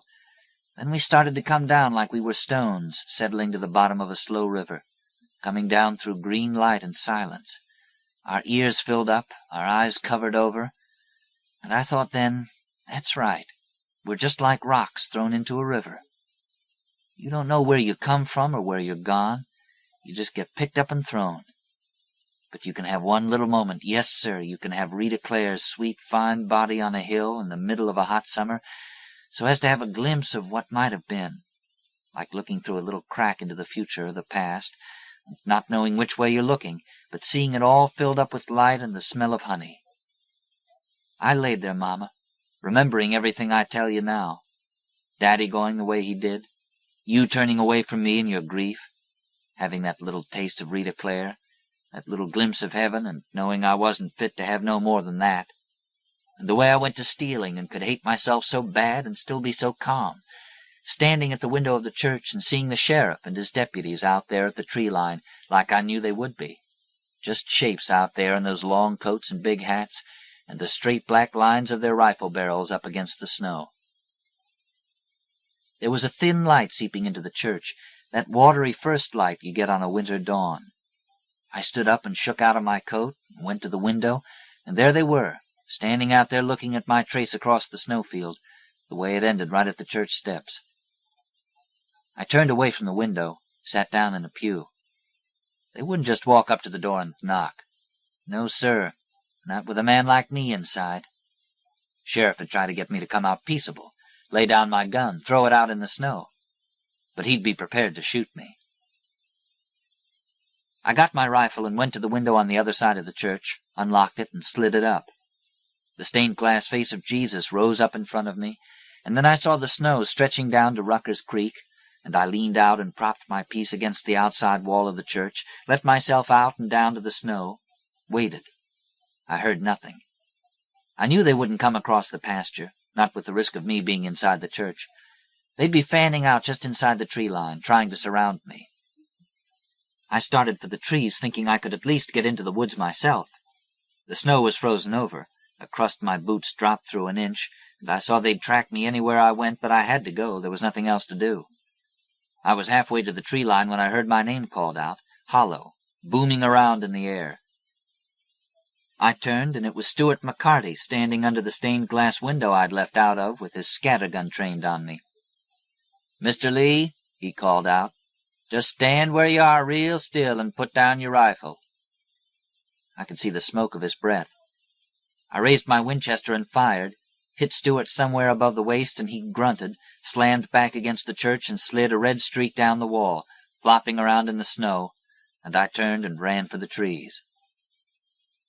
I could hear the sound of the creek, and a man I thought looked like Roy John stepped around in some birches up to my right, and then I knew it was him when he yelled to me, "Rockwell Lee, give yourself up now. No use in running no more." I turned to the direction of his voice. New snow started to fall. His shape moved back and forth in the trees. "Roy," I called out. "Roy, help me. What happened? It was an accident." Roy John came into full view, aiming his rifle at me. I thought I saw movement behind him. Snow filled the air. "Roy," I said. "Roy, you know me. You know my mama." "I know what you done, Rock. You're going to have to come home with us." The peculiar thing is that I had no intention of killing anyone at the Shadwell place, there or any other place. We just meant to get on out of there with the silver because Bob Hanks knew where the old man kept it in the house. If the old man hadn't come out of the house firing his pistol, I just meant to let go a warning shot, blow out a front window. I swear I didn't even see Betty there on the porch. What was she doing there anyway? You answer me that. I didn't even see her till she fell. Rockwell Lee, Jr. may have been a robber, but he was no murderer. That was a pure accident. It was never meant to be. No, sir. So when I lifted my rifle with the intent to throw it down and give myself up and tell my story, Roy John blew off my left shoulder. The force of it shoved me back, and I stumbled, and I had the strangest feeling of surprise, but I stayed on my feet and kept hold of my gun. Blood and bone and muscle had sprayed out over the snow like a mist.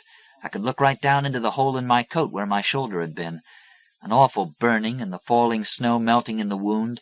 Steam wisping up out of the hole, and my shoulder looking that way got me angry, mad with temper all over again and that terrible fear, and I raised my Winchester over my head with my right arm, yelling, "God damn you, Roy, look what you done!" The second shot was a shotgun, catching me square in the chest. I went off the ground, legs kicking, and the force of that shot knocking my right boot off. Damn if I was going to let them take me laying on the ground. I got up again, and don't you know I was an awful mess. I looked like the mouth of hell, blood everywhere, and my coat hanging on me in rags. I swayed there in the falling snow. My breath was hard to come by. I could hear air sucking right in through the holes in my chest, and the whole lot of them come out of the trees then. The sheriff, Roy John, the rest of the deputies just coming up around me and looking at me, and I could see it was Stuart McCarty who fired the shotgun round.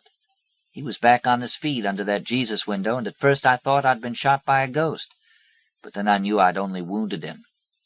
My eyesight began to go on me then, frayed around the edges in all that whiteness and air filled with snow like an old sheet hung out to dry and coming apart in a heavy wind.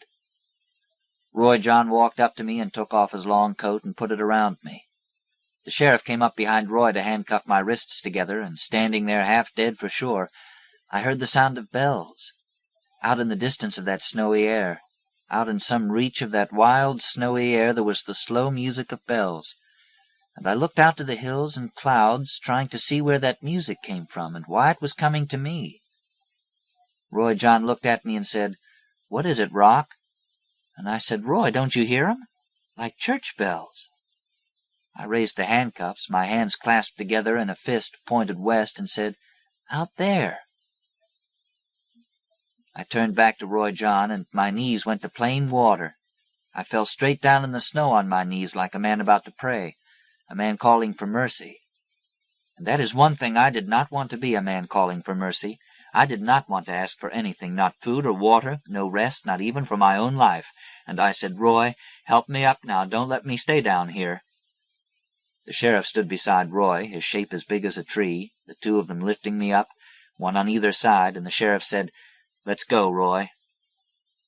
And they led me across that snow-covered meadow with the rest of the posse behind us, me with one boot gone and walking short-legged in a sock, the same meadow I'd walked across the night before to get to Judson Church.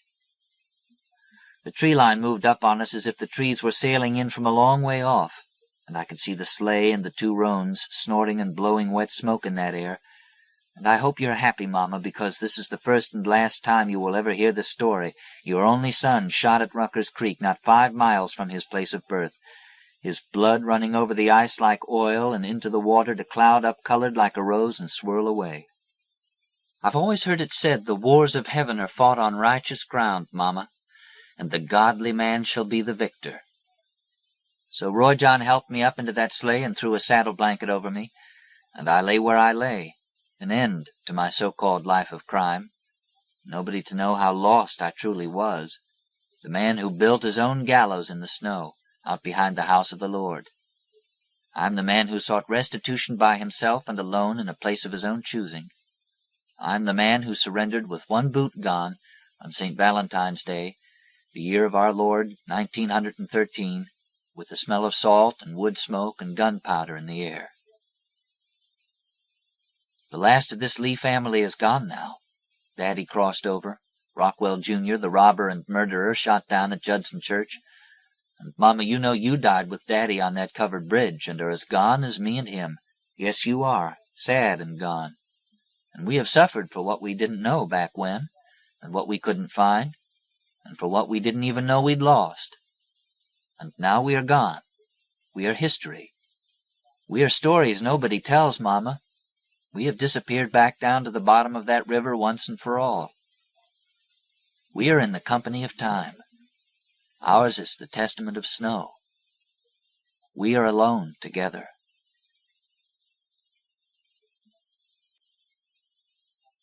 The Place to Be by Shirley Hazzard.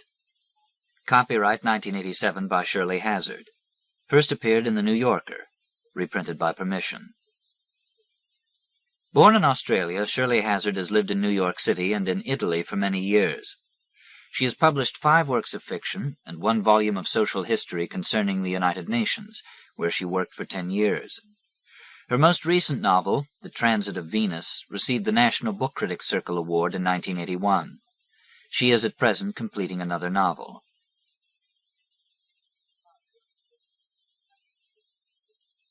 In harbor on the first morning, Exley saw the pastel villas on the mountainside, here and there among vegetation, looted, unroofed, their marzipan interiors lined with rot, some of them rebuilding under bamboo scaffolding.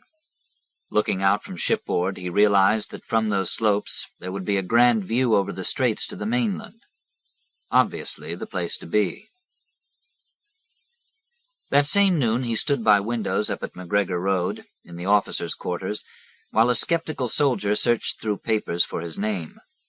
While the soldier riffled colored pages, Peter Exley looked down the green mountain to the town scribbled along the shore, noting the cathedral, the post office, the governor's villa, and the bank, which was higher than the rest. It was all as he had supposed. Beyond the narrow harbor and the shipping there were small bleached mountains at the verge of Asia. He was aware of some consequential element he had not identified, and with indifference realized it was beauty. There was no place for him at McGregor Road, no record of his request. It would have been quiet up there and relatively cool. Just below the fog line, damp, of course, with the green smell Exley at first mistook for freshness and soon identified as decay. But there had been a mistake, and every room was taken. Redirected to the barracks, he went down unsurprised on the cable car in the afternoon heat. The July air was a blanket, summer weight. The barracks looked like Scutari. Presenting himself, he was led along a creaking veranda and up a soiled stair. Everywhere the breath of mold. A corporal unlocked the door. There was a second inner door, slatted and unlatched. Pledges of another presence were distributed about the room. At the center of things, marooned on wooden floor, a tin box was stenciled with name and number. The better bed by the window was heaped with dirty laundry and overhung by a dingy clump of mosquito net. There was the quiescent menace of a gramophone. "Can't I get a room to myself, at least?" "Put you down, sir, soon's we got one. Bit of a wait, I'd say." There was a fair-sized garrison in the colony, Buffs, Inniskillings, Gurkhas. In any case, no one would offer preference to Exley. He had no flair for attracting favors. The corporal told him the mess hours. Exley asked, "Is there something like a library here?" "Any books get left, they put 'em on a shelf near the stairs. Mostly duds, I'd say." It was 1947, mid-July. His pocket diary said St. Swithin. Exley took off his tunic and sat on the inferior bed. His shirt stuck like a khaki skin. Overhead there was the croak of a slow, ineffectual fan. Rails of light, red as electric elements, striped the shutters. Walls were distempered dun. There were marks where heads had greasily rested, where furniture and kit had been stored, where hands had sweated around knobs and switches. There were smudges of squashed insects with adhering particles. Damp had got at the quicksilver of a long mirror on a mahogany stand. On the wall by the other bed, pin-ups were pinkly askew, and printed signs carried insults, facetiously obscene. Gloom without coolness. The mirror, unreflecting, was like the draped pelt of some desiccated leopard. There was a century here of obscure imperial dejection, a room of listless fevers, of cafard, ennui, and other French diseases, the encrusted underside of glory. Exley afterward had no clear memory of seeing Roy Rysam for the first time, though sharply recalling that first sight of Rysam's dented tin box, its stenciled legend, War Graves Commission, suggesting the decomposing contents. He remembered that he was reading when Rysam came in and set the jazz belting, dragged off his boots, flopped on his bed, and began twitching to the music. Rysam's foot in its dank sock stuck out from the military blanket, toes curling and uncurling erotically to the music. His fingers convulsively beat on his chest, like hands of the dying. Peter Exley had watched men clutch themselves and die, and be covered up by regulation blankets. Men shot to bits in the desert, blown in half by land mines, festered with infected wounds, the whole scarlet mess covered by the military blanket. "Oh, your feet's too big. Don't want you 'cause your feet's too big. Mad at you 'cause your feet's too big. Hate you 'cause your feet's too big." Rysam's records were mostly jazz. Life with Rysam was suffused with noise. The mess boy calling him to the telephone. "Mr. Rysam! Captain Rysam!" Rysam yelling for cold beer, as trams rattled in the road below and the dockyard siren hooted or the gun boomed at noon. Rysam said it was funny they should both be Australians, he and Exley, and on loan to the British Army. He said, "You war crimes lot," and hooted like the siren. Rysam could introduce disbelief into anything. Unmasking was his vocation. With suspicion he turned over Exley's Chinese and Japanese textbooks, his volumes on international law. A Butte racket.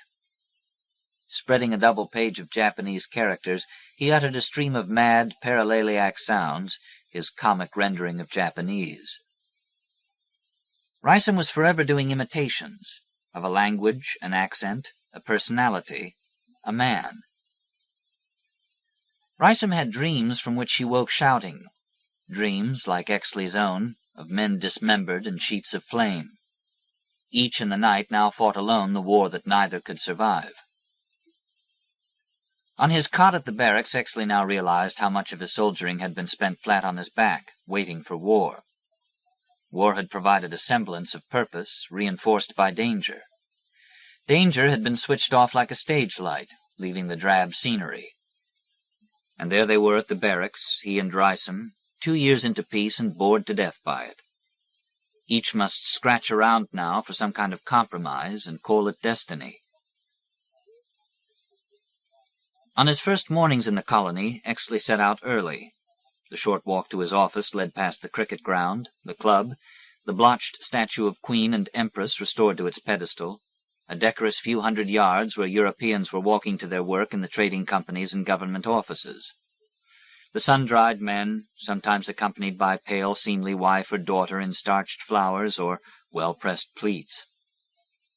At that hour, too, the tourists were coming ashore from the President lines, headed for tablecloths, carved ivory, and cloudy jade. A sense of early purpose seemed to be leading to something more than the chronic anticlimax of nightfall. The harbor was an old photograph, a resumption. Gray ships of war, shabby freighters, and the stout passenger ships with banded funnels, and the swarming sampans and lighters, the junks with dun sails boned like fans, and the dun-colored bony man working the ulo at the stern, the greater junks like galleons, and the coastal steamers off the Praia, arriving from Amoy or Swatow, or from green Saigon. The office was in the bank building, the best building. The white block formed like a cenotaph that had been pointed out to Exley at the time of his arrival. The highest building, and the only one air-conditioned. The bank had thrown over the historic slow rotations of the ceiling fan in favor of a new climate, man-made. In this building of 13 stories, Exley had a cubicle on a low floor, in a set of rooms occupied by fellow officers. A group of translators in an inner room were local staff.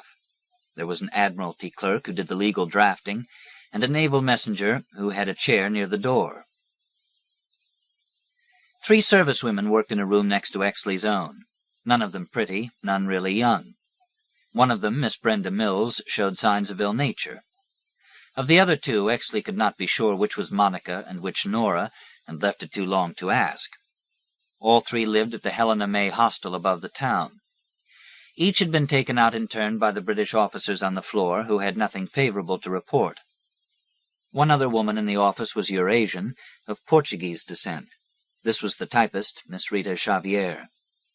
There were also 2 Chinese amas, who brought tea thickened with condensed milk, cleaned the rooms, and in their tiny antechamber laughed with gold teeth at the pigeon jokes of the admiralty clerk, who puffed his pipe at them in passing. Here, through the mornings and long afternoons, Peter Exley explored a heap of files and despaired of justice. His office had access to a terrace paved in big red tiles, undulated by the rains. The terrace, rarely used, looked toward the harbor.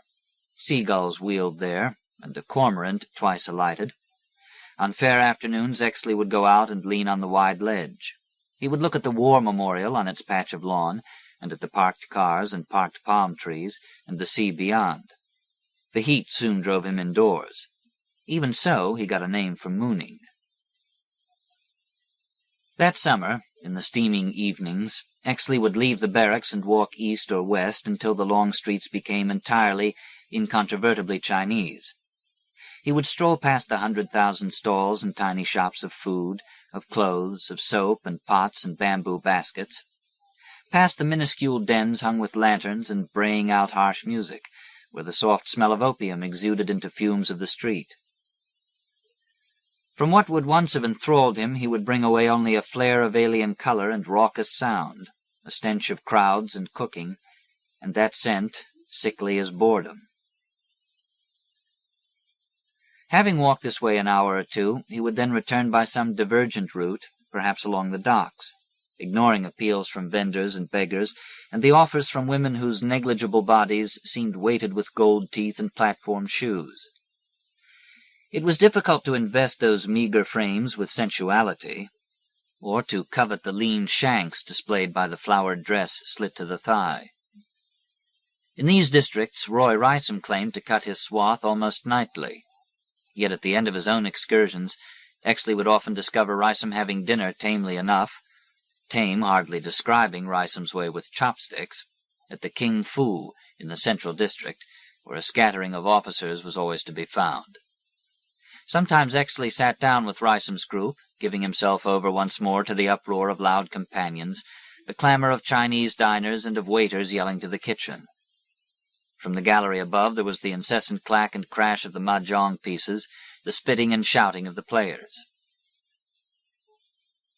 His fellow soldiers repeated the stale anecdotes of lonely men. If anyone told a joke against himself, Rysam laughed too loud, his need for advantage vigilant as fear.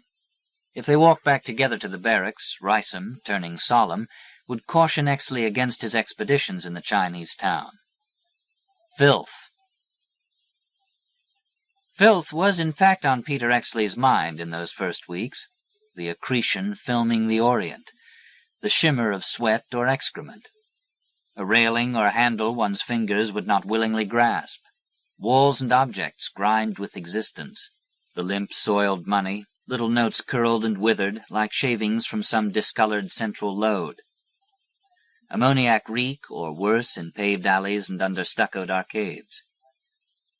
Shaved heads of children, blotched with sores. Gray poles of infants lolling from the swag that bound them to the mother's back.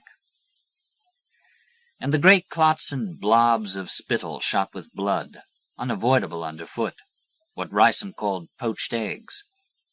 In such uncleanness, nothing could appear innocent, not even diseased chow dogs roaming the Chinese streets, or scrawny chickens pecking at street dirt. What had not troubled Exley as a soldier in Egypt or South Italy now brought revulsion. He longed for a measure of cleanliness with which peace had somehow been associated. Returning to the barracks with Rysam, he said, "I realize now that I came out here to be well fed and housed, and to have people wait on me. I see now that was in my mind." Rysam kicked open the door of their room. "Well, this is it, mate. The life of luxury." The other thing was heat.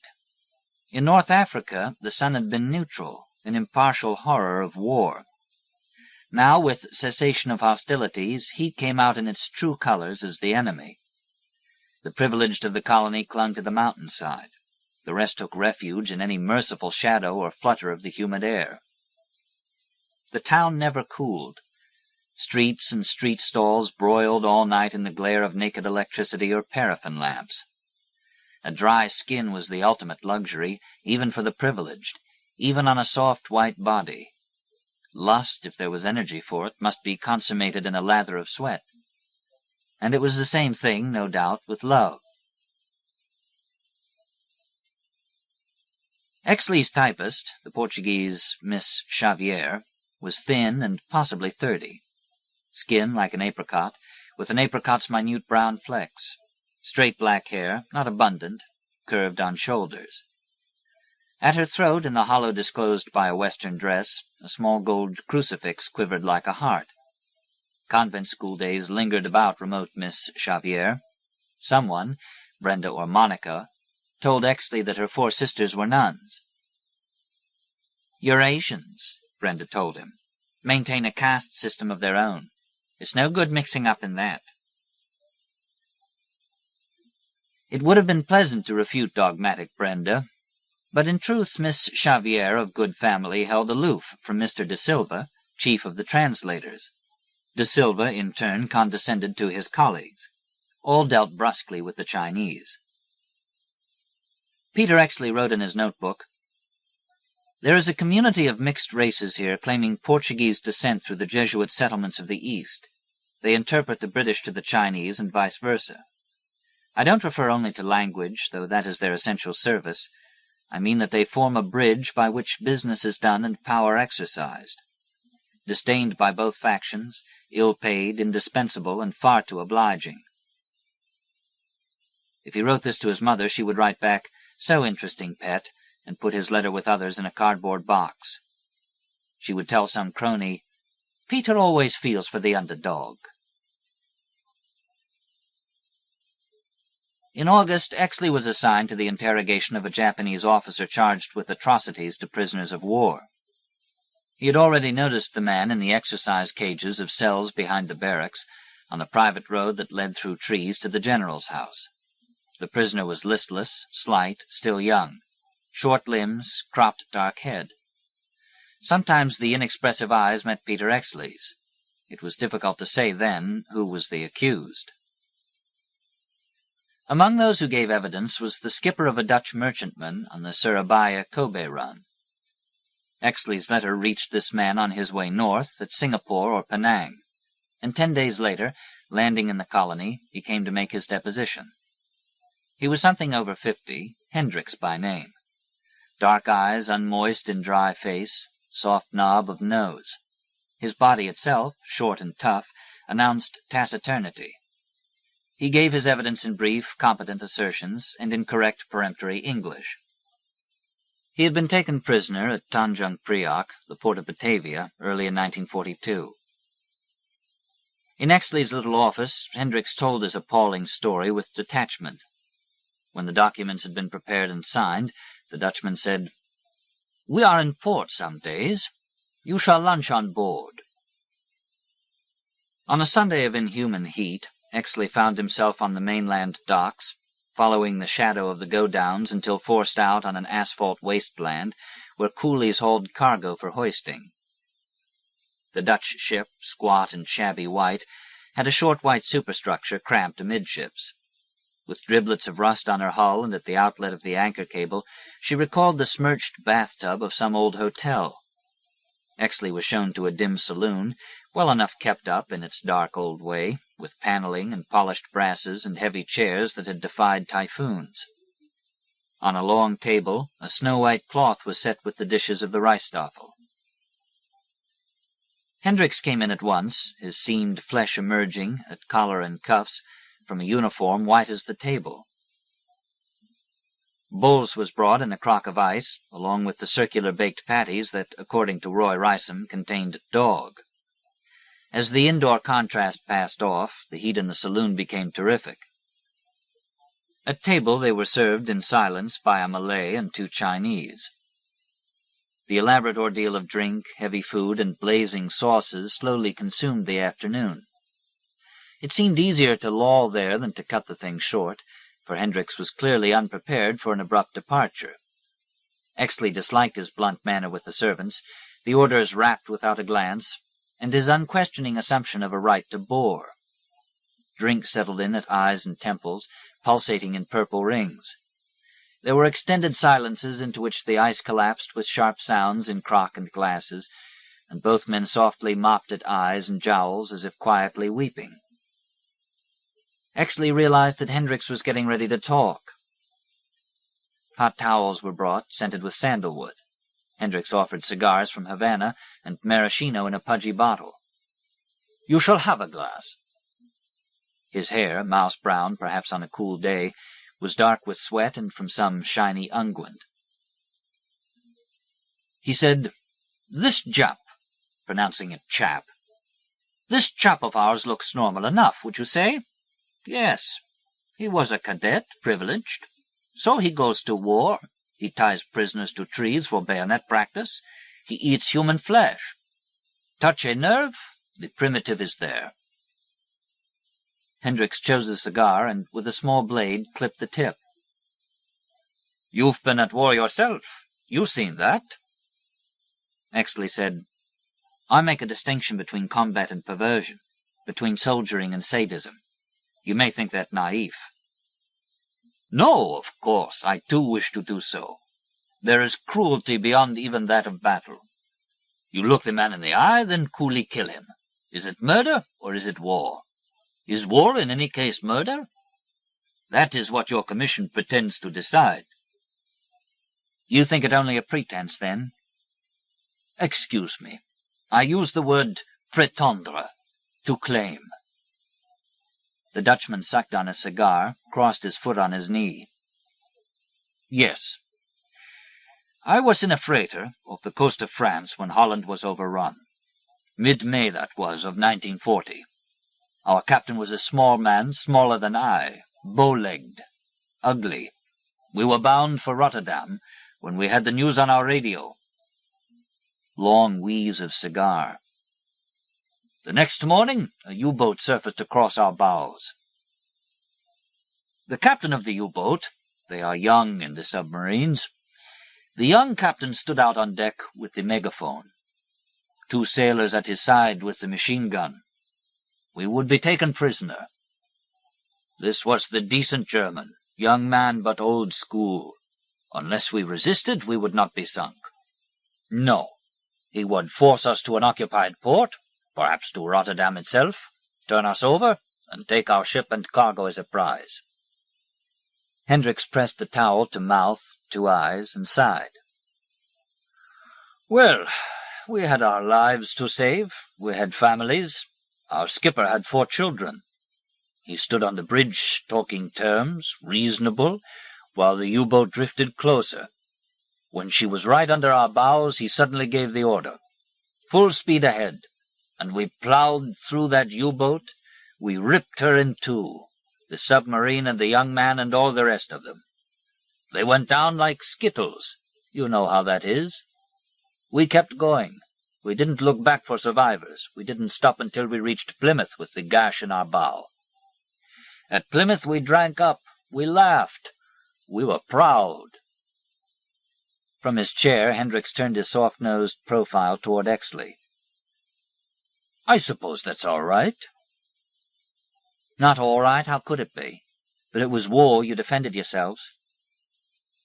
"So we said exactly. And our chap, would he not also produce his justification? You say he took pleasure in the cruelty. And we, too. We rejoiced in it, I assure you. Never so happy, perhaps, before or again. That mild, pious, ugly man of ours turned murderer in a second, and was overjoyed with the result. Of course we were happy our skins were saved, and happy with our victory. But we were happy those men were dead, and that we had killed them." Hendricks knocked away a block of ash. "In any case, I took ship again, got to Portland, went on to Batavia, and ended up in prison all the same. Prisoner of war. That was a Western concept Japan wished to follow. In their emulation of the West, they allowed some of us to survive. Had they known my parentage, they might have dispatched me at the start."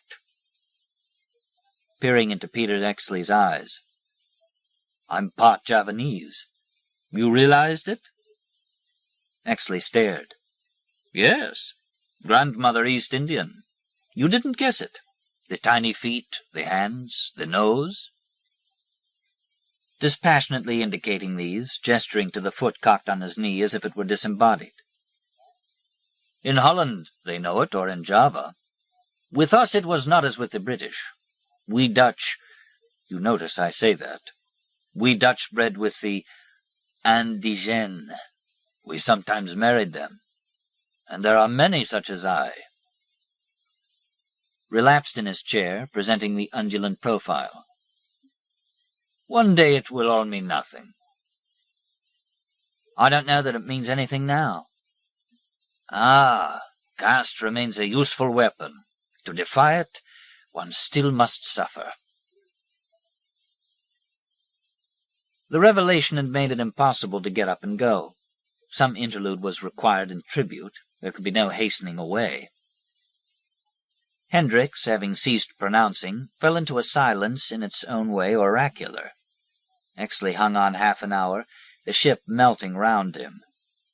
The 2 men took leave of one another at last, with assurances of a reunion when Hendricks next came to port. It was clear to both that this would not occur. In September there were cooler days, and at the barracks an issue of winter-weight blankets. At a Chinese tailor in Queen's Road, Peter Exley was measured for a suit in dark blue worsted. The tailor's shop upstairs was called Old Bond's Treat. The tailor himself, dreaming with open eyes, continually deferred the fittings. Rysam said, "The bugger takes opium." At the bank, refrigerated vapors mingled visibly with pipe tobacco. Miss Rita Xavier now draped a linen jacket on her shoulders as she typed and filed, and wore nylon stockings on her slender legs. Her virginal aspect was on the turn for spinsterhood. In the adjoining room, hefty Nora thumped her thighs and shouted, "God, I'm getting porkers!" And shaggy dark Brenda scowled with unplucked brows, as she had scowled one evening at a shipboard dance while returning Peter Exley's tipsy kiss. Rita Xavier's face, by contrast, was very nearly impassive. If Westerners had contributed expression to the human face, Exley wondered, were they to be praised or blamed? Was responsiveness in itself something to be proud of? In his notebook, Exley wrote, "Miss Xavier dislikes speaking Chinese. I hear her at it, directing the office cleaners. A pastiche of Mandarin, Cantonese, and even Hakka, learned in childhood from her amas. She has good French, taught by nuns. Some Portuguese, presumably. English excellent, cultivated, a better enunciation than my own. A fine vocabulary, curiously unrelated to any literary knowledge whatever. She chooses good words as they do in Latin countries, from having no alternative. Tells me she had an English governess, a young woman married to a non-commissioned officer stationed in the colony between the wars." Exley closed his notebook on the governess. Some educated girl of good family, condemned by injudicious love to isolation in the colonial lower ranks. The colony was a backwater then, overshadowed by Shanghai. Shanghai was the place to be. The loneliness of such a life, the unfairness, the wilting pink and white, the ailments, the wretched economies, the damp getting to the quicksilver, the unforgiving good family. She has made her bed and must lie in it. And the bed itself losing its magic. Some Camilla or Cassandra fallen between two stools, between two wars. The question of women, the absence of women, of pink and white women. Even the glowering Brendas were in demand, let alone the pretty Camillas, the English roses. In this respect the racial lines were quietly and implacably drawn. Hendricks, the oracle, in his rusted bathtub, was perfectly right. To flout the agreement, you could not be casual, for you would be made to suffer. "How terrible," said Monica or Nora, "when there are children of mixed race." When Monica, Brenda, or Nora said this, Peter Exley was walking with all three of them on a late afternoon to the Helena May hostel. They had gone up through the park and passed above the barracks. It was cool as they climbed. Simply to cease sweating was an inducement to thought, and Exley had forgotten his companions. Monica gave him his cue. "Tragic, don't you think?" They suspected Peter Exley of harboring large ideas which he would not have the gumption to assert.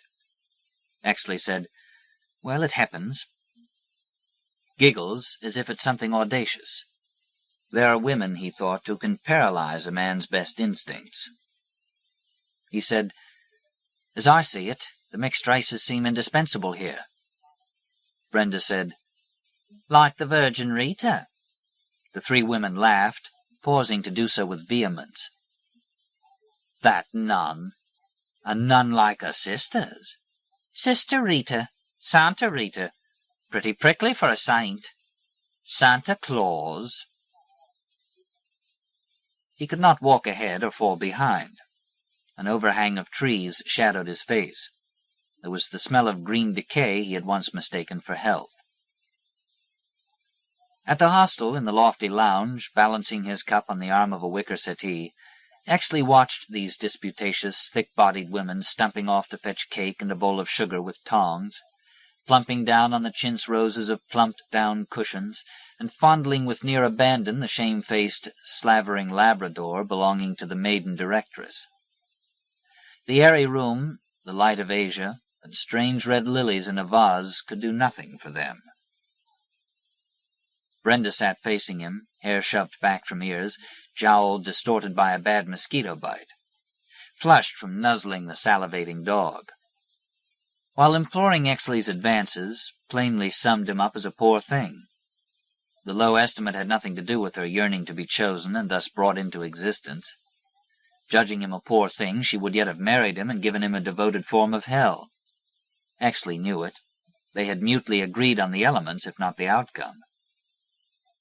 As ever, his thoughts drawn by pathos, his imagination captured when it might have been fired. Mornings were crystalline, the mountain majestic. News from Europe was dark and pinched. They feared another winter like the last, no fuel, little food. A friend at Swindon wrote to thank Exley for a food package. "The corned beef saved us, actually." Exley told Miss Xavier, "England is living out of tins." Late in October, there was De Silva's wedding. Arriving one morning, Exley found an envelope on his desk. He was invited, in raised silver letters, to attend the wedding of Mercedes Prata and Geronimo da Silva at the Catholic Church near Happy Valley on a Saturday afternoon. A similar envelope was propped on Miss Xavier's table. The head of the office, Colonel Glazebrook, had also been asked. Just these three. Exley left his acceptance on Da Silva's desk at the same moment as Glazebrook brought his own regrets, appearing in the doorway, cap in hand, for he was off to the airfield to meet a brigadier. "My best to you, good lady." The day before the wedding, Exley said to Rita Xavier, "If you're going to Da Silva's wedding—" "I don't think so." He feared she intended to snub Da Silva. "I was going to say we might go together." When she did not reply, he added earnestly, "Miss Xavier, forgive me. I hope you'll go." "Captain Exley," said Rita Xavier, "I have no need to condescend to Geronimo da Silva." "You mean that I do condescend." "You intend to be kind, but just so far." Small, delicate chopping gesture, hands reclasped. She was on to him, of course. He had never sought Da Silva's company, strongly suspected Da Silva to be boring. But he would go to the wedding and count himself a decent chap for giving up an hour of his far-from-precious Saturday, and was eager to enlist others in this undemanding humanity. He would have said, "You're right," but the realization might appear too swift. She said, "Since you mind, then, I'll come." Ironic or resigned. Monica told him, "As Nanny used to say, there'll be tears before bedtime." On Saturday, Exley took Rita Xavier to Happy Valley in a downpour. Rain rocked the cab and drenched them as they ran for the church. They were shown to a forward pew, where Rita sank at once to her knees, and Exley took short breaths of church air heavy with incense and tuberoses, and with emanations from the mold that streaked the apse. In the half-dark, Oriental women under hats of western tulle turned to see them. Da Silva, pinstriped and a-tremble, stood by the altar. A pinstriped brother was best man. Lights went up to the music of an organ, and the congregation stood. A priest appealed to God in the tone, at once mechanical and unctuous, of a cabaret crooner. The Latin seemed bizarre, but Latin has many nationalities. The bride was rising from her knees. In front of Exley, a heavy woman was showing fear of thunder. The bride's veil was being raised. Her hand, inert, was linked with Da Silva's. In the curio shops of Queen's Road there were armies of just such ivory Madonnas, an impassivity not quite Christian. The priest resumed his colonial Latin, in which the congregation joined. Peter Exley from Australia was the only European. After the ceremony, the bride and groom stood in the portico. The bride's right hand, in tight white glove, repeatedly touched her throat. There were dark depressions below her eyes. Above her head the veil was bunched like mosquito net. Her father was crying. Exley hardly knew how, in the circumstances, to congratulate Da Silva, but did so heartily, and was introduced all round.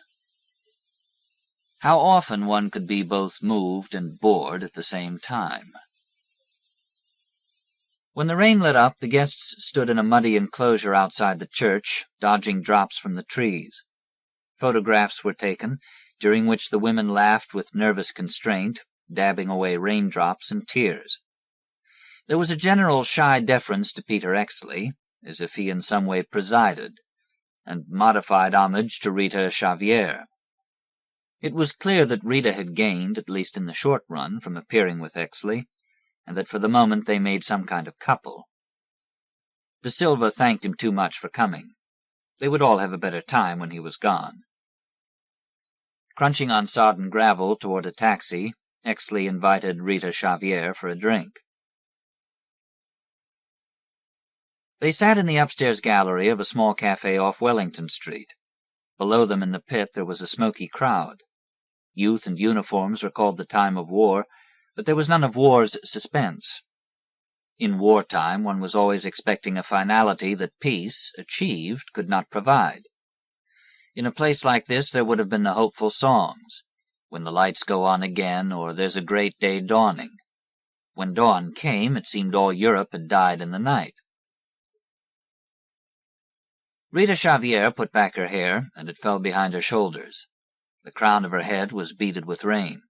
Her silk dress was patterned with small roses, and the gold cross hung at her throat. She said, "This is pleasant." He hoped she wasn't going to be appreciative. He'd had enough of humility for the time being. Exley had a glass of whiskey. Coffee came in a white crock. In the pit below, the officers sat in groups of 3 or 4 without women. There was a wet-weather crowd of Chinese couples, but no families. "What happened to you in the war?" It had never occurred to him before to ask her this off-duty question. "We moved to my uncle's place at Macau. People left here if they could after the Japanese came. We thought there would be air raids, another bombardment." She would have been in her early 20s then, a family of pious girls hiding from soldiers. Many Chinese left too for the countryside. Her cup, nursed in both hands, an unfamiliar gesture in this climate. Of course, this island was never empty, but when there's fear, there's a kind of emptiness, no liveliness. She looked in her cup, seeking her right to a complex notion. "I know," said Exley. Silence falls. "So we were at Macau.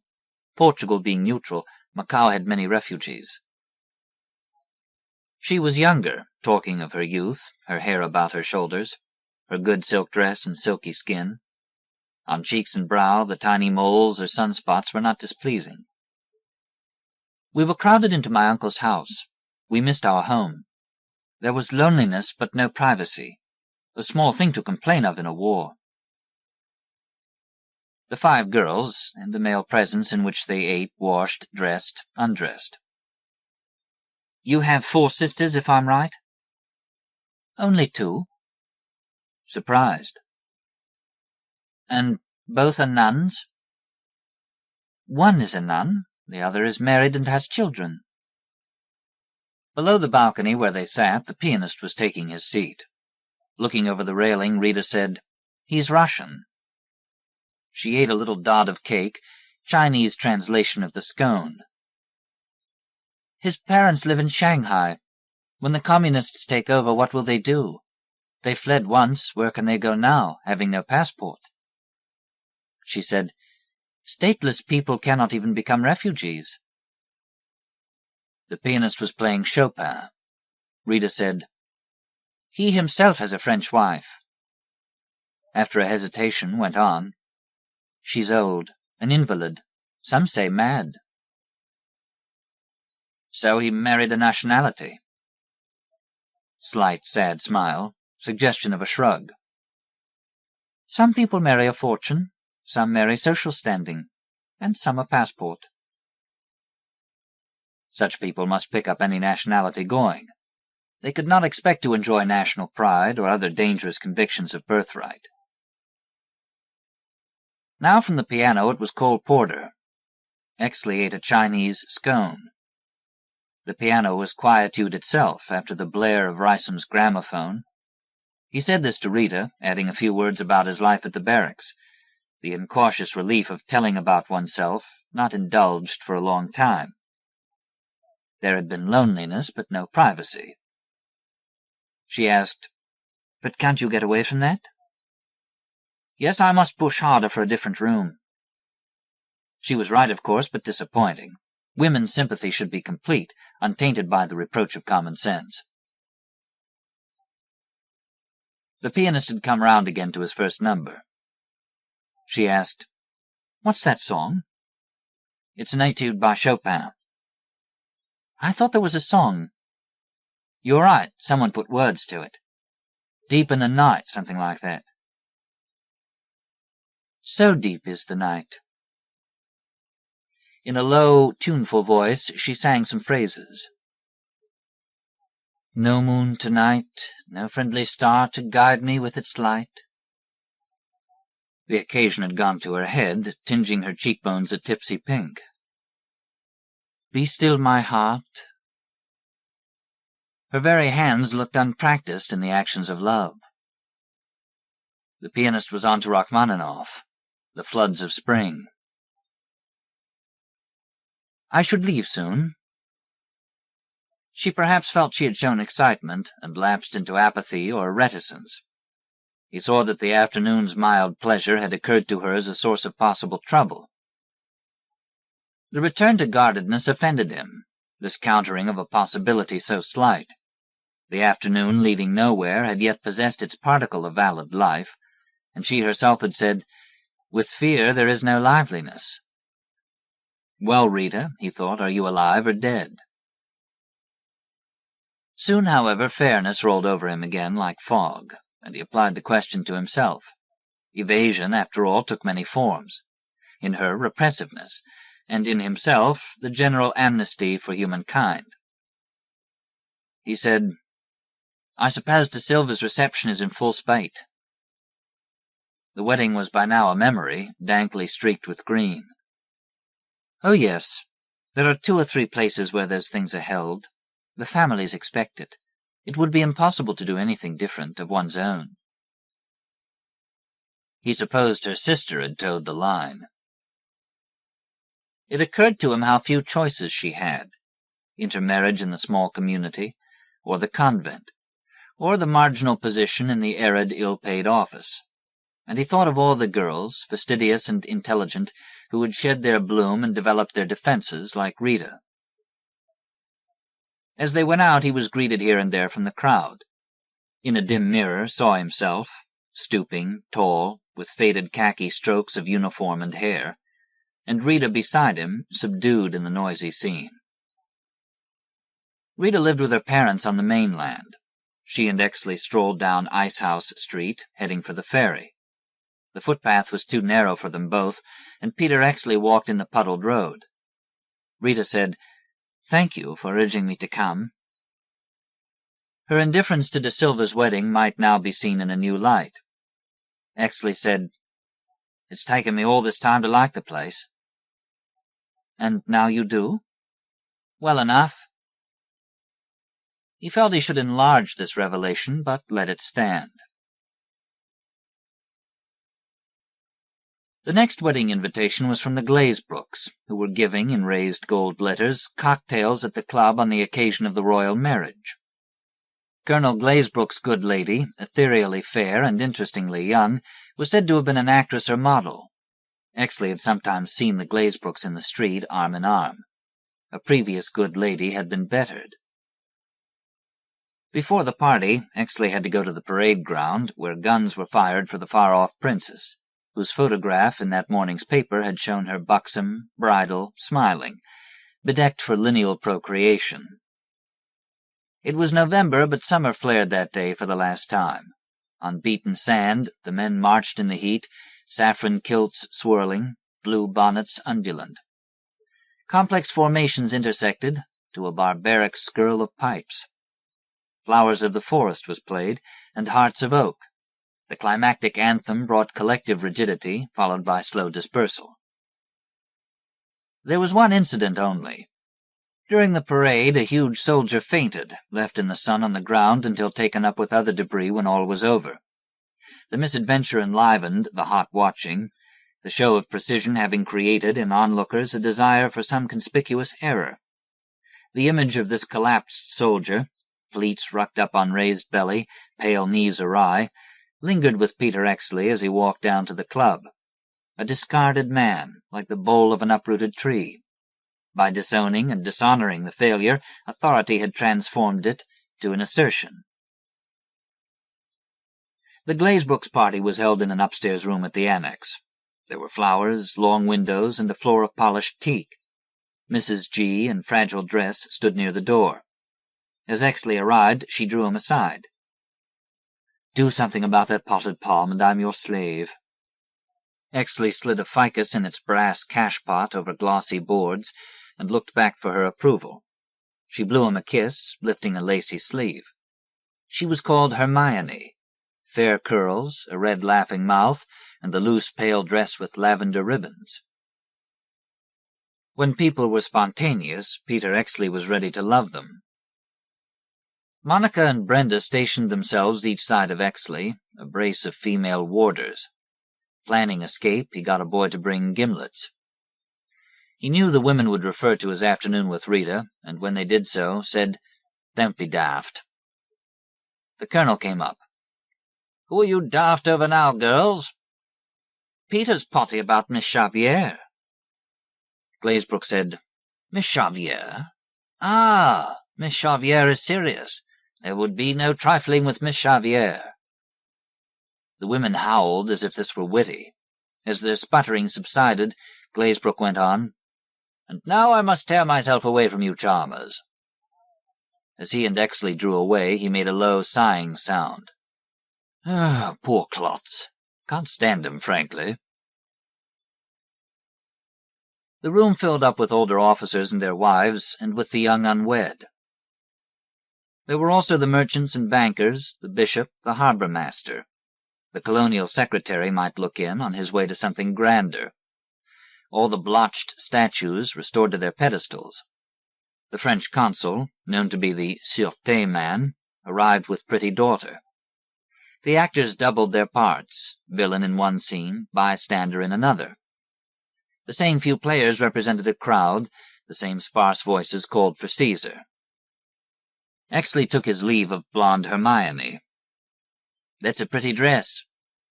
"Thank God you like it. My husband says it looks like underwear." "Then you must have lovely underwear." "Famous for it." Laughing into his eyes. Exley, at her side, basked in the little flirtation. As he admired her dress, however, it struck him that she might be pregnant, and the idea, with its utter exclusion, drained his good spirits. He had already turned from her when Glazebrook himself came to ask his wife if she would like something fetched for her, food or drink. At her refusal, the husband murmured, in the amused undertone of love, "You're supposed to have cravings. Don't you crave anything?"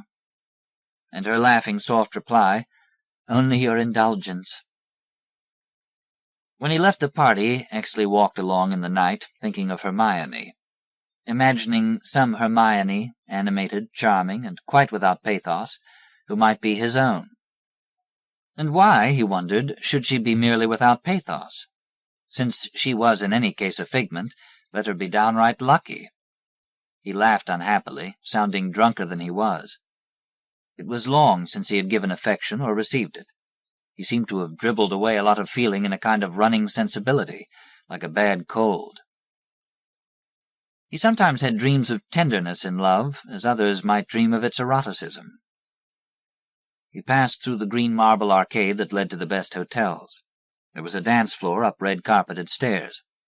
And here he found a table, ordered a Tom Collins, and sat watching the dancers and tapping his foot abstractedly. It seemed an age since the military scene at the parade ground.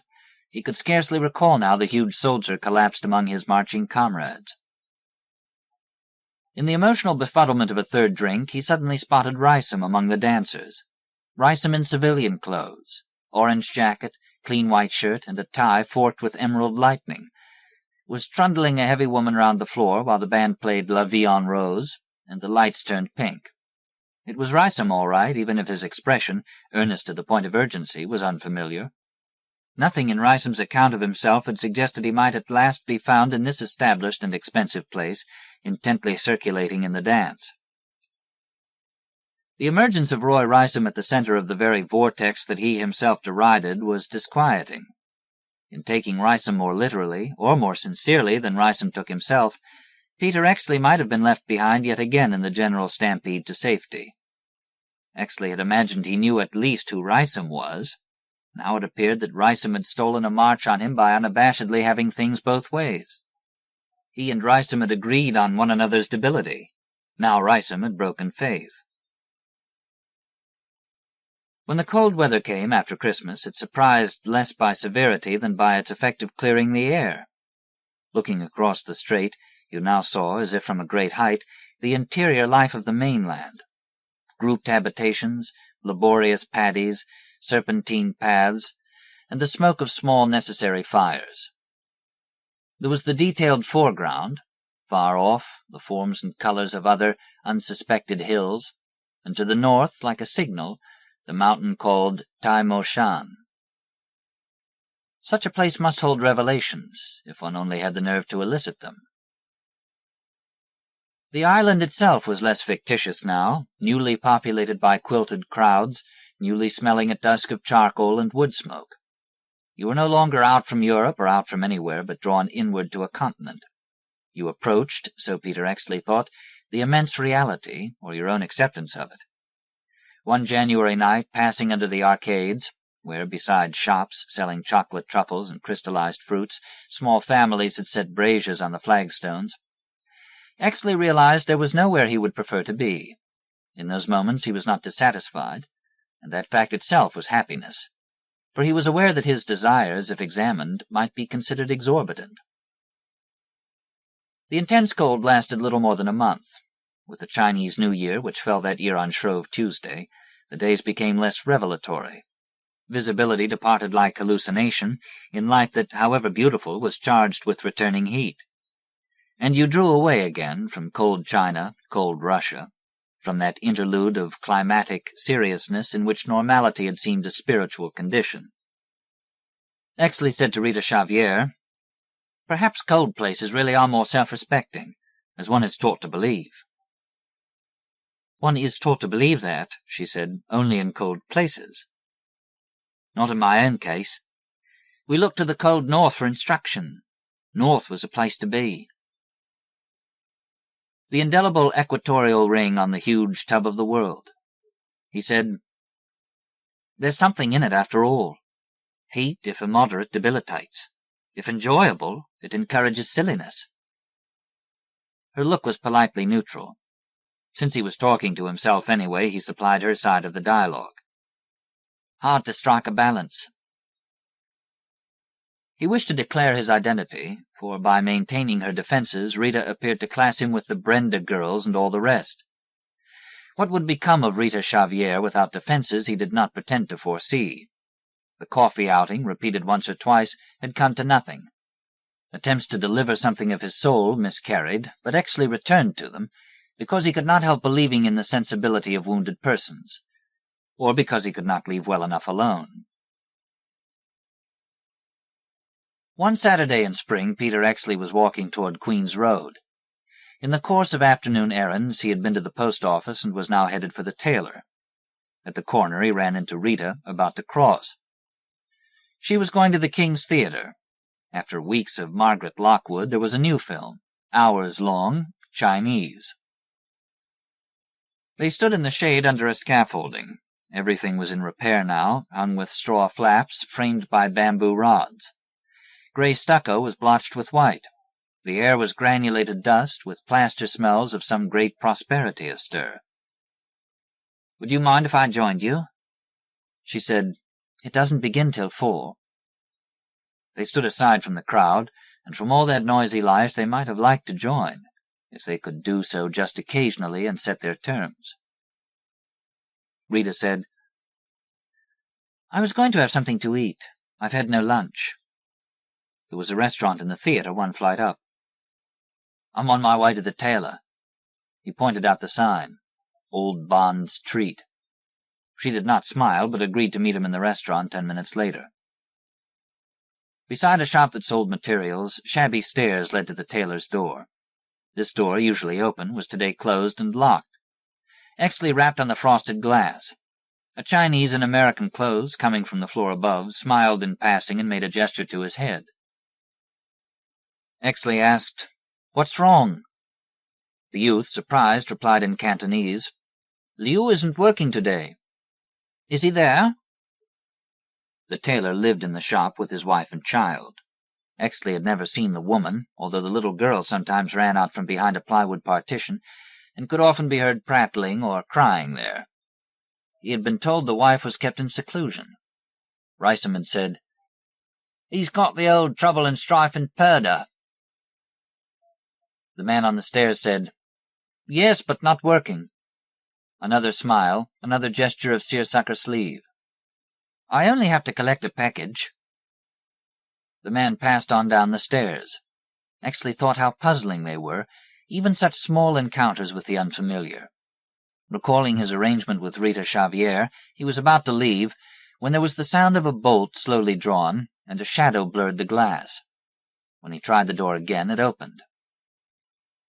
The tailor's wife was standing just inside. She wore the black clothes of an ama, jacket and pantaloons. On the crown of her head the braids were coiled and lacquered in a formal structure contrasting with her primitive commotion of expression. Exley had never seen a more afflicted face. He crossed the threshold. The windows were covered by rattan blinds, and the room smelt vilely of opium and uncleanness. Liu, lying sideways on a bench where customers usually sat, gave Exley an anesthetized smile. Exley said to the woman, "Is he ill?" He could not understand her grief. It was as if she wept without sound or tears. He said, "Tell me." She motioned him to the partition. Behind it, in household clutter, a child was lying on an arrangement of clothes and rags. He knew this must be Liu's daughter, but could not recognize the sunken face, or the tiny, diminished body, perfectly still, head turned at an angle, showing a small gold hoop through the ear. Mouth slackly open, eyes closed. Exley thought, "The child is dead." Seeing his thought, the woman spoke for the first time. At the same moment, Exley saw the girl draw breath. He said, "What about a doctor? What about the hospital?" And squatting down, lifted the child a little. The limbs resettled like wayward sticks. There was an aroused stench of untended illness. He asked, "How many days?" The woman now began to weep aloud, kneeling by the child but not touching it, rocking her own head in her hands. Exley saw that she herself was merely adolescent, a daughter possibly of the sampan people, traded off at puberty, so small in her black garments, and yet with a child of her own. The human frame was often to him incommensurate with all it must evince and bear. He said, "I'll get help." He went out, ran down the stairs. From the shop there was a loud wrangle of negotiation and the thump of bolts of cloth. Exley crossed to the King's Theatre. The bright, coherent world resumed, all color, animation, and indifference. In the busy restaurant upstairs, Rita Xavier was eating, with chopsticks, small gobbets from a bowl. He came up to her. "Rita." She said at once, "What's wrong?" And he saw that his tunic was marked with the child's sickness. "Would you help me?" He sat on the edge of a chair and explained, a curious moment in which he knew all that the next few minutes would contain. And as he was speaking, noted her relaxation of alarm and recovery of detachment. He thought, "She feels I should not mix up in it." He said, "I can't let the child die." To compel her or justify himself, and in either case, as he felt, unworthily. "It may die, whatever you do." He asked, "Will the public health people come?" "One must take the child to them, to the hospital." Then she said, "Even for you they would not come," defining with that imperial "you" the distance between them. It would have to be the troublesome act of humanity or nothing. He started to ask, "Will you help me persuade the mother?" but said instead, "Will you excuse me, then?" and got up. She also stood, resigned and nearly ironic as when they had discussed De Silva's wedding, making clear she considered Peter Exley self-deluding, he who did the one excited thing rather than the 1,000 daily others. On this occasion he met her knowingness unconvinced, and began then and there to forget her. He took her bill and paid the cashier. Going out, they were trapped in the exodus from the previous showing of the film. Just below them on the crowded stairs was Brenda Mills. Exley said, "Brenda," throwing Rita over. Brenda made a champing motion with her jaws. "Don't speak to me." He stared. She said, "They stole my handbag when I got up for the anthem." Flushed to a color like claret, quivering near tears. "One of these swine," she said, "during God Save the King. The vileness. Don't speak to me." Exley left them together, pushed his way from the King's Theatre, and crossed the street without waiting for a change of light. While Brenda was saying, "Nothing of value, it's not that," and Rita was silently praying not for pardon but excuse, Exley was already on the dirty stairs that led to Liu's door. He returned to the foul-smelling room, to its certainties, with relief. In addition, there was the sense of familiarity. Hardship is never quite alien. He sat again on the floor and supported the child on his knees. The head lolled as before, showing the irrelevant earring. The bed, improvised from remnants of material, was all plaids and florals and striped shirtings. He saw that the child's mother, even in her despair, was disturbed, like the rest, by his improbable behavior, mistrustful of a sudden change for the better. He understood this perfectly. He was also aware his intervention might go wrong, and was pretty sure of being blamed somewhere along the line. All of this seemed a small price to pay for health. It was his own health he had in mind, his long convalescence over. While Brenda was complaining to the management and Rita stood irresolute at the curb, and Roy Rysam somewhere was exposing civilization for a fraud, Peter Exley was only acknowledging the simple truth. This is generally called a revelation. He told the woman what he meant to do. She cried out to him in a dialect he could hardly understand, and he let her speak while he considered what came next. He thought about the taxi ride and wondered if Liu's wife had ever ridden in a car. These moments passed, and the child lay against him, still animate, valuable, and part of prodigious being. He thought with relief of the hospital. He had forgotten there would be people to help him. "All right, then," he said in English. "Time to go." Yarrow, by Joyce Carol Oates. Copyright 1987 by Joyce Carol Oates. First appeared in Tri-Quarterly, a publication of Northwestern University. Reprinted by permission. Joyce Carol Oates lives in Princeton, New Jersey, where she teaches at the university and helps edit the Ontario Review. Her most recent novel is You Must Remember This, E.P. Dutton. Yarrow will be included in her next collection of short stories, Blue Skies. She has previously appeared in the O. Henry Prize Stories collections. He was afraid to borrow the money from a bank. It was a Saturday morning in early April, still winter, soft wet snow falling, clumps the size of blossoms.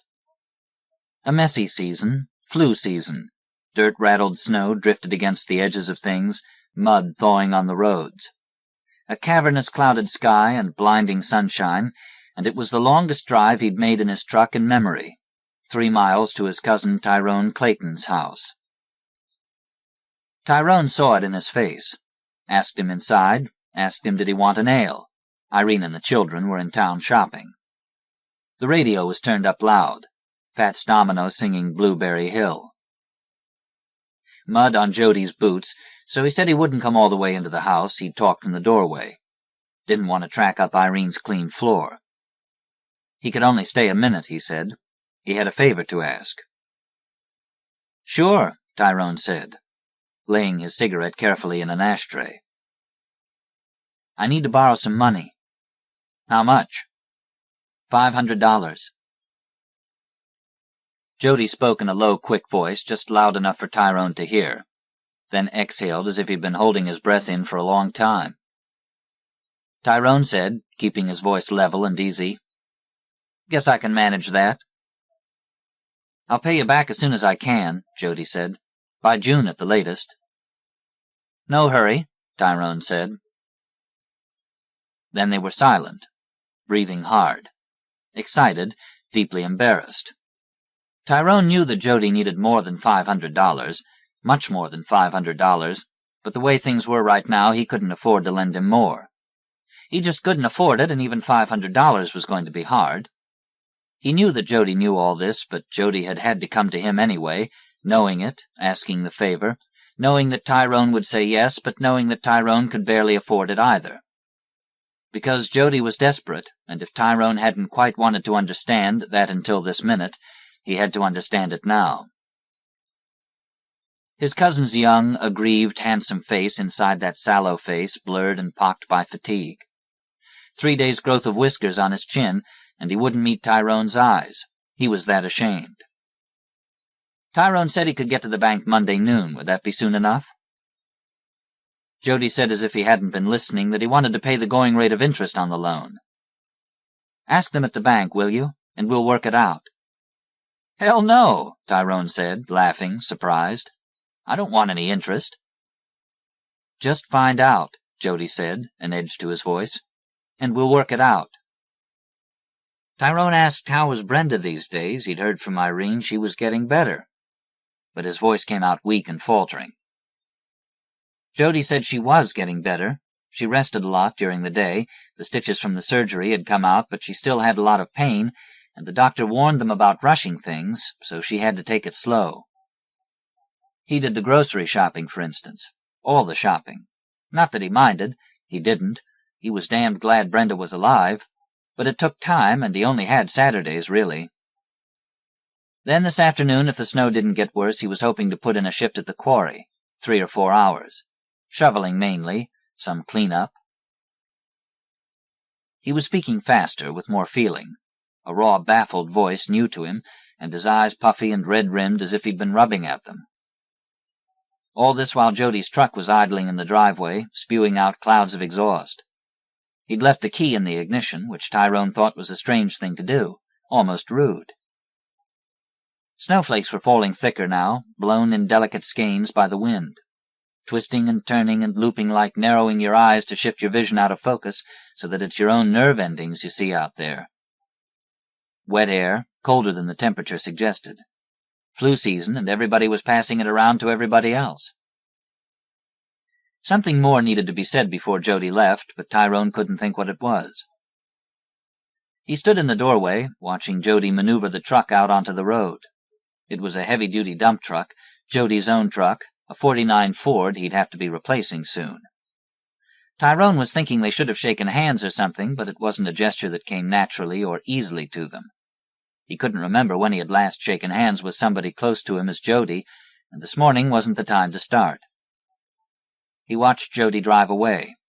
He hadn't gotten around to shaving yet that morning himself, and he stood vague and dazed, rubbing his stubbled jaw, thinking how much it had cost Jody McIlvany to ask for that $500, and how much it would cost him.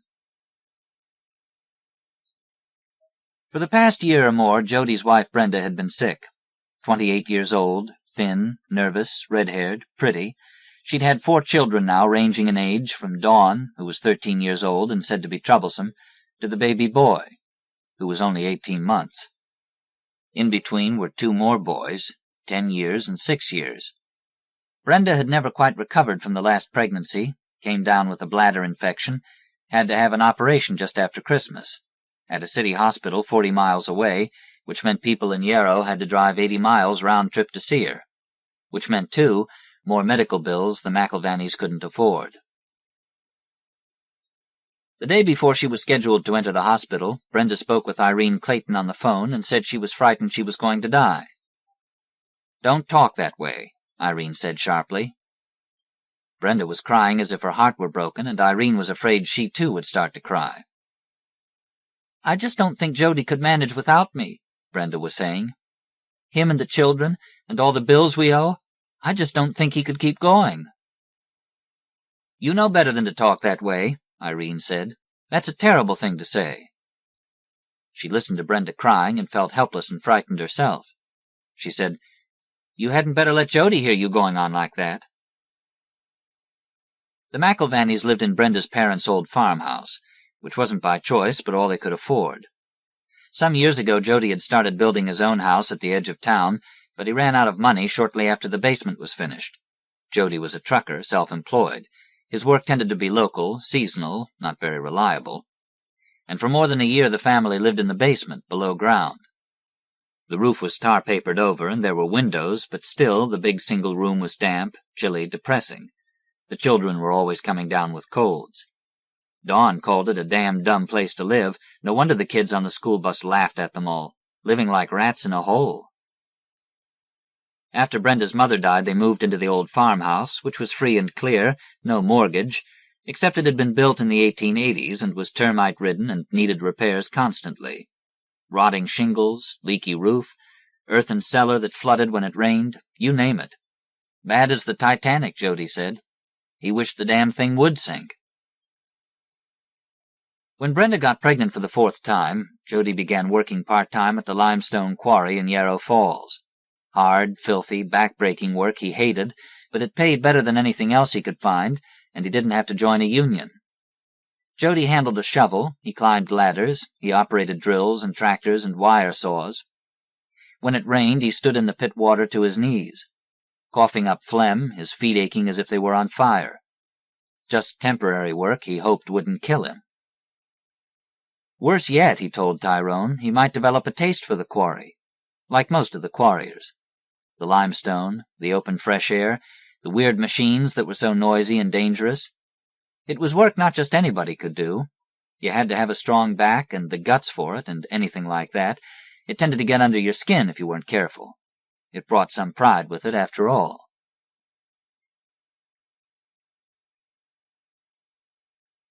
The Clayton children, Janice and Bobbie, were fond of their Uncle Jody, as they were taught to call him. Janice knew he was really a cousin of theirs, just as he was a cousin of their father's, except when he was in one of his bad moods. Then he wouldn't really look at them. He'd just mutter hello without smiling. He had a worse temper than their father, and he was a bigger man than their father. Muscled arms and shoulders that looked as if they were pumped up, and that the flesh would hurt, ropey veins and skin stretched tight. But he could be funny, loud laughing as a kid, with a broad, side-slanting grin and a way of teasing that left you breathless and excited as if you'd been tickled with quick, hard fingers. Their own father was lean and hard and soft-spoken, an inch or two shorter than his cousin. He worked at the Alice Chalmers plant in town and never had anything interesting to say about it, just that it was work and it paid, while Jody had all sorts of tales, some believable and some not, about driving his truck. Never a dull minute with Jody around, Irene always said. Tyrone said that was true, but you know how he exaggerates. One summer when Janice was a small child, her Uncle Jody came over to the house with a half-dozen guinea chicks in a cardboard box, a present for them, and Janice had loved the chicks tiny enough to stand in the palm of her hand. They didn't weigh anything. No feathers like the adults, just fuzzy blonde down, stubby wings and legs disproportionately long for their bodies. They were fearless, unlike the adults that were so suspicious and nerved up all the time. "They're pretty birds," Jody said. "I like seeing them around the place. You get kind of used to them." The Claytons tried to raise the guinea fowl according to Jody's instructions, but they died off one by one, and in the end even Janice lost her enthusiasm for them. She'd given them special names, Freckles, Pee-wee, Queenie, Bathsheba, but they disappointed her because all they wanted to do was eat. They only liked her, she said, because she fed them. After Jody borrowed the $500 from Tyrone, he didn't drop by the house for a long time. And Tyrone didn't seek him out, feeling embarrassed and uncomfortable. He didn't want Jody to think he was waiting to be paid back, or even that he was thinking about the money. Was he thinking about it? Only occasionally, when it hit him like a blow to the gut. Irene didn't hear from Brenda very often either, which was strange, she said, and sad, and she hoped the money wouldn't come between them, because Brenda was so sweet and such a good friend, and needed somebody to talk to, what with Jody and Jody's moods. And that Dawn was a handful, too, judging from what Janice said. Dawn was a year older than Janice, but in her class at school. Irene said, "Why don't we invite them over here for supper or something? We haven't done that in a long time." But Tyrone thought the McIlvanys might misunderstand. "He'll think I'm worried about that money," Tyrone said. It wasn't until midsummer that Jody made what he called the first payment on the loan, $175 he gave Tyrone in an envelope, and Tyrone was relieved and embarrassed and tried to tell him why not keep it for a while, since probably he needed it. Didn't he need it? And there wasn't any hurry anyway. But Jody insisted. Jody said it was the least he could do. Then, word got back to Tyrone that Jody had borrowed money from a mutual friend of theirs at about the time he'd borrowed the $500 from Tyrone, and he had paid all of it back. $350, and he'd paid all of it back in a lump sum, and Tyrone was damned mad to hear about it, and Irene tried to tell him it didn't mean anything, only that Jody knew Tyrone better, was closer to Tyrone, like a brother. Also, if he'd only borrowed $350 from the other man, it was easier to pay it all back and close out the debt. "Sure," said Tyrone. "That makes me the chump." But he didn't mean it, and when a few days later, or a week later, Irene brought the subject up again, wondering when Jody was going to pay the rest of the money, He cut her off short, saying it was his money, not hers, and it was between him and Jody and hadn't anything to do with her. Did she understand that? Janice didn't want to tell her mother, but when they went back to school in the fall, Dawn McIlvany began to behave mean to her. And Dawn could be really mean when she wanted to be. She was a chunky, thick-set girl, swarthy skin like her father's, sly eyes, a habit of grinning so it went through you like a sliver of glass, not a bit of friendliness in it. Called Janice Janny in a sliding whine and shoved her on the school bus, or when they were waiting in the cafeteria line. "Oh, excuse me, Janny," she'd say, making anyone who was listening laugh. Dawn was the center of a circle of 4 or 5 girls who were rough and pushy and loud, belligerent as boys. She got poor grades in school, not because she was stupid, though she might have been a little slow, but because she made a show of not trying, not handing in homework, wising off in class and angering her teachers. Janice thought it was unfair that Dawn McIlvany had such a pretty red-haired mother, while she had a mother who was like anybody's mother, plain and pleasant and boring. She'd always thought, before the trouble started, that Brenda McIlvany would rather have had her for a daughter than Dawn. Janice soon understood that Dawn hated her and she'd better keep her distance from her, but it happened that in gym class she couldn't, and that was where Dawn got her revenge. Threw a basketball right into Janice's face one time, broke Janice's pink plastic glasses, claimed afterward it was an accident. Janny got in her way. Another time, when the girls were doing gymnastics, Dawn stuck her big sneakered foot out in front of Janice as Janice, who was wiry and quick, one of the best gymnasts in the class, did a series of cartwheels the full length of the mat, and naturally Janice fell sideways, fell hard, seeing as she fell her cousin's face pinched with hatred, the rat-glittering little eyes. Pain shot like a knife, like many knives, through Janice's body, and for a long time she couldn't move, just lay there sobbing, hearing Dawn McIlvany's mock-incredulous voice as the gym instructor reprimanded her. "Hey, I didn't do anything. What the hell are you saying? Look, it was her. She's the one. It was her own damn fault, the little crybaby." Janice never told her mother about the incident. She tried not to think that Dawn, who was her cousin after all, had wanted to hurt her, really, break her neck or her backbone, cripple her for life. She tried not to think that. One warm autumn day, Irene Clayton met Brenda McIlvany in the A&P in town. Brenda, whom she hadn't seen in months. Brenda, who was thin, almost gaunt, but wearing a flowery print dress, red lipstick lips and hard red nails and a steely look that went through Irene like a razor. And Irene just stood there staring as if the earth had opened at her feet. In her parked car in the lot, Irene leaned her forehead against the steering wheel and began to cry. She made baffled, sobbing sounds that astonished and deeply embarrassed the children. Janice and Bobbie had never seen their mother cry in such a public place, and for so little reason they could understand. She usually wept in a rage at them. Bobbie threw himself against the back seat, pressing his hands over his ears. Janice, in the passenger's seat, looked out the window and said, "Mama, you're making a fool of yourself," in the coldest voice possible. Tyrone wasn't accustomed to thinking about such things, poking into his own motives or other people's. But he'd known, he said. As soon as he'd handed Jody the money, that was it. Irene said she didn't believe it. She knew Brenda, and she knew Jody, and she didn't believe it. Jody had thanked him, but he hadn't wanted to look at him, Tyrone said. Took the money 'cause he couldn't not take it, but that was that. "I don't believe it, really," Irene said, wiping at her eyes. Tyrone said nothing, lighting up a cigarette, shaking out the match. His movements were jerky and angry these days, these many days. Often it looked as if he was quarreling with someone under his breath. Irene said, "I don't believe it, really." Jody sold his truck, gave up trucking for good, worked full-time now at the limestone quarry, still in debt, and that old house of theirs looked worse than ever. Chickens and guinea fowl picking in the grassless front yard amid tossed-out trash, Brenda's peony beds overgrown with weeds as if no woman lived in the house at all. But still, somehow, Jody managed to buy a '53 Chevrolet up in Yarrow Falls.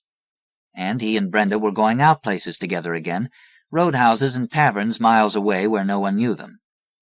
Sometimes they were alone, and sometimes they were with another couple. Their old friends rarely saw them now. Tyrone was always hearing from relatives that the McIlvanys couldn't seem to climb out of their bad luck, though Jody was working 10, 12 hours a day at the quarry, etc. Poor Brenda had some kind of thyroid condition now, and had to take medicine so expensive you couldn't believe it, etc. And Tyrone listened ironically to all this and said, "Okay, but what about me? What about me?" And there never seemed to be any answer to that. If Tyrone ran into Jody in town, it was sheerly by accident, and damned clumsy and embarrassing. Jody pretended he didn't see Tyrone, turned nonchalantly away, whistling, hands in his pockets, turned a corner and walked fast and disappeared. Asshole, as if Tyrone didn't see him. Tyrone complained freely of his cousin to anyone who would listen, old friends, mutual acquaintances, strangers. He was baffled and bitter and hurt and furious, wondering aloud when he'd get his money back. And would he get it with interest, as Jody had promised? When he'd been drinking a bit, Tyrone said that nobody had ever thought Jody McIlvanny would turn out the way he had, a man whose word wasn't worth shit. Not much better than a common crook, a man who couldn't even support his wife and children. Anybody that bad off, he might as well hang himself, Tyrone would say. Stick a shotgun barrel into his mouth and pull the trigger. He had to stop thinking about Jody all the time, Irene said. She was getting scared he'd make himself sick. She'd lain awake too many nights herself, thinking about the McIlvanys, Brenda in particular, and she wasn't going to think about them any longer. "It isn't healthy," she said, pleaded. "Ty, it eats away at your heart." But Tyrone ignored her. He was calculating, sitting at the kitchen table, a sheet of paper before him, pencil in hand, bottle of Molson's ale at his elbow. How much Jody was probably earning a week up at the falls now that he'd been promoted from shoveler to drill runner. It made him sick to think that, subtracting union dues, Social Security, and the rest, Jody was probably making a few more dollars a week than he made at Alice Chalmers. And if Jody could get an extra shift time and a half on Saturdays, he'd be making a damn sight more. When Tyrone stood, he felt dizzy and panicky, as if the floor was tilting beneath his feet. Most people in Yarrow were on Tyrone's side, but he sensed there were some on Jody's side, and lately he'd begun to hear that Jody was saying things about him, bad-mouthing him so you'd almost think it was Tyrone Clayton who owed Jody McIlvanny money and not the other way around. Hadn't Jody helped him put asbestos siding on his house when he and Irene had first moved in? Yes, but he, Tyrone, had helped Jody with that would-be house of his, helping to put in the concrete, lay the beams for the basement ceiling, tar paper the goddamned roof in the middle of the summer. Tyrone went out drinking to the places he'd always gone, and there were the men he'd been seeing for years, men he'd gone to school with, but Jody wasn't there. There was a queer sort of authority in Jody's absence, as if the more he said, the more his listeners were inclined to believe Jody. "I know things are still bad for Jody and Brenda," he'd say, speaking passionately, conscious of the significance of his words, which might be repeated after all to Jody. "And I don't even want the fucking money back, but I do want respect. I do want respect from that son of a bitch." Though in fact he did want the money back, every penny of it. And he tended to think Jody still owed him $500, the original sum plus interest, no matter he'd insisted at the time of the loan that he didn't want interest from any blood relation. There were nights he came home drunk, other nights he was so agitated he couldn't sit still to eat a supper because he'd heard something at work that day reported to him, and Irene tried to comfort him. Irene said he was frightening the children. Irene said in a pleading voice, "Why not try to forget? Forgive, like in the Bible. Wasn't that real wisdom? And just not lend anybody any money ever again in his life." "What the hell was I supposed to do?" Tyrone would say, turning on her furiously. "Tell my own cousin that I grew up with that I wouldn't help him out? Tell him to get out of that doorway there?" Irene backed off, saying, "Ty, I don't know what you were supposed to do, but it turned out a mistake, didn't it?" And Tyrone said, his face contorted with rage and his voice shaking, "It wasn't a mistake at the time, you stupid bitch. It wasn't a mistake at the time." One night that fall the telephone rang at 9 p.m. and Irene answered, and it was Jody McIlvanny, whose voice she hadn't heard in a long time, drunk and belligerent, demanding to speak to Tyrone, who luckily wasn't home. So Jody told Irene to tell him he'd been hearing certain things that Tyrone was saying behind his back, and he didn't like what he'd heard, and if Tyrone had something to say to him, why not come over to the house and tell it to his face? And if Tyrone was afraid to do that, he'd better keep his mouth shut, or he'd come over there and beat the shit out of Tyrone. Jody was shouting, saying he'd pay back the goddamn money when he could. That was the best he could do. He hadn't asked to be born. That was the best he could do, goddammit. And Irene, speechless, terrified, slammed down the receiver. Afterward, she said she'd never heard anyone anywhere sounding so crazy. Like he'd have killed her if he'd been able to get hold of her.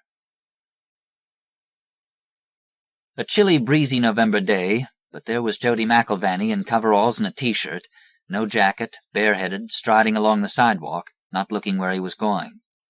And Janice Clayton stared at him, shocked at how he'd changed. My God, he was big now, almost what you'd call fat. Weighing maybe 260 pounds, barrel-chested, big jiggly stomach pressing against the fabric of his coveralls, his face bloated too, and his skin lumpy. It was said that stone quarriers ate and drank like hogs, got enormous, and there was Jody the shape of a human hog, even his hair long and shaggy, greasy, like a high school kid or a Hell's Angel.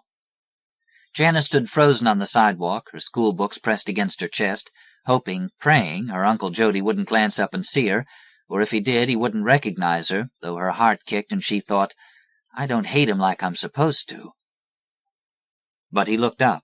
He saw her. Saw how she was shrinking out toward the curb to avoid him, and so he let her go. Just mumbled a greeting she couldn't hear, and the moment was past. She was safe. She pushed her glasses up her nose and half ran up the street to escape. She remembered how he used to call out, "How's it going?" to her and Bobbie instead of saying hello, winking to show that it was a joke. What did any adult man care about how things were going for children? But serious in a way, too.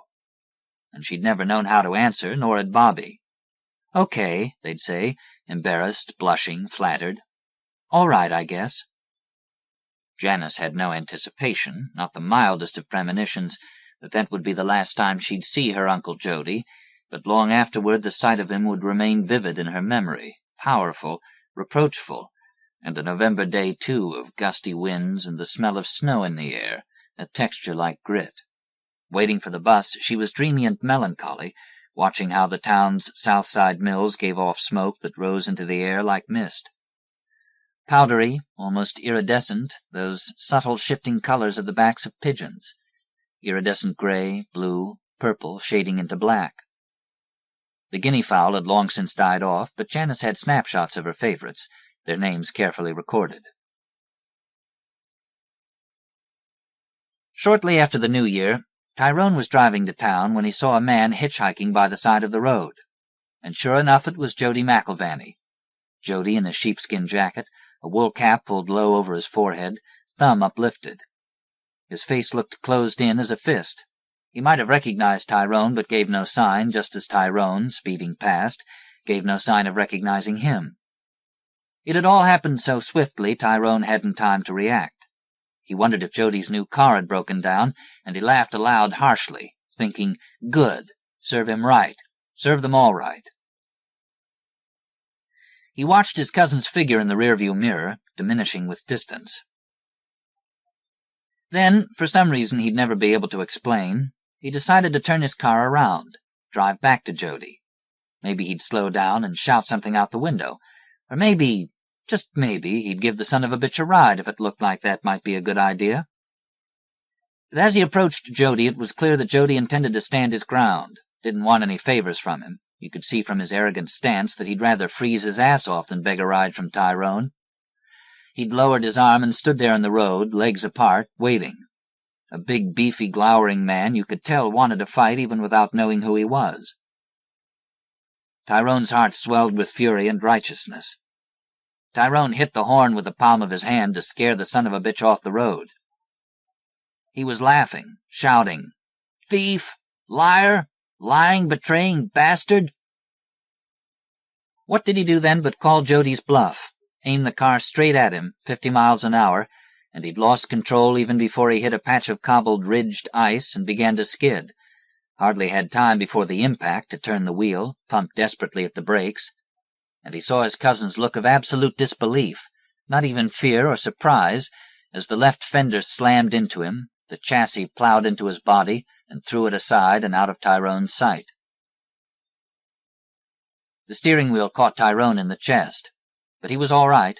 He was coughing, choking, but he was all right, gripping the wheel tight and pumping the brakes as the car leveled out of its wild swerve and came to a bumpy rest in a ditch. Scrub trees and tall grasses clawing at the windshield, and Jesus, his nose was bleeding, and he couldn't see anything in the rearview mirror, but he knew Jody was dead. That sickening thud, that enormous impact like a man-sized boulder flung against the car, that's what it meant. Jesus. Tyrone sat panting in his car, the motor racing, clouds of exhaust lifting behind. He was terrified, his bladder contracted, heart pumping like crazy, and it couldn't have happened, could it? That quickly? Hairline cracks on his windshield and his nose clogged with blood? Except he'd felt the body snapping beneath the car. It wasn't something you were likely to mistake as anything but death. He didn't have to drive back another time. Didn't have to see the bright blood on the snow. He pressed his forehead against the steering wheel. A terrible hammering in his chest he'd have to wait out. Damn you, fuck you, Jody! He'd done it on purpose, hadn't he? Tyrone busied himself maneuvering his car out of the ditch, rocking the chassis, concentrating on the effort which involved his entire physical being.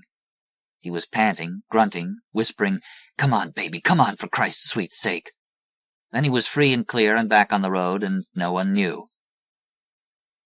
He'd begun to shiver convulsively, though he was sweating too inside his clothes, and his bladder pinched in terror as he hadn't felt it in a long, long time. But he was all right, wasn't he? And the car was operating. That was the main thing. He drove on, slowly at first.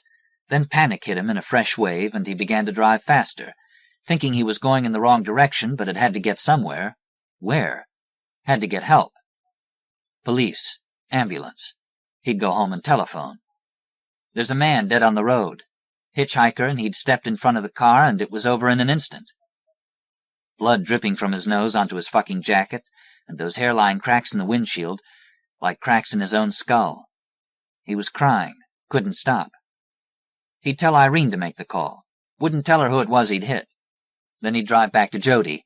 "Hey, you know I didn't mean it. Why the hell didn't you get out of the way? I was just kidding around, then the ice. Why the hell didn't you get out of the way? God damn you, you did it on purpose, didn't you?" But maybe it would be better if he stopped at the first house, a neighbor's house. Police, or the ambulance, or both. There was an emergency number he'd never memorized the way you were supposed to. His mind was shifting out of focus, going blank in patches, empty and white glaring as the snowy fields. Those fields you could lose yourself in at this time of year. Staring and dreaming, stubbled with grass and grain and tracked over with animal prints, but he couldn't see that at a distance. Everything clean and clear, dazzling, blinding white. At a distance. It was a secret no one knew. Jody McIlvanney was dead. Bleeding his life out in a ditch. In the snow. He hadn't survived the impact of the car. Tyrone knew that. No chance of it. Plowing into a human being like that, full in the chest and the gut, he'd felt the bones being crushed, the backbone snapped. Felt it. He'd feel it all his life. He'd seen bodies crumpled. Jesus, he'd seen more than his fair share. Kids his own age, Americans, Japs, in uniform, near naked, bleeding, broken bones, eyes rolled up into their skulls. But mostly he'd been lucky enough to come upon them after death had come and gone and only the body was left. No witnesses. No one on the road this time of day. He had to get help, but help was a long way off. His foot pressing down hard on the accelerator, then letting up when the tires began to spin. It was dangerous driving in the winter along these roads. Dangerous driving any time the roads were likely to be slippery. Now approaching a single-lane bridge, crashing over the bridge, the floorboards bouncing and kicking and the car trembling. Oh, sweet Jesus, help me. Explaining to someone, a patrolman on the highway, how it wasn't his fault. The hitchhiker standing flat-footed in the road, not dodging out of the way even when the car began to skid. He'd lost control of the car, but then he'd regained it. No witnesses. How could he be held to blame? If Jody had paid in installments, for instance, $25, even $10 every month or so, paring back on the debt just to show his good faith, his gratitude. He couldn't be held responsible. He'd kill himself if they came to arrest him. Except no witnesses. Except his car was damaged. The fender crushed, the bumper, part of the hood. That's how they would know. Blood splashed on the grill. That's how they would find him. That's how they would arrest him. He and Jody used to go deer hunting farther north. You sling the carcass over the fender unless it's too big, then you tie it to the roof of the car. Twine tied tight as you can tie it. He'd known without having to look. Asshole, bleeding his life out back in a ditch. But who would know if he kept going? If he drove on past his house, just kept driving as if it weren't any house he knew, any connection to him, drive and drive up into the northern part of the state until something happened to stop him, until his gas gave out. Dolphin Dreaming by Peter Lasalle. Copyright 1987 by Peter Lasalle. First appeared in Wind, reprinted by permission. Peter Lasalle grew up in Rhode Island and graduated from Harvard. He currently divides his time between Austin, Texas, where he teaches at the University of Texas, and Narragansett, Rhode Island. His books include a novel, Strange Sunlight, and a story collection, The Graves of Famous Writers. 1. The day he was supposed to go to the studios of the television station in Providence, Burns woke up from another dolphin dream. Whoever said that you don't dream in color, Burns thought as he looked over to the travel alarm clock, had never played professional football. Burns dreamed often in those colors of the uniforms. So bright. In this case they were wearing home uniforms, aqua jerseys with white orange-trimmed numerals. They were playing the Chargers in their blue jerseys and enameled helmets trimmed with gold lightning bolts. That probably made them their home uniforms, too, because such things could happen in dreams. But they were definitely playing in the Orange Bowl.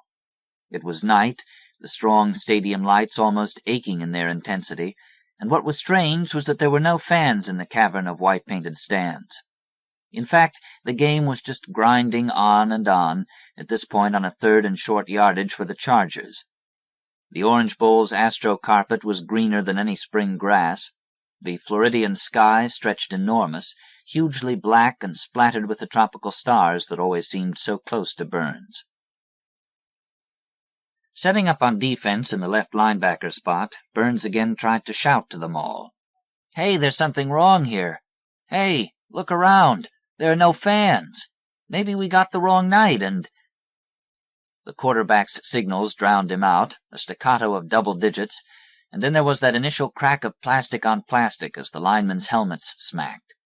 Some grunting, and the rush of running past Burns himself, who quickly read the medium out, a favorite pattern of the rookie Charger tight end, and backpedaled a few steps to cut and keep up with him. Except Burns wasn't trying to cover. He only wanted to catch him, to loop his arms around the kicking blue-and-gold calf stockings, even if the man didn't snag a pass. In the dream, he had to make sure that somebody else was there, even though it looked as if they were. He got scared to think that maybe the players, too, would disappear. He had no idea what he would do if it turned out that he actually was alone in his uniform there in the concrete bowl in the swallowing Miami night. 2. Of course, football at this point was over for Burns. It had been for more than 5 years. Burns had never thought he would play professional football. To be honest, nobody else had ever thought he would. He hadn't taken football seriously in high school in upstate New York, and though he started on the squad, he prided himself on being able to say the coach never considered him one of his boys. The coach was a gung-ho Korean War veteran, a crew-cut bull who was so taken up with his job that on warm days in the off-season he would stroll around the upstate city with his wife, downtown shopping or to the New Grand Union, in his high school-issued green coach's Bermuda shorts, polo shirt, and baseball cap. Burns considered him a fool, and he suspected that the coach detected his sentiments. Meanwhile, Burns possibly fancied himself an intellectual. He wasn't a grind, but he made the honor roll with more A's than B's, and that was taking all the honors section classes. He was quite sure that he was the first in his high school to discover Bob Dylan in the early 60s. A kid named Burroughs challenged that distinction. One afternoon, Burroughs brought over to Burns's house the first Dylan Columbia album, simply titled Bob Dylan. It was the one that showed Dylan, not long after having changed the name from Zimmerman, off to one side of a sky-blue background. He wore a cheap sheepskin coat, had a leather cap pushed back on his curly tuft on top, and looked decidedly cherubic to the point that the cover photographer could have touched up the cheeks to make them that rosy. "This is the first album. Check the serial number. That should prove that it's an early run, too," Burroughs said snootily. "Kiddies play," Burns had told him. He wouldn't have laid it so heavily on Burroughs, but Burroughs had been obnoxious about it. "Ever hear of Blind Boy Grunt, Burroughs?" "All right, you can be the one who discovered Blind Boy, whatever you said. I'll take credit for Dylan." "Burroughs, I think you're going to be surprised." And poor Burroughs was when he heard the nasal twang, admittedly with the then uncharacteristic electric backup, but obviously Dylan nevertheless. "Ah, don't feel bad, Burroughs. I mean, these things are rare. He wasn't 16 when he cut them. I came across them when I first got into blues a few years ago." Burns's parents were working people, and Burns would have had no trouble getting a scholarship to at least a local state college. However, an uncle in Seattle, who had had something to do with inventing the freeze-dry process, had left money in a trust for college educations for Burns and his two sisters. Burns applied to Harvard, Yale, and Williams, and was accepted by Harvard and Williams. He felt no disappointment about having been turned down by the New Haven school, and there was some satisfaction in knowing that he hadn't played up to the Brooks-suited Yaley, horn-rimmed glasses and all, who he met one afternoon for an interview over in Syracuse. Alumni handled such screening for the university. The man was a stockbroker, certainly proud of his calling. He seemed sure that a high school kid like Burns would be awed when he came to his firm's office. Phones rang and figures flashed across black electronic screens, showing closing quotations for the New York Exchange. "The brokerage business is quite fascinating. Why don't we start with my giving you a tour of our plant?" If it's all right, maybe we could skip that. I mean, it looks like it might snow, and I wouldn't mind being back on the freeway before it does." The self-satisfied Yaley was cold after that. Burns hadn't meant to rattle him, but he was there for an interview, and he didn't want to tramp around a boring office in Syracuse for an hour. The Yaley was about 25. He turned pompous with Burns, and with a fine-point Bic pen he performed some scratchy figuring on canary notepaper. He came up with what he said would be Burns's scholastic average if he had gone to his school. An old prep operation, as he emphasized. Burns had heard of the place, or at least he had read the name in the begging schools advertisements he happened to flip through once while reading the New York Times magazine section. "A C average, a low C, I'd say," the broker pronounced. "I think I see some flakes now." Burns wanted to be out of there. Burns chose Williams because it offered a fuller program in studio art than Harvard did. Burns had become obsessed with modern sculpture in high school, and an art teacher there, Ed Zabracki, introduced him to arc welding for metal freeforms. He didn't major in art at the handsome little college in the green Berkshires, but he did manage to take a studio course each semester. He studied English literature. The major had loose enough requirements to allow him to fit in all the necessary biology and organic chemistry courses required to establish a pre-med preparation. And he played football. Football at Williams in a way was more tolerable for him than it had been at his high school. It wasn't taken too seriously, and Burns didn't mind going out to the practices. And practice was held only 3 afternoons a week. If he ever did associate any pleasure with the game, he associated it with football at Williams. A November late afternoon, and the sky would start to pinken over the mountain's saw-toothed silhouette. The air had that ammonia-clear something of coming winter, and the practice field was frozen just enough so that you felt the steel-tipped nylon cleats through your shoes' soles, because the cleats couldn't sink into the ground. They would be congregated in ragged white scrimmage garb, tossing the ball around just to keep warm, while Smith, the assistant coach, said that if the coach himself didn't show in 10 minutes, he too was going to call it quits for the day. They lost most of their games. Burns knew that Williams players weren't the usual jocks he would find at places that offered big athletic scholarships, even at Harvard. He liked the guys on the team, and they liked him. His best friend, however, was a short design major, Calavetti. Calavetti had already decided that MIT was the best graduate school of architecture, and as a freshman he announced that MIT would be where he would eventually study. Burns and Calavetti could spend hours goofing around in the library's lounge, dodging their assigned study and passing back and forth art history books like a couple of pre-teenagers poring over hot rod magazines. "How about Cerberon?" Burns said. "Wow, will you look at the way he uses black? He must be the best painter of black. All right, without looking at this, tell me what your favorite Cerberon is." "First of all, I think that there should be no doubt," Calavetti said, "that everybody's favorite Cerberon is the vision of St. Peter dreaming, the one with the golden city of heaven floating in the clouds above. Secondly, you're sure you can make a sound argument for Cerberon as the best painter of black over Velázquez?" "Positive. Listen." It would go on and on like that. Burns dated many interesting girls from Skidmore and Mount Holyoke, or as many as living in Williamstown and having to borrow a car for a weekend would allow. He was handsome, with prematurely thinning blonde hair he brushed straight back. He wore round, steel-rimmed spectacles.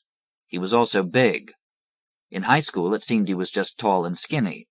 Now in college he filled out, and at 6'5" he was almost a textbook-perfect figure of a linebacker. Shoulders as wide as a tackle's, and a waist and legs trim enough to belong to a sprinter. He was voted to the first squad of the Little 3 All-Star team in his junior and senior years. He honestly thought that might have made him good enough not to get cut from, though never see any action for, one of those Midwestern or West Coast university teams that played in televised games before massive stadium crowds, as opposed to Williams's Saturday contests, sometimes in the morning, before a handful of classmates and dates. If you had asked Burns what he considered his major accomplishment in college, he would have said it was organizing with Calavetti a chapter of the Students for a Democratic Society at Williams. In 1968, his sophomore year, he and Calavetti thought the college needed a little shaking up. They held the SDS meetings in a fraternity house assembly room, a spot with the usual varnished, knotty pine walls and a green linoleum floor that would never be fully free from beer stickiness. Some on campus liked to joke that the meetings never entailed anything more than discussions of the progress of the members' beard growth, but Burns knew that the Williams SDS was responsible for a curriculum reassessment by the administration. Also, they could be counted on to mobilize at least 30 bodies to march in any Boston anti-war demonstration. Burns graduated and was free from the draft because of a minor shoulder injury. He planned to take a year off from study, maybe for Vista volunteer work and a bit more sculpting, before taking the boards for medical school. A buddy from the Williams team, the place kicker, talked him into driving with him up to Montreal that June for the Montreal Alouettes training camp, an open affair during which most anybody with the slightest college football credentials could try out. The place kicker was thinking of writing a freelance piece on Canadian football to start his own journalistic career. If Burns had suspicions that he never did like football much, they were more than confirmed during that scorching week or so on the burnt yellow field of the McGill Stadium where they practiced, and in the motel where everybody trying out lived with about all the grace of mongrels in a city pound. The Canadian League started regular play in the summer, and it attracted hungry graduates of American schools who hadn't been picked up in the NFL draft. Burns felt bad for them when he saw how desperate they were. A fullback from Iowa State seemed to believe that he would increase his own chances of making the team by methodically picking fights with, and so eliminating, each of the other candidates for the position. He must have boxed, probably Golden Gloves, somewhere along the line. But in the end, sheer numbers were against him, and 5 fights in as many days were too much for him. Burns was up early one morning to check the bus schedule for the trip back to Boston. He saw the fullback checking out in the motel lobby, a duffel bag over his shoulder. He looked as if he had had a hard time of it in the bout the night before. A ring most likely caused the deep gash above his eye, stitches Xing over the maroon-caked blood. His cheeks had puffed to twin blue sacks from the constant battering. Later, making sure he had everything, and trying not to listen to the burly black guard from Texas Tech who wept next door exactly at 1 every afternoon, Burns told his buddy that he couldn't take the depressing scene any longer. "At least you think you'll get an article to peddle. I say I've seen enough for experience's sake." Two things resulted from the trip to Canada. One, Burns realized that though he wouldn't have made the cut even if he did stick it out on a lark in Montreal, the professional prospects, admittedly only prospects for the Canadian League, weren't much better than he was.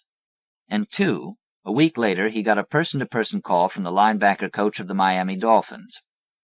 Apparently, the team, a losing expansion club, took any stray tip from another camp, being so desperate themselves to shake up their personnel and win some games.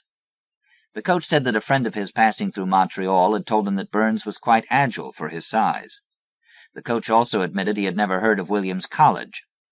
Burns talked to the Vista coordinator in Philadelphia by telephone, and he said they could keep a spot open for Burns in that city's North Side program till September.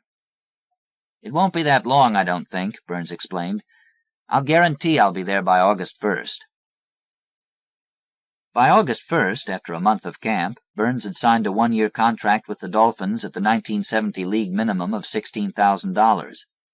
By October 1st, 3 games into the season, he was a starting outside linebacker. By November 1st, it was obvious the Dolphins were a changed team. That first year was worth it as far as Burns was concerned, if only for the experience of seeing what the whole business of professional sports was like. He played decently, if not outstandingly, while the famed no-name defense itself was making its mark. The second year he didn't find it much fun at all, despite the Dolphins becoming the proverbial Cinderella team. They were Super Bowl contenders, receiving more publicity than any expansion club in the history of sports, excepting maybe the Mets the year they mysteriously metamorphosed from a group of men who didn't know what to do with a ground ball that came their way for fielding to World Series champions. The sports commentators loved Burns. It was exactly the kind of thing that would launch Howard Cosell into one of his nasalized raptures of forced vocabulary. "And there's a young man in on that last play, dandy, number 53, Connell Burns, a graduate of that tiny but superior institution of higher education, nestled in the Berkshires and founded in 1793, Williams College for Men.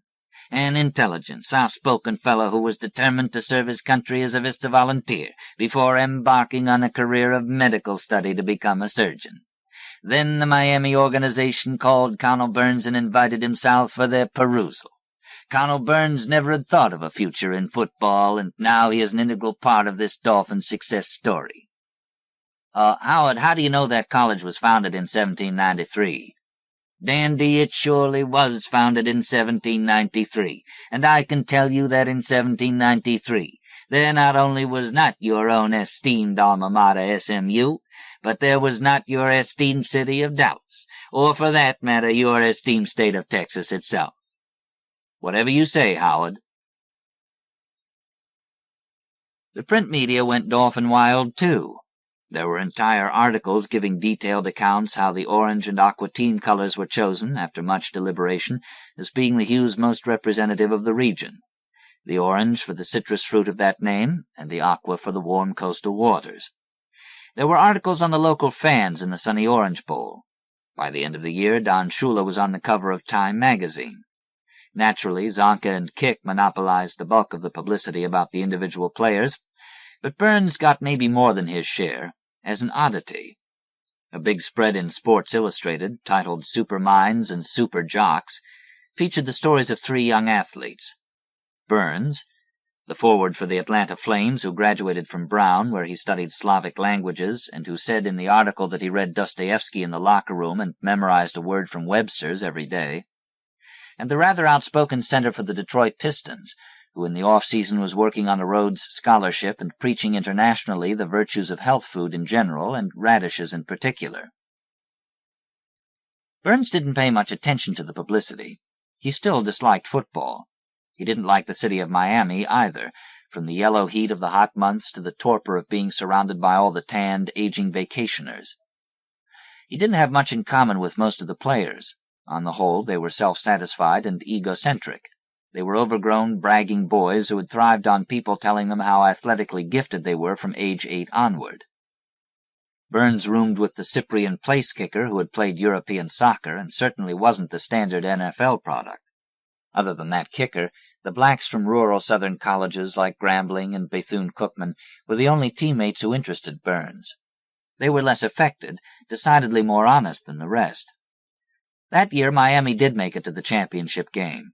They lost to Dallas, but no forecaster doubted that they would be back in the Super Bowl the next season. Right after that second season, Burns became seriously involved with a stewardess for Braniff. Penny was a beautiful girl from San Diego who had played bit parts in 3 Fury television shows as a child actress. Wispily tall, she had honey hair and a slight cast to one eye. That was the kind of rarity, Burns thought, that could constitute an exquisiteness that an old master would have recognized in choosing a model to pose for an ageless portrait. She usually managed to get 4-day layovers, and she spent them at Burns's condominium in Coconut Grove. Still exhausted from the season, Burns found it comfortable to relax with one girl and to have her around in her tennis shorts and a T-shirt, from her endless collection of them, each stenciled with the name of a different rock band. Maybe that comfort, the barbecues, the evenings of low-stereo jazz, the ocean fishing together, deluded Burns into the seriousness. Because eventually he had to admit that Penny wasn't much different from the other athletes' groupies he had dated before, simply out of convenience. They broke up in the spring, and she seemed surprised that Burns as much as questioned if she were doing the right thing by quitting her stewardess job and taking off to Malibu to live with a 20-year-old stuntman who promised to make the contacts she needed to get her back in the television business. "Do you realize what an opportunity this is for me?" That was when Burns decided to quit pro football. He admitted that there was the danger that if he kept playing, he might find himself, 10 years hence, content with the absurdity of sports writers fawning over him while he himself waited for the next mindless stewardess to tag after him. He didn't do it right away, but he confided to Calavetti, his best friend from Williams, that he would play 1 season more. He saw Calavetti late that spring in Chicago, where he was representing the Dolphins in an NFL Players Association meeting. That super-brain publicity convinced the team that he was the one they wanted to make sure the owners understood the players' point of view concerning their pensions and other matters under discussion. Calavetti had graduated from the MIT Design School. He was an architect with a top Chicago firm, and he was married to a girl who was finishing at the University of Chicago Law School. One evening, Burns and Calavetti managed to go off on their own. Burns was at the padded wheel of the rented silver Audi. The car had a sunroof, and the drive started off as an excursion to view the famous Chicago skyscrapers, by night, and a little stoned on grass Burns supplied. The towers rose above them, all that glass, blue mirroring or dark-tinted, of the giants lining Lakeshore Drive, North Michigan, and Wabash. The smooth Audi gargled along. The taillights from the sparse traffic streaked redly as Burns and Calavetti inhaled a few more spicy puffs in the fine May night. "Wow, how about that Mies van der Rohe?" Burns rhapsodized.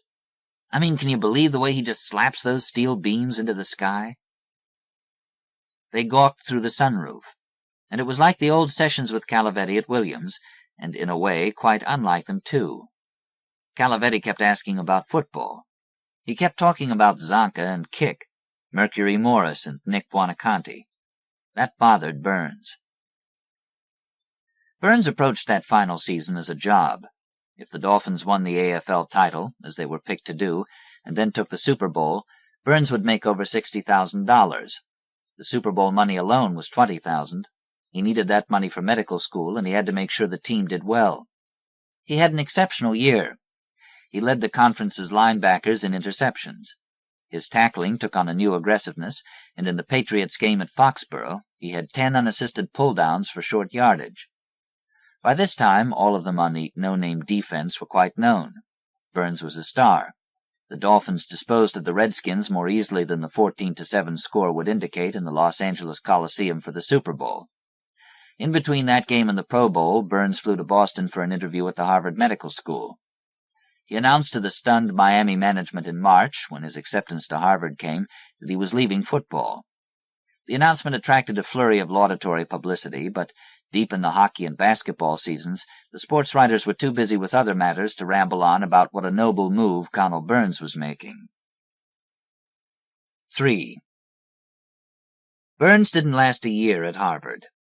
His performance was an embarrassment to the admissions officers.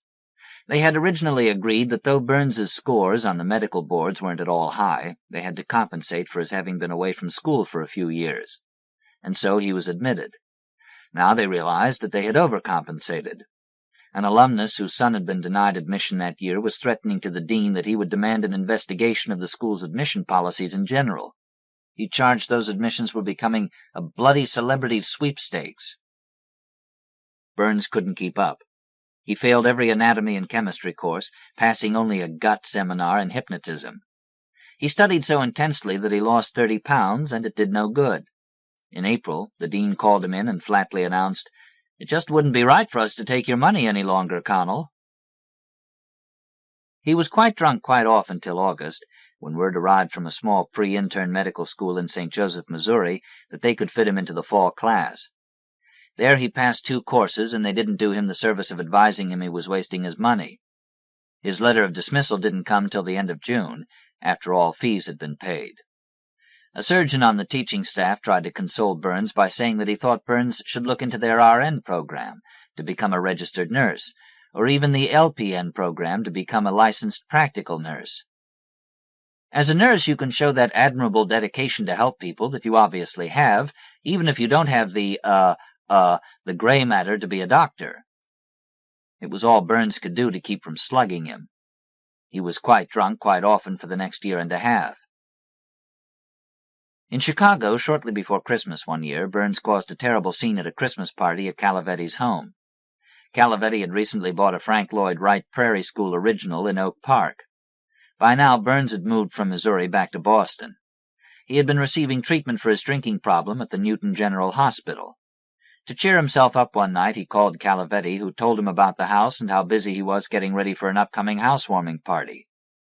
"If you're having a party, then I'm damn well coming, Cal. You just watch." He flew from Logan the next day. He arrived in Oak Park by yellow cab in a snowstorm. He knew he shouldn't have drunk so much tequila in the bar of the Essex Hotel in the city, but what the hell, he was going to see his old best friend. He slipped the black driver a bill, telling him to keep the change. Burns's vision was blurred from the alcohol, and he was sure only that the bill was green. It could have been a 20, 50, or 100. Inside, the people were mostly architects from Calavetti's firm and their wives, the men in blazers and red or green tartan-plaid slacks, and the wives in simple cocktail sheaths. Those women reminded Burns of the girls he used to know at Skidmore and Mount Holyoke. It could have been their broad, educated accents. The Wright House, a designated Oak Park landmark, was more form than function. The ceilings were abnormally low to make for that low-slung profile outside. Burns's head seemed to barely miss brushing them, and he probably looked like a giant in there. The streamlined woodwork was auburn-stained. The fireplace, trimmed with olive ceramic tile, was a work of art in itself. There was a movable leaded glass divider of those classic Wright rectangles. It, too, was an original. Burns never wandered far from the bar. He told the red-jacketed waiter behind the linen-blanketed table to keep the bottle of Cutty-Sark to one side for him. He didn't listen to the men trying to talk to him about football, trying to tell him how well they remembered a particular play he made in a particular quarter in a game in Baltimore or Minnesota. He remembered going into a rant about Frank Lloyd Wright. He remembered shouting how he, Burns, was smarter than any of the architects present, and he knew more about Wright, understood more of the man's sense of the prairie's vastness, his poetic design, than any of them would ever have a chance of understanding. He called them phonies. He shouted for Calavetti to back him up. He shouted for Calavetti to tell them how they too were the great minds of their class at Williams. He flailed his arms, and a heavy Scotch glass flew free. It shattered 2 purple-tinted panes in the leaded glass divider. Now it was Calavetti's wife's turn to shout. She demanded that Calavetti throw that stinking drunk animal out of her house. Maybe she was tipsy, too. And people wonder why America is the way it is today. We wonder when oafs like this are our children's heroes. 4. That day he woke in Providence after having had another dolphin dream. Burns dressed neatly in a tan, tapered-waist suit, a blue shirt, and a dark blue tie. He walked from the downtown motel to the studios of the local television station. This was almost a couple of years after the Chicago incident. Since then, Burns had gone on the talk circuit sponsored by the NFL Players Association, lecturing Elks, Boy Scouts, and high schoolers in the greater Boston area. He wasn't drinking heavily anymore. He had filled in to do some radio color commentary for a few Patriots home games, and this job reading sports in Providence could be the break he needed in television. Providence in August was hot, and the downtown looked like what it was, the heart of a tired, forgotten city. An attempt at a pedestrian shoppers' mall didn't help much. A street had been closed off from traffic. Some of the stores in the old Victorian buildings were vacant. The pavement had been covered with red brick laid like herringbone, and the evergreens in huge redwood tubs here and there were gray from a lack of watering. He thought satisfiedly that a blue shirt was best for television, as he walked alongside his reflection in the display window glass of a deserted place. It must have once been a posh department store, judging from the frills carved in the brownstone, and all the brass trimming the doors that were padlocked shut. A scruffy teenager was banging a transistor radio against the bench on which he sat, maybe trying to get it to work. Burns remembered that dream he woke from, the way he wanted to make that tackle to make sure that the San Diego receiver actually was there. At the studios, he read high school baseball scores off a teletype sheet for half an hour in front of a video camera. The station manager said his articulation was excellent. After that, Burns went upstairs a floor to the offices of the executives, one sending him to the office of the next, who sent him on to the office of the next, etc. He talked windily about his Dolphins days and what an honor it was to have been part of the dynasty. Retired, Burns would always be remembered that way, as the star linebacker who challenged so many records in the first year that the Miami team took the Super Bowl. Burns, too, didn't have much sense any more of those articles that for a while were concerned with his being the thinking man's athlete. On his way down the tangerine carpeting to the next office, he overheard two older men talking. They looked like former newspaper reporters, both bald and both in drip-dry shirts with cheap wide ties. They probably wrote copy at the station. "Did you see that Colonel Burns this morning? The size of him, the build, like one of those Greek gods." "Athletic ability of that caliber is a gift." "The way he used to hit them, an explosion. The man didn't know his own strength." Then they saw Burns. "Hey, Mr. Burns, I'm Bill Ajudian of the news department." They came out into the hall together.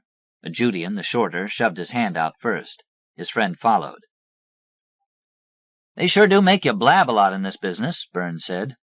"Before I go to see this next bigwig, I think I need me a little aqua simplex to wet the old whistle." They were fans, and Burns, bending that big frame over the gray metal water fountain, saw his face reflected in the chrome dish of the thing. He was sure of what he was going to do. It would be easy. He put his meaty hand on the pivoting knob and twisted in a short, stinging jerk. The plastic piece snapped cleanly. Burns held it up as if he were surprised. "Aw, this is all I need." He shook his head and grinned. "I guess I can count this job out." "Will you look at that?" Ajudian said, smiling and satisfied himself, almost mesmerized. "I guess it just sort of reminded me of one of old Bob Hayes's little ankles," Burns said. They all roared. Leaving them there, Burns had no doubt that he would get the job. This crowd was lucky to have a celebrity like him, a former Dolphin Super Bowler, in a place like Providence, he told himself. And they knew it. Carol, he thought. Yes, that was the name of the receptionist downstairs, the cute little girl no more than 20 with the hot-comb-curled auburn hair. He would bet she had unbuttoned the crisp seersucker shirt dress so low like that when she saw him coming. It was an obvious come-on, and almost to the next executive's office, Burns told himself she was a sure thing for dinner and probably a tumble back at the motel afterwards. He stopped before knocking on the black door. This was the big boy, the one who would talk to him about salary. Burns pushed his hand through his thin hair, and he told himself now that this guy wouldn't get off easy. He would pay. That last year he played should have been enough to prove to anybody that he was one of the best, who knows, maybe the best, who had ever mastered the linebacking position. He was amazed himself when he thought of those 10 unassisted tackles in the Patriots game. He grabbed the doorknob of the black door and tried again not to think of that dream. Rot by Joy Williams. Copyright 1987 by Joy Williams. First appeared in Grand Street. Reprinted by permission. Joy Williams is the author of 2 novels, State of Grace and The Changeling, and a collection of stories, Taking Care. A new novel will be published by Vintage Contemporaries in June. She lives in Florida.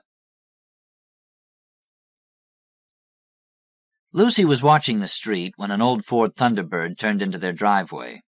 She had never seen the car before, and her husband, Dwight, was driving it. One of Dwight's old girlfriends leapt from the passenger seat and ran toward the house. Her name was Caroline. She had curly hair and big white teeth, more than seemed normal, and Lucy liked her the least of all of Dwight's old girlfriends. Nevertheless, when she came inside, Lucy said, "Would you like a glass of water or something?" "I was the horn," Caroline said. "That car doesn't have one, so I was it. I'd yell out the window, 'Watch out!'" "Were you the brakes, too, or just the horn?" Lucy asked. "It has brakes," Caroline said, showing her startling teeth. She went into the living room and said, "Hello, rug." She always spoke to the rug lying there. The rug was from Mexico, with birds of different colors flying across it. All of the birds had long, white eyes. Dwight and Caroline had brought the rug back from the Yucatan when they had gone snorkeling there years before. Some of the coves were so popular that the fish could scarcely be seen for all the suntan oil floating in the water. At Jarafon in Isla Mujeres, Dwight told Lucy he had raised his head and seen 100 people bobbing face down over the rocks of the reef and a clean white tampon bobbing there among them. Caroline had said at the time, "It's disgusting, but it's obviously some joke." Caroline muttered little things to the rug, showing off, Lucy thought, although she wasn't speaking Spanish to it. She didn't know Spanish. Lucy looked out the window at Dwight sitting in the Thunderbird. It was old, with new paint, black, with a white top and portholes and skirts. He looked a little big for it. He got out abruptly and ran to the house as though through rain, but there was no rain. It was a gray, still day in spring, just before Easter, with an odious weight to the air. Recently, when they had been coming inside, synthetic stuff from Easter baskets had been traveling in with them, the fake nesting matter, the pastel and crinkly stuff of Easter baskets. Lucy couldn't imagine where they kept picking it up from, but no festive detritus came in this time. Dwight gave her a hard, wandering kiss on the mouth. Lately, it was as though he were trying out kisses, trying to adjust them. "You'll tell me all about this, I guess," Lucy said. "Lucy," Dwight said solemnly. Caroline joined them and said, "I've got to be off. I don't know the time, but I bet I can guess it to within a minute. I can do that," she assured Lucy. Caroline closed her eyes. Her teeth seemed still to be looking out at them, however. 5:10, she said after a while. Lucy looked at the clock on the wall, which showed 10 minutes past 5. She shrugged. "That car is some cute," Caroline said, giving Dwight a little squeeze. "Isn't it some cute?" she said to Lucy. "Your Dwight's been tracking this car for days." "I bought it from the next of kin," Dwight said. Lucy looked at him impassively. She was not a girl who was quick to alarm. "I was down at the aquarium last week looking at the fish," Dwight began. "Oh, that aquarium," Lucy said. The aquarium was where a baby seal had been put to sleep because he was born too ugly to be viewed by children. "I like fish," Dwight had told Lucy when she asked why he spent so much of his free time at the aquarium. "Men like fish." "And when I came out into the parking lot, next to our car was this little Thunderbird, and there was a dead man sitting behind the wheel." "Isn't that something?" Caroline exclaimed. "I was the first to find him," Dwight said. "I'm no expert, but that man was gone." "What did this dead man look like?" Lucy asked Dwight. He thought for a moment, then said, "He looked like someone in the movies. He had a large head." "He didn't resemble you, did he?" she asked. "Oh, no, darling, not in the slightest." "In any case," Lucy said a little impatiently. "In any case," Dwight said, "this car just jumped at me. You know the way some things do. I knew I just had to have this car. It was just so pretty. It's the same age as you are, darling. That was the year the good things came out." Lucy made a face, for she wearied of references to her youth. She was almost 25 years younger than Dwight. Actually, theirs was rather a peculiar story. "This car is almost cherry," Dwight said, gesturing out at it, "and now it's ours." "That car is not almost cherry," Lucy said. "A man died in it. I would say that this car was about as uncherry as you can get." She went on vehemently in this way for a while. Caroline gazed at her, her lips parted, her teeth making no judgment. Then she said, "I've got to get back to my lonely home." She did not live far away. Only a few of Dwight's old girlfriends had ever left town. "Now you two have fun in that car. It's a sweet little car." She kissed Dwight, and he patted her back in an avuncular fashion as he walked her to the door. The air outside had a faint, thin smell of fruit and rubber. A siren screamed through it. When Dwight returned, Lucy said, "I don't want a car a man died in for my birthday." "It's not your birthday coming up, is it?" Lucy admitted it was not, although Dwight often planned for her birthday months in advance. She blushed. "It's funny how some people live longer than others, isn't it?" she finally said. Lucy and Dwight had been married for 5 years. When Dwight had first seen her, he was 25 years old, and she was a 4-month baby. "I'm going to marry you," Dwight said to the baby. People heard him. He was tall and had black hair, and was wearing a leather jacket that a girlfriend had sewed a violet silk liner into. It was a New Year's Eve party at this girlfriend's house, and the girl was standing beside him. "Oh, right," she said. She didn't see anything particularly intriguing about this baby. They could make better babies than this, she thought. Lucy lay in a white wicker basket on a sofa. Her hair was sparse and her expression solemn. "You're going to be my wife," Dwight said. He was very good with babies and good with children, too. When Lucy was 5, her favorite things were pop-up books in which one found what was missing by pushing or pulling or turning a tab, and for her birthday Dwight bought her 15 of these, surely as many as had ever been produced. When she was 10, he bought her a playhouse and filled it with balloons. Dwight was good with adolescents as well. When she was 14, he rented her a horse for a year. As for women, he had a special touch with them, as all his girlfriends would attest. Dwight wasn't faithful to Lucy as she was growing up, but he was attentive and devoted. Dwight kept up the pace nicely, and all the time Lucy was stoically growing up, learning how to dress herself and read, letting her hair grow, then cutting it all off, joining clubs and playing records, doing her algebra, going on dates. Dwight was out in the world. He always sent her little stones from the places he visited, and she ordered them by size or color and put them in and out of boxes and jars, until there came to be so many she grew confused as to where each had come from. This depressed her at first, then alarmed, then annoyed her. At about the time Lucy didn't care if she saw another little stone in her life, they got married. They did some traveling of their own, then bought a house and settled in. The house was a large, comfortable one. Large enough, was the inference, to accommodate growth of various sorts. Things were all right. Dwight was like a big, strange book where Lucy just needed to turn the pages, and there everything was already. They went out and looked at the Thunderbird in the waning light. "It's a beauty, isn't it?" Dwight said. "Wide whites, complete engine dress."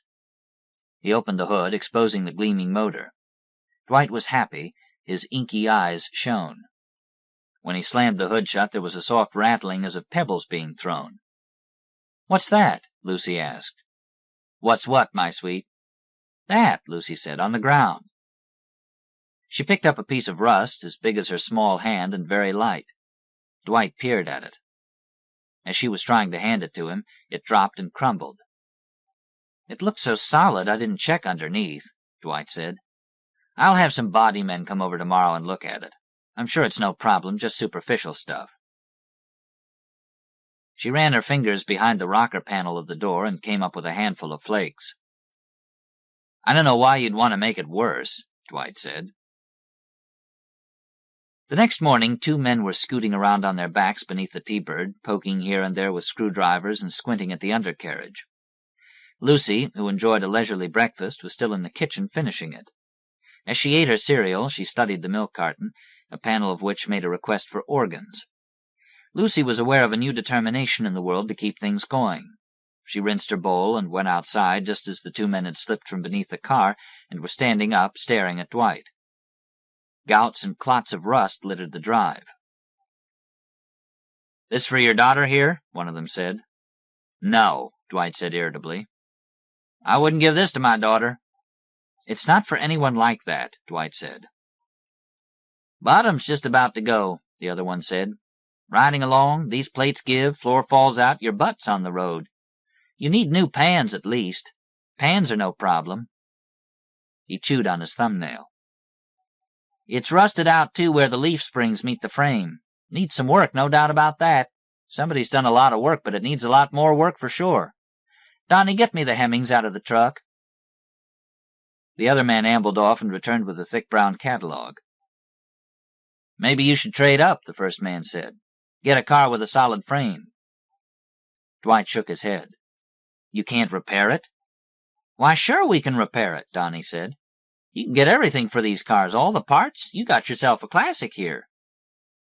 He thumbed through the catalog until he came to a page which offered the services of something called the T-Bird Sanctuary. The sanctuary seemed to be a wrecking yard. A grainy photograph showed a jumble of cannibalized cars scattered among trees. It was the kind of picture that looked as though it had been taken furtively with a concealed camera. I'd trade up, the other man said. Look it over here. This page here, 57 F-Bird supercharged, torch red, total body off restoration, nothing left undone, ready to show. Be still my heart, Donnie said. You know, if you're going to stick with this car you got, the other man said, and I'm not advising you to, you should paint it the original color. This black ain't original. He opened the door and pointed at a smudge near the hinges. See here, powder blue. Star mist blue, Donnie said, looking at him furiously. The men glared at each other, and when it appeared that they were about to come to blows, Lucy returned to the house. She stood inside, thinking, looking out at the street.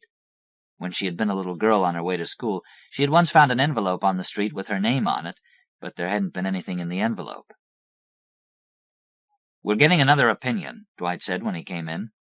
We're taking it over to Boris, the best in the business.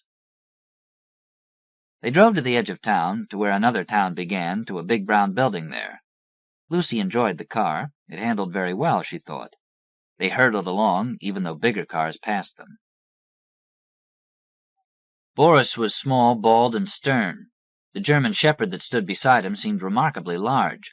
His paws were delicately rounded, but each was the size of a football. There was room easily for another German shepherd inside him, Lucy thought. Boris drove the Thunderbird onto a lift and elevated it. He walked slowly beneath it, his hands on his hips. Not a hair grew from his head. He lowered the car down and said, "Hopeless." When neither Lucy nor Dwight spoke, he shouted, "Worthless! Useless!" The German shepherd sighed as though he had heard this prognosis many times. "What about where the leaf springs meet the frame?" Lucy said. The phrase enchanted her. Boris moved his hands around and then clutched and twisted them together in a pleading fashion. "How can I make you nice people understand that it is hopeless? What can I say so that you will hear me, so that you will believe me? Do you like ripping up $100 bills? Is this what you want to do with the rest of your life? What kind of masochists are you? It would be wicked of me to give you hope. This car is unrestorable. It is full of rust and rot. Rust is a living thing. It breathes, it eats, and it is swallowing up your car. These quarters and rockers have already been replaced, once, twice, who knows how many times. You will replace them again. It is nothing to replace quarters and rockers. How can I save you from your innocence and foolishness and delusions? You take out a bad part, say. You solder in new metal. You line weld it tight. You replace the whole rear end, say. And what have you accomplished? You have accomplished only a small part of what is necessary. You have accomplished hardly anything. I can see you feel dread and nausea at what I'm saying, but it is nothing compared to the dread and nausea you will feel if you continue in this unfortunate project. Stop wasting your thoughts. Rot like this cannot be stayed. This brings us to the question, what is man, with its 3 subdivisions? What can he know? What ought he do? What may he hope? Questions which concern us all, even you, little lady. What? Dwight said. My suggestion is to drive this car, Boris said in a calmer tone. Enjoy it, but for the spring and summer only. Then dump it, part it out. Otherwise you will be putting in new welds, more and more new welds, but always the collapse will be just ahead of you. Years will pass, and then will come the day when there is nothing to weld the weld to. There is no frame, nothing. Once rot, then nothing. He bowed, then retired to his office, which was sheeted with one-way glass. Driving home, Dwight said, "You never used to hear about rust and rot all the time. It's new, this rust and rot business. You don't know what's around you any more." Lucy knew Dwight was depressed and tried to look concerned, though in truth she didn't care much about the T-Bird. She was distracted by a tune that was going through her head. It was a song she remembered hearing when she was a little baby, about a tiny ant being at his doorway. She finally told Dwight about it and hummed the tune. "Do you remember that little song?" she asked. "Almost," Dwight said. "What was that about, anyway?" Lucy asked. "The tiny ant didn't do anything. He was just waiting at his doorway." "It was just nonsense stuff you'd sing to a little baby," Dwight said. He looked at her vaguely and said, "My sweet." Lucy called up her friend Daisy and told her about the Black Thunderbird. She did not mention rot. Daisy was 10 years older than Lucy and was one of the last of Dwight's girlfriends. Daisy had recently had one of her legs amputated. There had been a climbing accident, and then she had just let things go on for too long. She was a tall, boyish-looking woman who, before the amputation, had always worn jeans. Now she slung herself about in skirts, for she found it disturbed people less when she wore a skirt. But when she went to the beach, she wore a bathing suit, and she didn't care if she disturbed people or not because she loved the beach, the water, so still and so heavy, hiding so much. "I didn't read in the paper about a dead man just sitting in his car like that," Daisy said. "Don't they usually report such things? It's unusual, isn't it?" Lucy had fostered Daisy's friendship because she knew she was still in love with Dwight. If someone, God, for example, had asked Daisy if she'd rather have her leg back or Dwight, she would have said Dwight. Lucy felt excited about this, and at the same time mystified and pitying. Knowing it always cheered Lucy up when she felt out of sorts. "Did I tell you about the man in the supermarket with only one leg?" Daisy asked. "I'd never seen him before. He was with his wife and baby, and instead of being in the mother's arms, the baby was in a stroller, so the three of them took up a great deal of room in the aisle, and when I turned down the aisle, I became entangled with this little family. I felt that I had known this man all my life, of course. People were smiling at us. Even the wife was smiling. It was dreadful." "You should find someone," Lucy said, without much interest. Daisy's leg was in ashes in a drawer in the church garden, waiting for the rest of her. "Oh, no, no," Daisy said modestly. "So," she said, "you're going to have another car." It was almost supper time, and there was the smell of meat on the air. 2 small brown birds hopped across the patchy grass, and Lucy watched them with interest, for birds seldom frequented their neighborhood. Whenever there were more than 3 birds in a given place, it was considered an infestation, and a variety of measures were taken which reduced their numbers to an acceptable level. Lucy remembered that when she was little, the birds that flew overhead sometimes cast shadows on the ground. There were flocks of them at times, and she remembered hearing the creaking of their wings, but she supposed that was just the sort of thing a child might remember, having seen or heard it only once. She set the dining-room table for 3, as this was the night each spring when Rosette would come for dinner, bringing shad and shad roe, Dwight's favorite meal.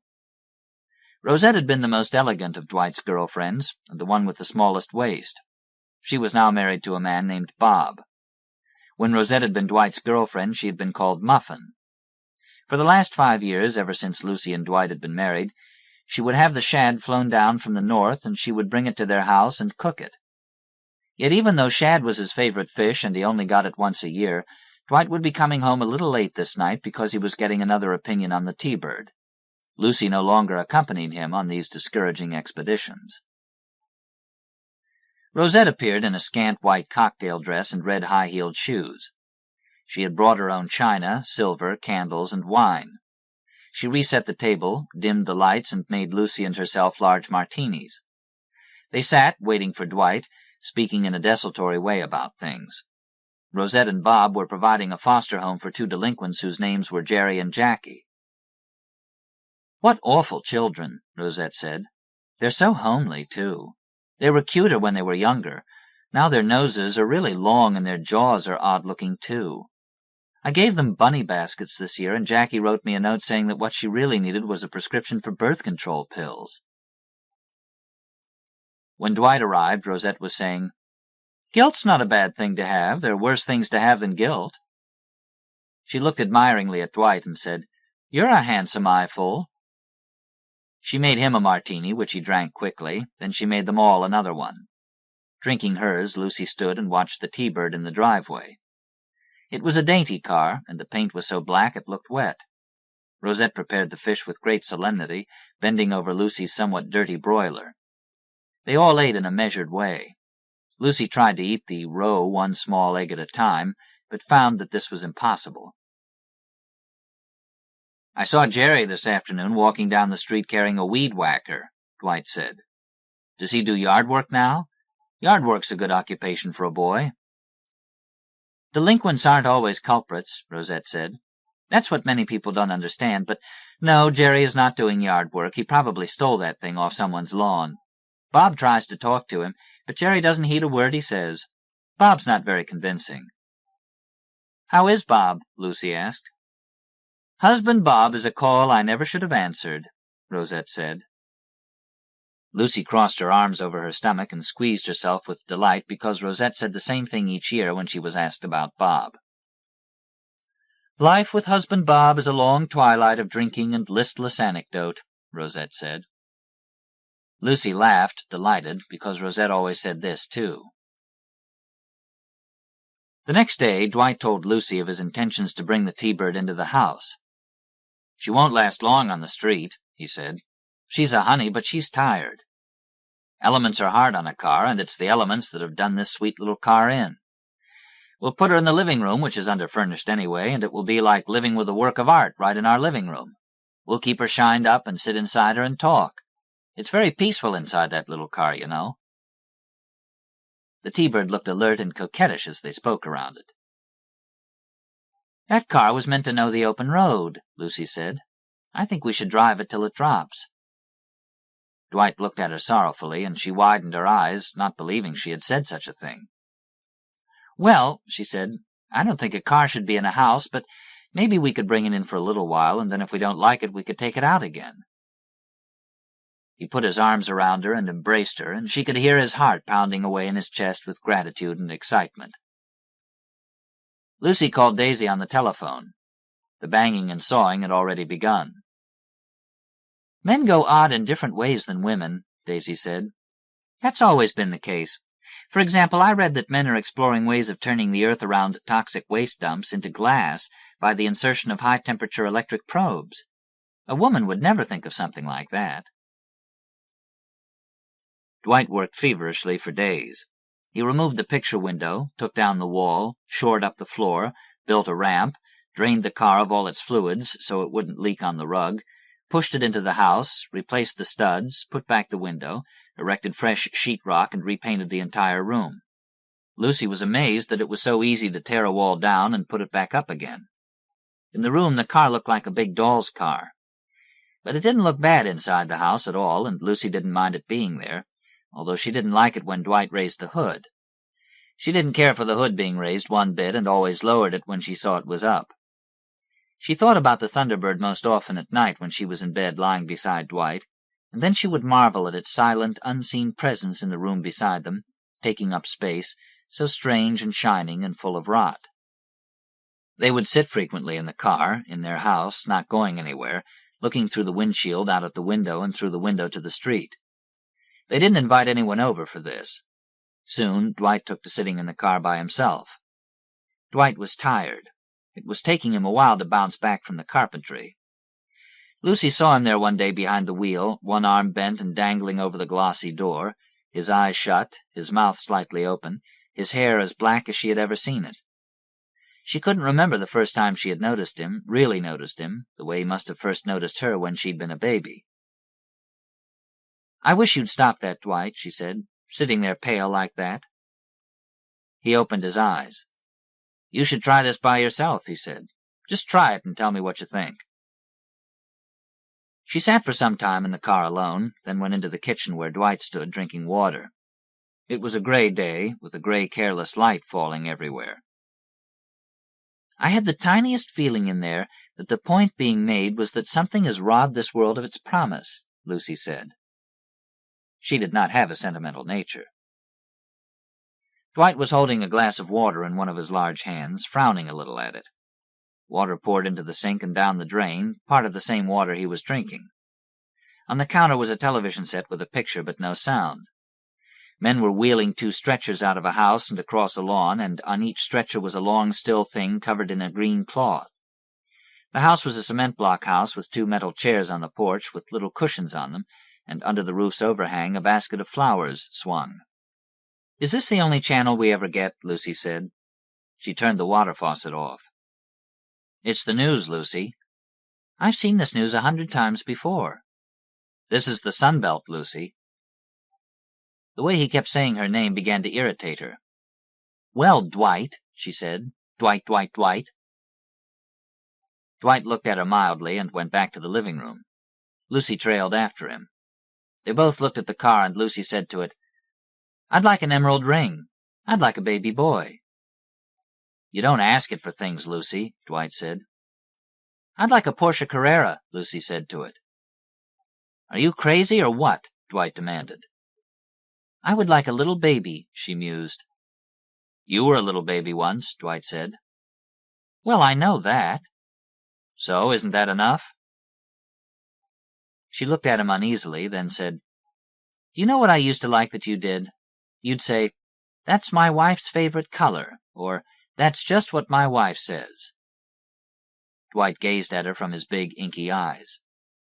"And of course your wife was me," she exclaimed. "I always thought that was kind of sexy." "We're not talking sex anymore, Lucy," he said. She blushed.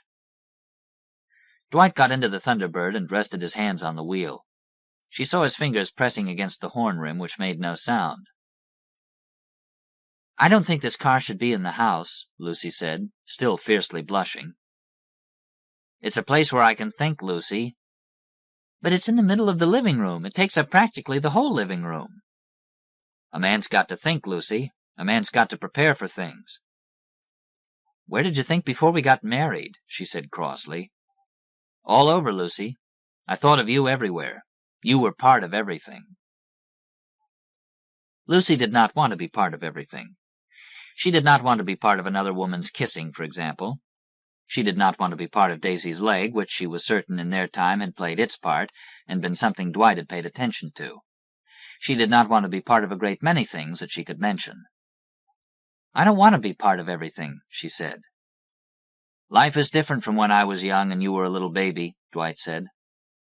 "I never did want to be part of everything," she said excitedly. Dwight worked his shoulders back into the seat and stared out the window. "Maybe the man who had this car before died of a broken heart. Did you ever think of that?" Lucy said. When he said nothing, she said, "I don't want to start waiting on you again, Dwight." Her face had cooled off now. "You wait the way you want to wait," Dwight said. "You've got to know what you want while you're waiting." He patted the seat beside him and smiled at her. It wasn't just a question of moving this used-up thing out again, she knew that. Time wasn't moving sideways the way it had always seemed to her to move, but was climbing upward, then falling back, then lurching in a circle like some poisoned, damaged thing. Eventually she sat down next to him. She looked through the window of the car, into the other window, then past it. "It's raining," Lucy said. There was a light rain falling, a warm spring rain. As she watched, it fell more quickly. It was silverish, but as it fell faster it appeared less and less like rain, and she could almost hear it rattling as it struck the street.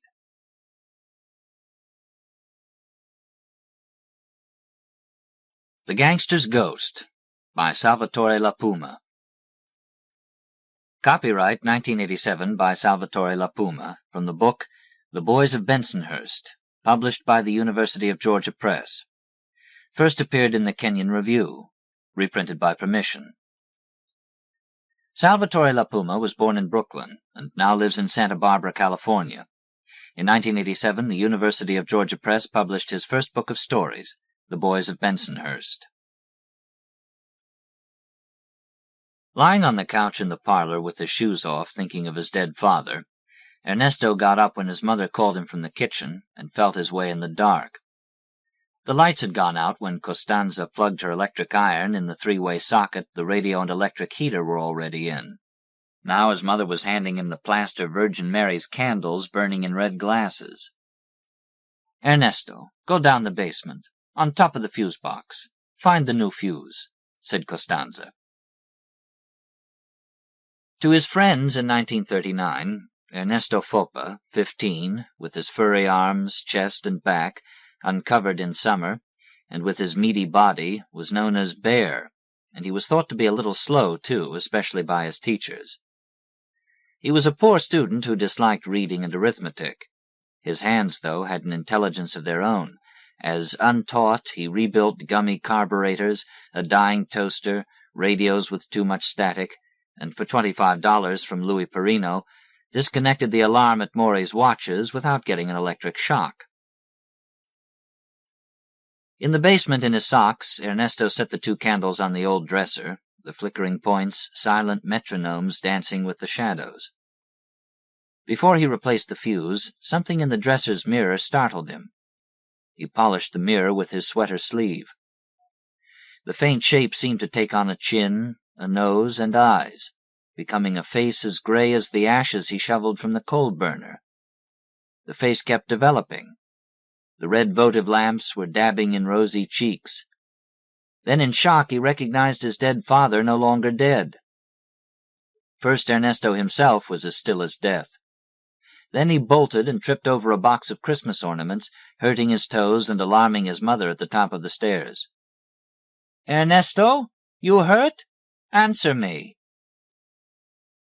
With little light to guide her, rushing down as if she were a feather instead of lumpy cushions, Costanza found Ernesto on the damp cement floor, his face against his knees.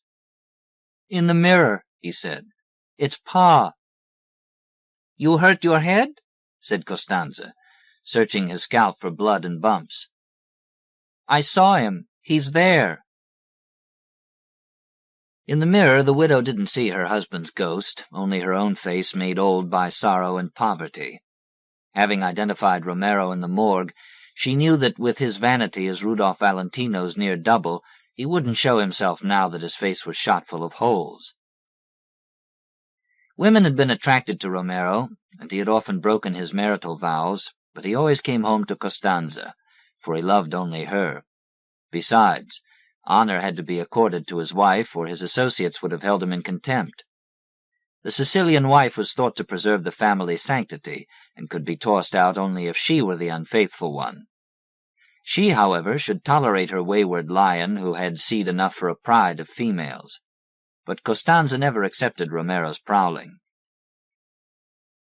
She was regretting now that she couldn't see his ghost in the mirror.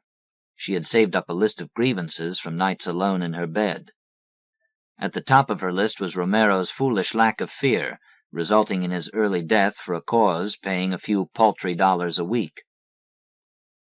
Even though she was armed to send him shuffling back to his grave, before he left, Costanza would kiss his ghostly face, just as she had when it was torn and bloodied. She ached so much for his gaiety and for his attention in bed, even to praising the excesses of her body. And she still adored the dead man. Coming back to Ernesto and soothing her son's face with the palms of her hands, Costanza detected again Romero's high brow, his rakish black eyes, and she wondered why the vision had come to Ernesto and not to herself. "I can even touch the floor and back," said Bianca Bassano, 16, the landlord's daughter, as the day's light was fading. Most boys ignored her because of her big nose, but Ernesto liked her for her doubt that he really was slow. "You can't," he said.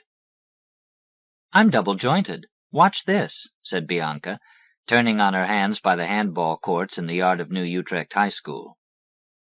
Upside down, her sterling silver miraculous medal on the silver chain around her neck fell into her mouth, and her skirt fell, showing her pink cotton underpants. Until now, Bianca hadn't stirred up feelings in Ernesto, but they were suddenly there, in his limbs, on his face, in his mouth. She seemed made of bunches of the wine grapes which her father grew in the backyard of the house on 79th Street in Bensonhurst. "That's pretty good," said Ernesto. "I could show you a ghost."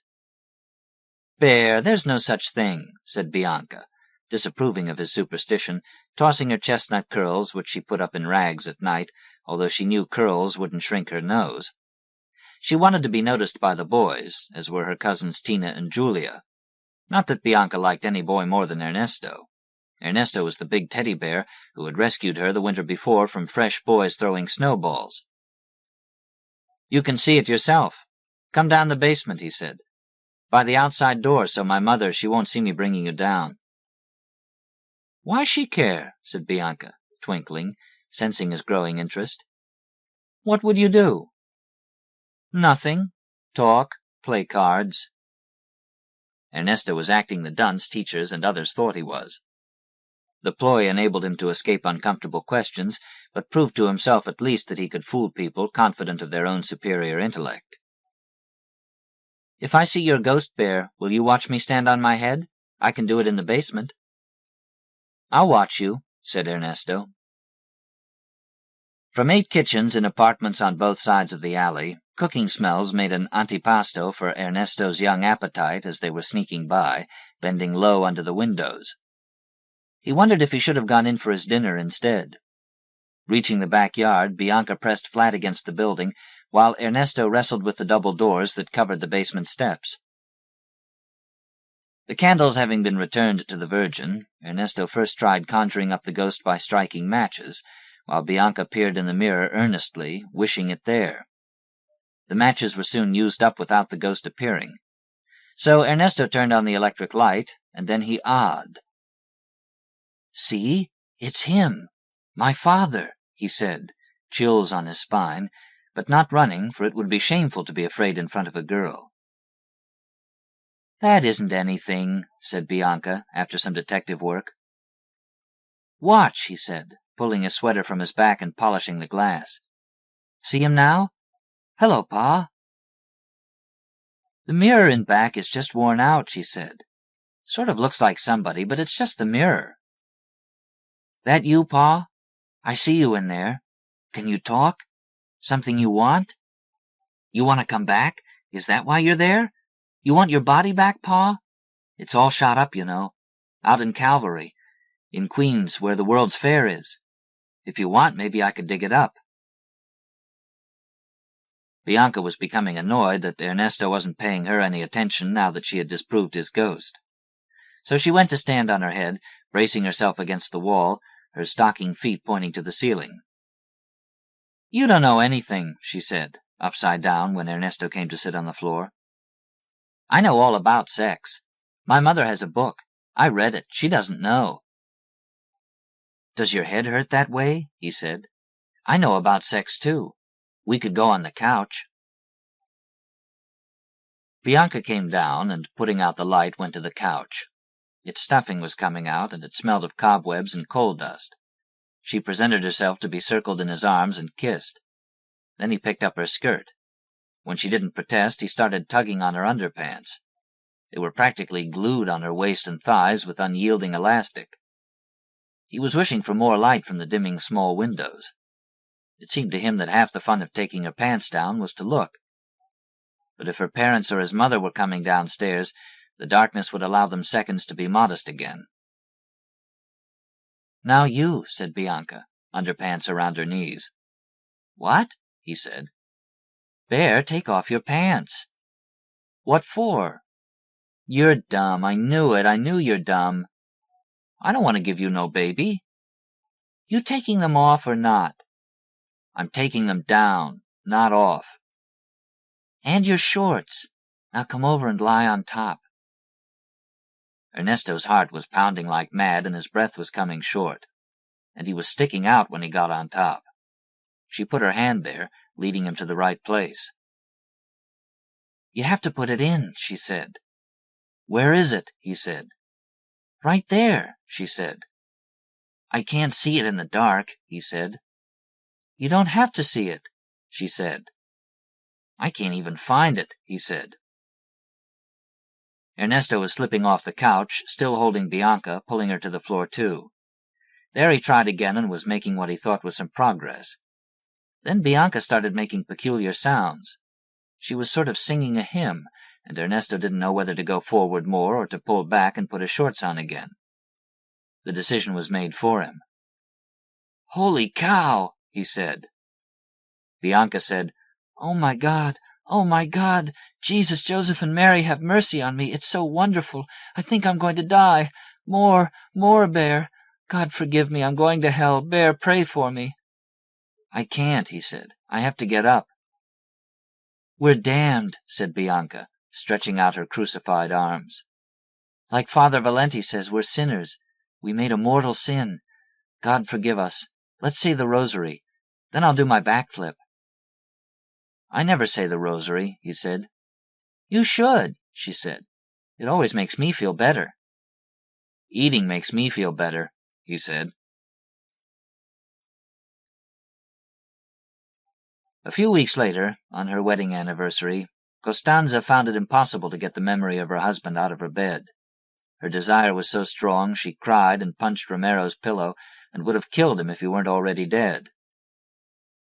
In the kitchen she consoled herself with a small glass of Marsala, and then another. No other man could take Romero's place. She would wear the black dress and the black stockings the rest of her life, as if she were in Sicily, not in Bensonhurst. Besides, no other man would want a woman with too much of everything, even a widow. A widow was thought to be more available to sleep with, if not to marry, by the single men in the neighborhood. She would save herself for Romero, for when she would be with him again.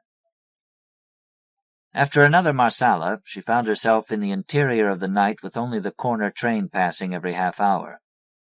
The stillness was in contrast to the storm in her soul.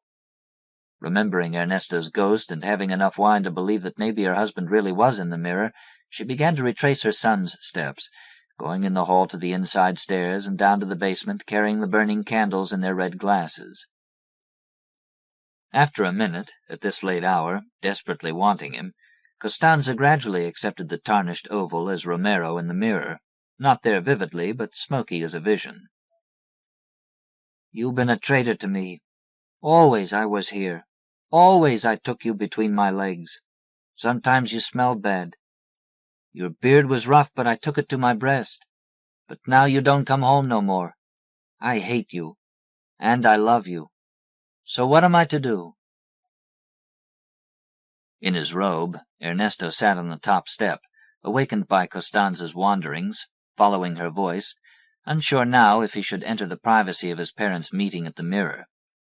He was waiting to lend a hand if she called for him, as she often did, simply to have him near, to share a moment together, to soften her sorrow. "You miss your Costanza? You have other women there? Please don't, Romero. Wait for me. I won't be long. When Ernesto becomes the man, then there'll be nothing for me." Costanza kissed the glass and blessed herself, making the sign of the cross as if she had witnessed her personal miracle.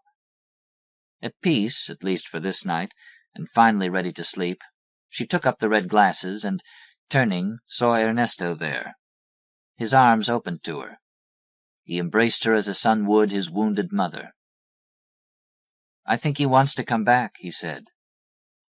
"The dead rot in the ground," said his mother. "Pa was strong. Maybe he won't rot." "He was stupid," said Costanza. "He liked the new suit, the car, and he had the gun. You carry the gun, you stupid too." "A guy could make some easy money," said Ernesto. Louis Perino also lived on 79th Street and belonged to the same gang Romero had been in. Louis was in business for himself on the side, pulling small jobs to supplement his low gang wages. His regular duties were to hurt guys trying to hurt girls in the houses in Harlem, and to hurt other guys who forgot to pay back loans from the gang. Louis never had trouble sleeping after he hurt someone, since the guy always deserved it, and Louis did only enough damage to be persuasive. He didn't hate the guy he was beating up either, as if his victim were just a punching bag at Mel's gym. So far, Louis hadn't killed anybody, but he packed the snub-nosed .32 in a belt holster under his jacket.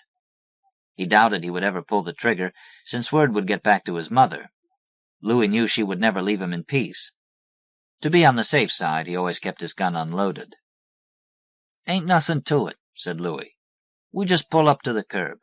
You look straight ahead. I go ask the dame, nice-like, nobody's around, the show being half over, and she gives me the loot. Then you step on the gas." "My mother would figure it out if I have a bunch of change," said Ernesto. "Okay, I take it," said Louis. "You get 10s." "I don't know," said Ernesto. "Your mother on relief ain't doing good. You have to help out. The son has to," said Louis. "We have enough to eat," said Ernesto. "She's in that same ratty dress. She needs a new one." "Buy it for her," said Louis. "I can't buy a lady's dress," said Ernesto. "Look, you're the only guy I trust," said Louis. "Do this favor. I could put in a good word. When you get older, want to take your father's place? I could say you're a guy has brass balls. I could say I saw them, because you did this job." On Saturday morning, Bianca knocked on the FOPA door. Costanza, opening it, puckered disapprovingly, suspicious of this bosomy girl. With a woman's intuition, Costanza immediately sensed that Bianca had an interest in her son. But he was too young for girls. For now he had a widowed mother to think about. That was enough. He didn't need a girl who swung her eggplants front and back going to the store. Besides, he could have a pretty girl without a nose he could hang his coat on. Ernesto, exiting from the toilet, went in the hall with Bianca, leaving his mother behind the closed door. "I ain't seen you," he said. "I've been around," she said. "You want to come down, see the ghost?" he said. "I got scared the last time," she said. "You didn't," he said. "Not by the ghost, but I missed. You know what that means? God, I thought the world was coming to an end, but it didn't. Maybe I won't be so lucky next time." "We could just hold hands, talk," said Ernesto. "If we could read stories," said Bianca. "I can't so good," he said. "Bear, you have to try. Can't you try?" "What's the use?" he said. "I'm going in the rackets anyway." "See what happened to your father?" said Bianca. "Maybe you really are dumb." Ernesto went down the basement and threw open the outside doors. 3 days a week he filled the ash cans and hauled them up into the alley. He did it for $1 a week from Bianca's father. Mr. Bassano liked Ernesto, and since Romero's death 9 months before, he had secretly adopted the boy as the son he wished he had. Ernesto liked Mr. Bassano too, but when he said, "You smoke, you cough, you get sick, Bear. Don't be like your father. Go learn yourself a trade," Ernesto played dumb. His chore finished, Ernesto went to see if his father's ghost was there now in daylight too.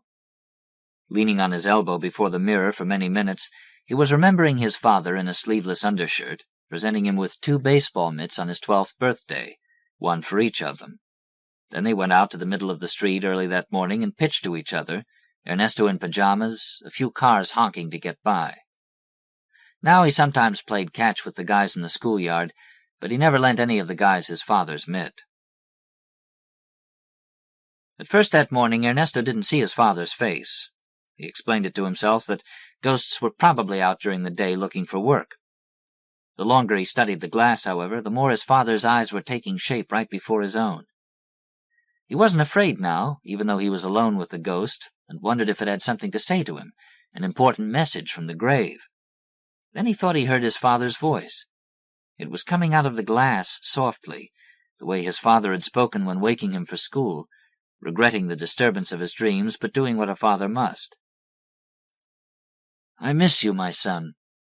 I used to think of the days when you'd be grown up, as a good guy, not making my mistakes. I'm sorry I won't see that. And I'm sorry I can't help you out. You have to do it by yourself." "I don't know what to do, Pa." "Be good to your mother, but not tied to her apron. And don't be crooked. Otherwise you get holes in your head. You had a bad break, Pa." "Tonight, Ernesto, I ask you. Don't go drive Louis's car. Stay home. Listen to Eddie Cantor on the radio with your mother. Louis's got a warm heart, but he leads you the wrong way."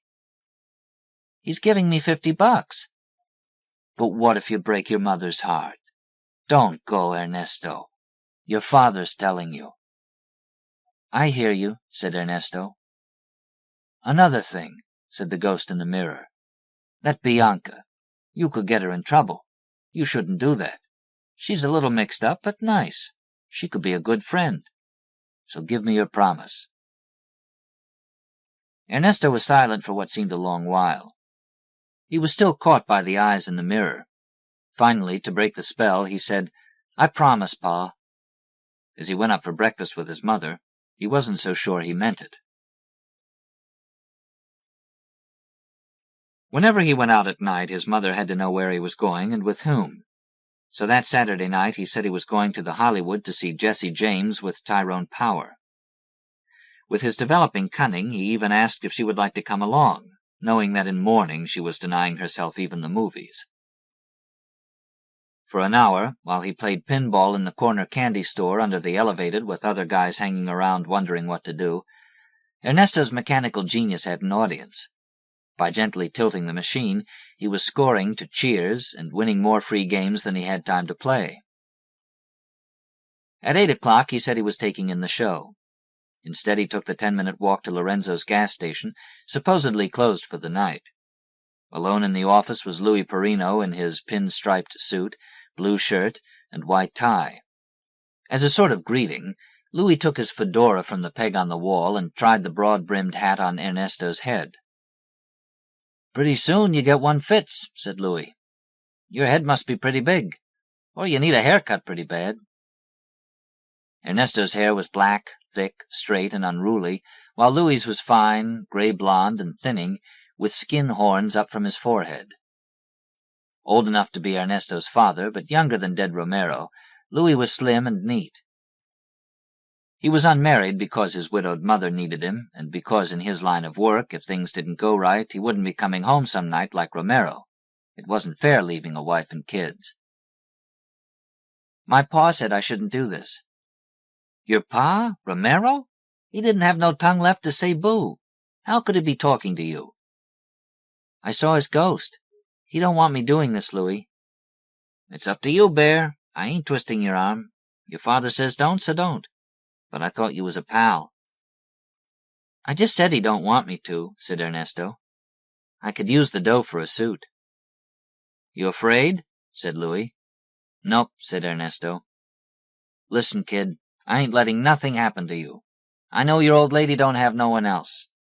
Since you're here and all, just do this one. I won't even ask no more."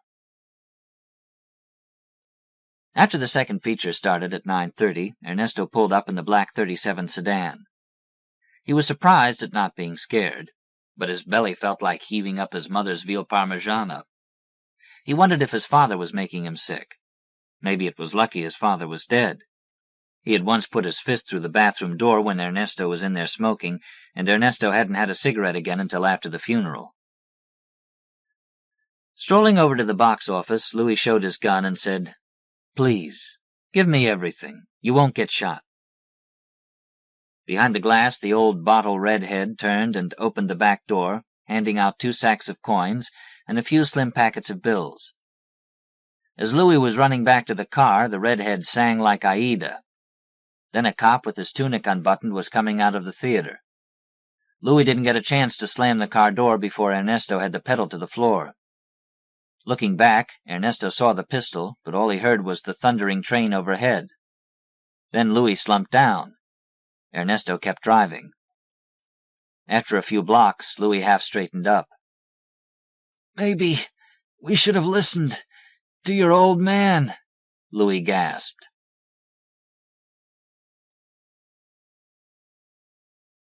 Lorenzo's was closed and no one was around, and to make matters worse, Louis had passed out, but he wasn't bleeding much. Ernesto didn't know what to do next. He could leave Louis in the car at the gas station and hope that Lorenzo would find him in the morning. But tomorrow was Sunday and the gas station would be closed. Or he could drive to Louis's mother's house, but she was very old and might have a heart attack seeing her son passed out from a bullet that had gone in one side of his shoulder and out the other. Going to the hospital was out. He had learned that from his father. Doctors and nurses called the cops before helping. So that left only one place to go, even though he would get in hot water up to his ears. Costanza could be awkward, a blimp floating in a couple of directions at once, but she was now mustering unexpected strength, looping Louis's arm over her shoulders and bearing most of his weight into the Fopa apartment. Ernesto held up Louis's other side.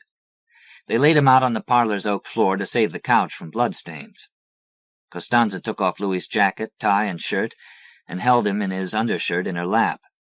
She cleaned his wounds with alcohol and iodine. Ernesto was also on the floor, away from his mother, as if to avoid her seething anger temporarily held in check until the immediate problem was solved. Costanza had wrapped Louis's shoulder in gauze and tape, but he was still out cold. Andy was cold in her arms, so she sent Ernesto for blankets, overcoats, sweaters, and Romero's trousers, and buried Louis in them. After 20 minutes, sweat beading on his forehead, he opened his eyes unsurely, and Costanza called, "Louis! Louis! Gangster!" And then he was awake and touching her face. "I must be dead. You an angel," said Louis. "Watch your mouth," said Costanza. "I'm a married woman." "You don't have no husband," he said. "Maybe I'll stay here. You take care of me." "What for, to see you get killed? Go home to your mother. Let her bury you. I don't bury no more husbands." "Sorry to put you through this," said Louis, putting on his ripped jacket with her help. "I'll come back in a week, Signora Fopa, to show my appreciation. I hope you let me in." "No gangster comes in my door. This time my son brought you. He thought you was dying." "I like a woman with a little meat on her bones," said Louis. Costanza was sewing her new dress. It was one size smaller, a print, navy blue with yellow flowers. Louis was coming to Sunday dinner again. He was the driver for Califano's hearse now. With Costanza's approval, Ernesto and Bianca were on the couch in the parlor. Bianca was reading aloud a story in the Daily News, one word at a time, and Ernesto, stumbling, read aloud the same story. It wasn't as hard as he thought it would be. They read 4 or 5 stories and captions under pictures. Then Ernesto practiced the multiplication tables, and Bianca tested him. If he recited a table without a mistake, she allowed him to catch her breast in her blouse for 1 second before she shooed his hand away. "My father says you can have the job in his garage," said Bianca. "But at night you have to study mechanics." "I know how to be a mechanic," he said. "You only know easy things. He says you can't rebuild a clutch or do a ring job," she said. "If I see it once, I could," said Ernesto. "I've decided to be a teacher," said Bianca. "If I was a mechanic, would you marry me?" "I would."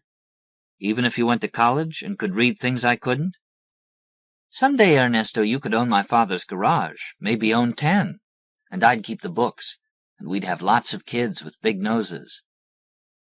"I like your big nose, Bianca."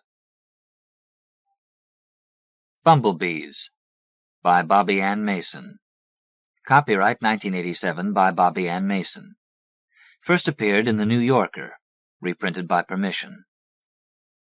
Bobbie Ann Mason is the author of In Country, a novel published by Harper & Row, 1985, and Shiloh and Other Stories, Harper & Row, 1982, which won the Ernest Hemingway Foundation Award for Best First Fiction.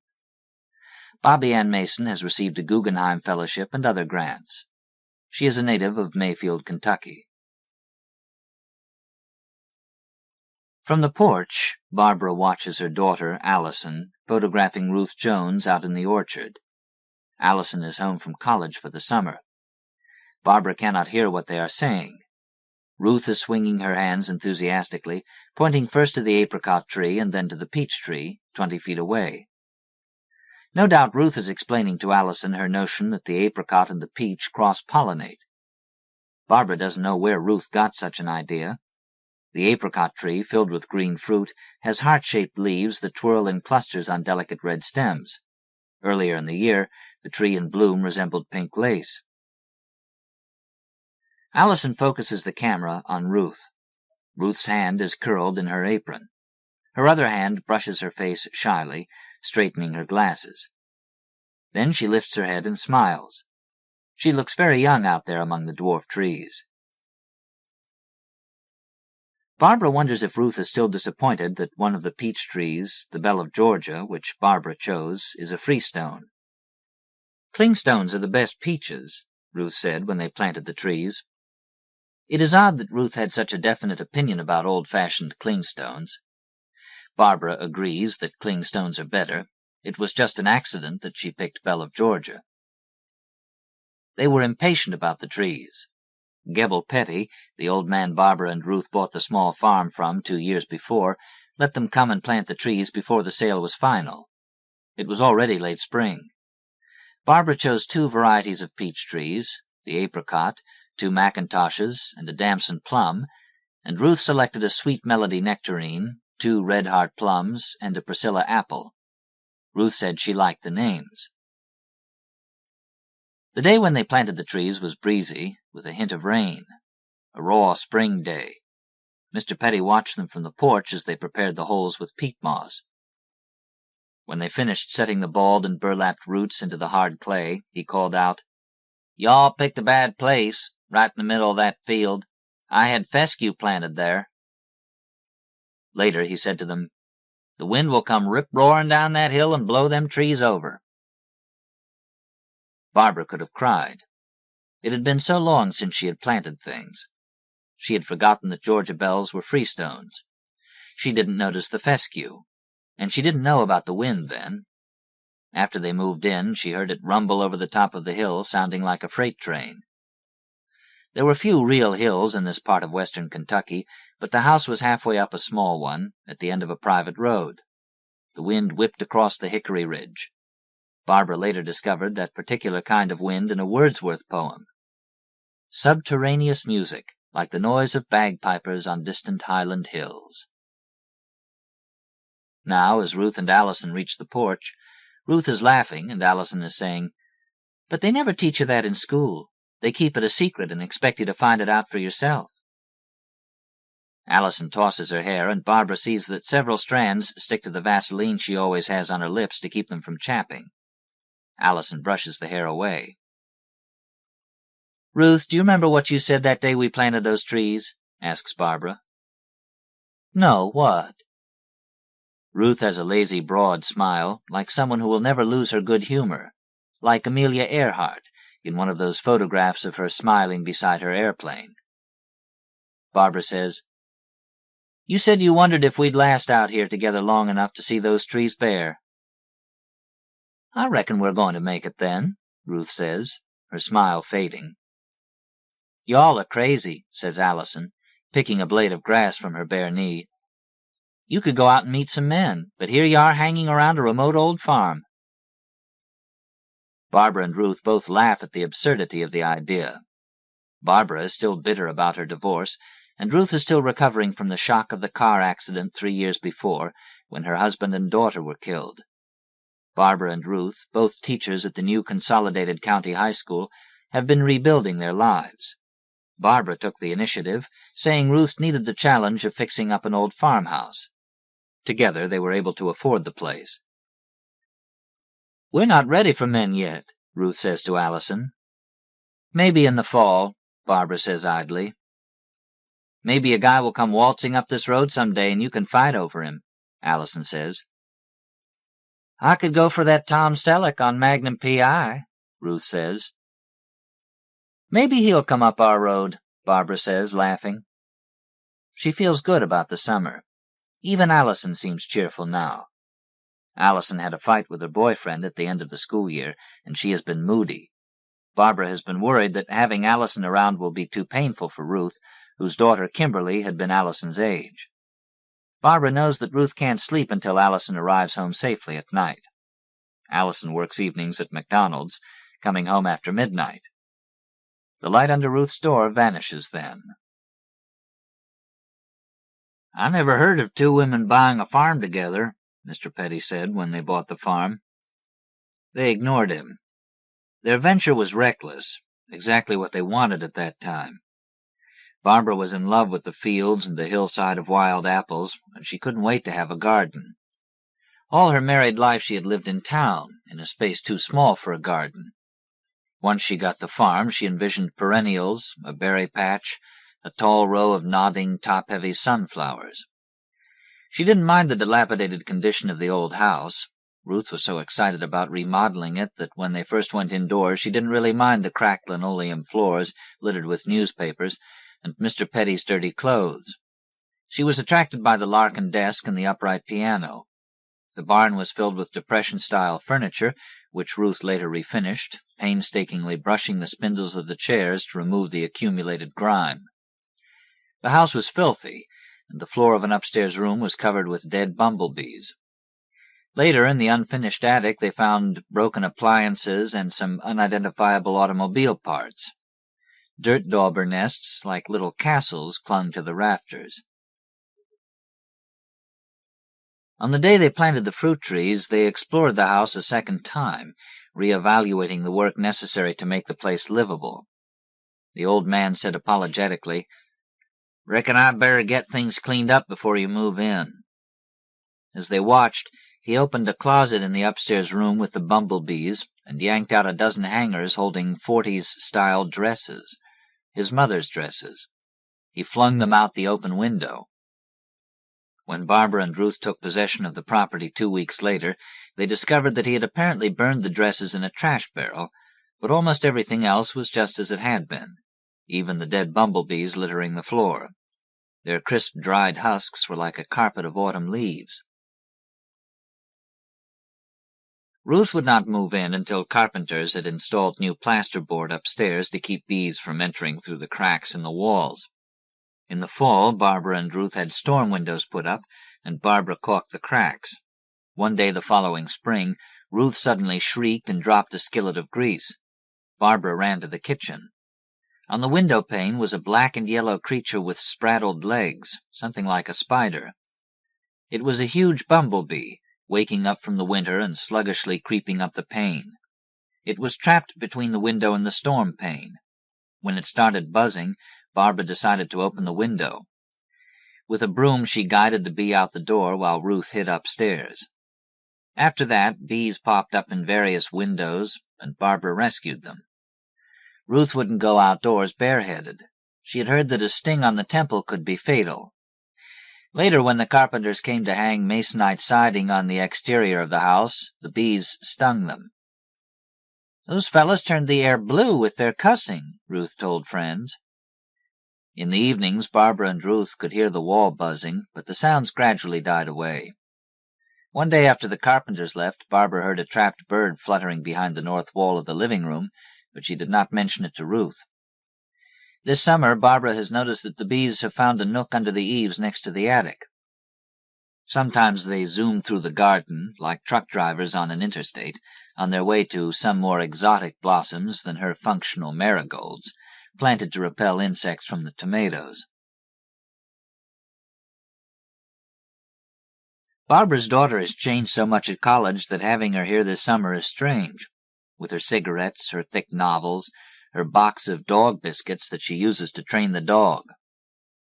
The dog, a skinny stray who appeared at the farm in the spring, prowls through the fields with her. Allison calls him Red, although he is white with brown spots. He scratches his fleas constantly and has licked a place raw on his foreleg. Allison has bandaged the spot with a sanitary napkin and some wide adhesive tape. Allison used to be impatient, but now she will often go out at midday with the dog and sit in the sun and stare for hours at a patch of weeds. Barbara once asked Allison what she was staring at. "I'm just trying to get centered," Allison said with a shrug. "Don't you think Ruth looks good?" Barbara asks Allison as they are hoeing the garden one morning. Allison has already chopped down 2 lima bean plants by mistake. "I like to see her spending more time out of doors." "She still seems jittery to me. But her color looks good and her eyes sparkle now. I saw her poking in my things." "Really? I'm surprised." Barbara straightens up and arches her back. She is stiff from stooping. What on earth did she think she was doing? "It made me feel crummy," Allison says. "But at least she's coming out of her shell. I wish you'd try to be nice to her. Just think how I'd feel if you'd been killed in a wreck." "If you caught me snooping, you'd knock me in the head." "Oh, Allison." Allison lights a cigarette in the shade of the sumac, at the edge of the runoff stream that feeds into the creek below. She touches a thistle blossom. "Come and feel how soft this flower is, Mom," she says. "It's not what you'd expect." Barbara steps into the shade and caresses the thistle flower with her rough hands. It is a purple powder puff, the texture of duck down. Honeybees are crawling on some of the flowers on the stalk. Allison picks a stalk of dried grass with a crisp beige glob stuck on it. "Here's another one of those funny egg cases," she says. "It's all hatched out. I think it's from a praying mantis. I saw it in my biology book." She laughs. "It looks like a hot dog on a stick." Every day Allison brings in some treasure: the cracked shell of a freckled sparrow egg, a butterfly wing with yellow dust on it, a cocoon on a twig. She keeps her findings in a cigar box that has odd items glued on the lid: screws, thimbles, washers, pencils, bobbins. The box is spray-painted gold. Allison found it in the attic. Barbara has the feeling that her daughter, deprived of so much of the natural world during her childhood in town, is going through a delayed phase of discovery now, at the same time she is learning about cigarettes and sex. Now Allison crushes her cigarette into the ground and resumes her hoeing, scooping young growth from the dry dirt. Barbara yanks pigweed from the carrot row. It hasn't rained in 2 weeks, and the garden is drying up. The lettuce is shot up in gangly stalks, and the radishes went to seed long ago. Barbara lays down her hoe and begins fastening up one long arm of a tomato plant that has fallen from its stake. "Let me show you how to pinch suckers off a tomato vine," she says to Allison. "How do you know these things, Mom? Did you take biology?" "No, I was raised in the country. Don't you remember? Here, watch. Just pinch this little pair of leaves that's peeping up from where it forks. If you pinch that out, then there will be more tomatoes. Don't ask me why." "Why?" says Allison. In her garden diary, Barbara writes, "Thistles in bloom, Allison finds praying mantis egg carton." It is mid-morning, and the 3 of them are having cokes on the porch. Ruth is working on quilt pieces, sewing diamonds together to make stars. Her hands are prematurely wrinkled. "I have old people hands and feet," she once told Barbara merrily. Ruth's face doesn't match. Even at 40, she has a young woman's face. A moment ago, Allison said something to Ruth about her daughter and husband, and Ruth, after pausing to knot a thread and break it with her teeth, says now, "The reason I don't have their pictures scattered around the house is I overdid it at first. I couldn't read a book without using an old-school picture of Kimberly for a bookmark. I had her pictures everywhere. I didn't have many pictures of him, but I had lots of her. Then one day I realized that I knew the faces in the pictures better than I knew my memories of their faces. It was like the pictures had replaced them. And pictures lie.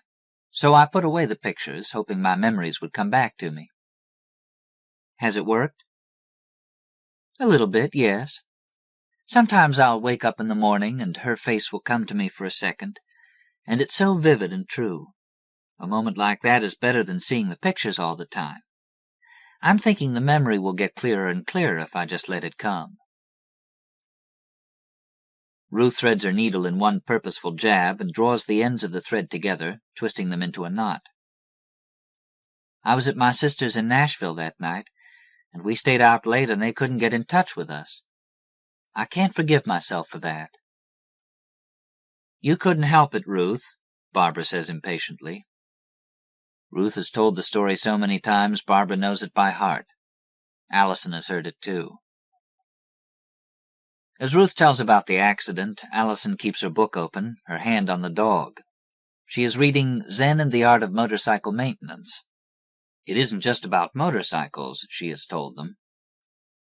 Her needle working swiftly, Ruth says, "It was still daylight, and they had pulled up to the stop sign and then started to cross the intersection, when a pickup truck carrying a load of turnips rammed into them.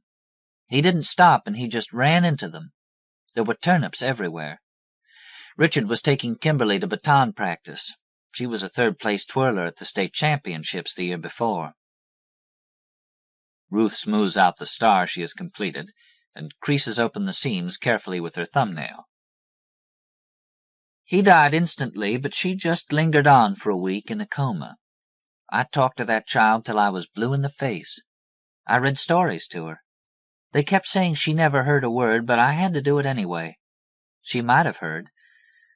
They said there wasn't any hope. Ruth's voice rises. When Princess Grace died and they turned off her machines, they never should have done that because there might have been a miracle. You can't dismiss the possibility of miracles. And medical science doesn't know everything. For months I had dreams about those turnips, and I never even saw them. I wasn't there. But those turnips are clearer in my mind than my own child's face. The mail carrier chugs up the hill in his jeep. Allison stays on the porch, shaded by the volunteer peach tree that sprang up at the corner of the porch, probably grown from a seed somebody spit out once, until the jeep is gone. Then she dashes down to the mailbox. "Didn't you hear from your boyfriend, hon?" Ruth asks when Allison returns.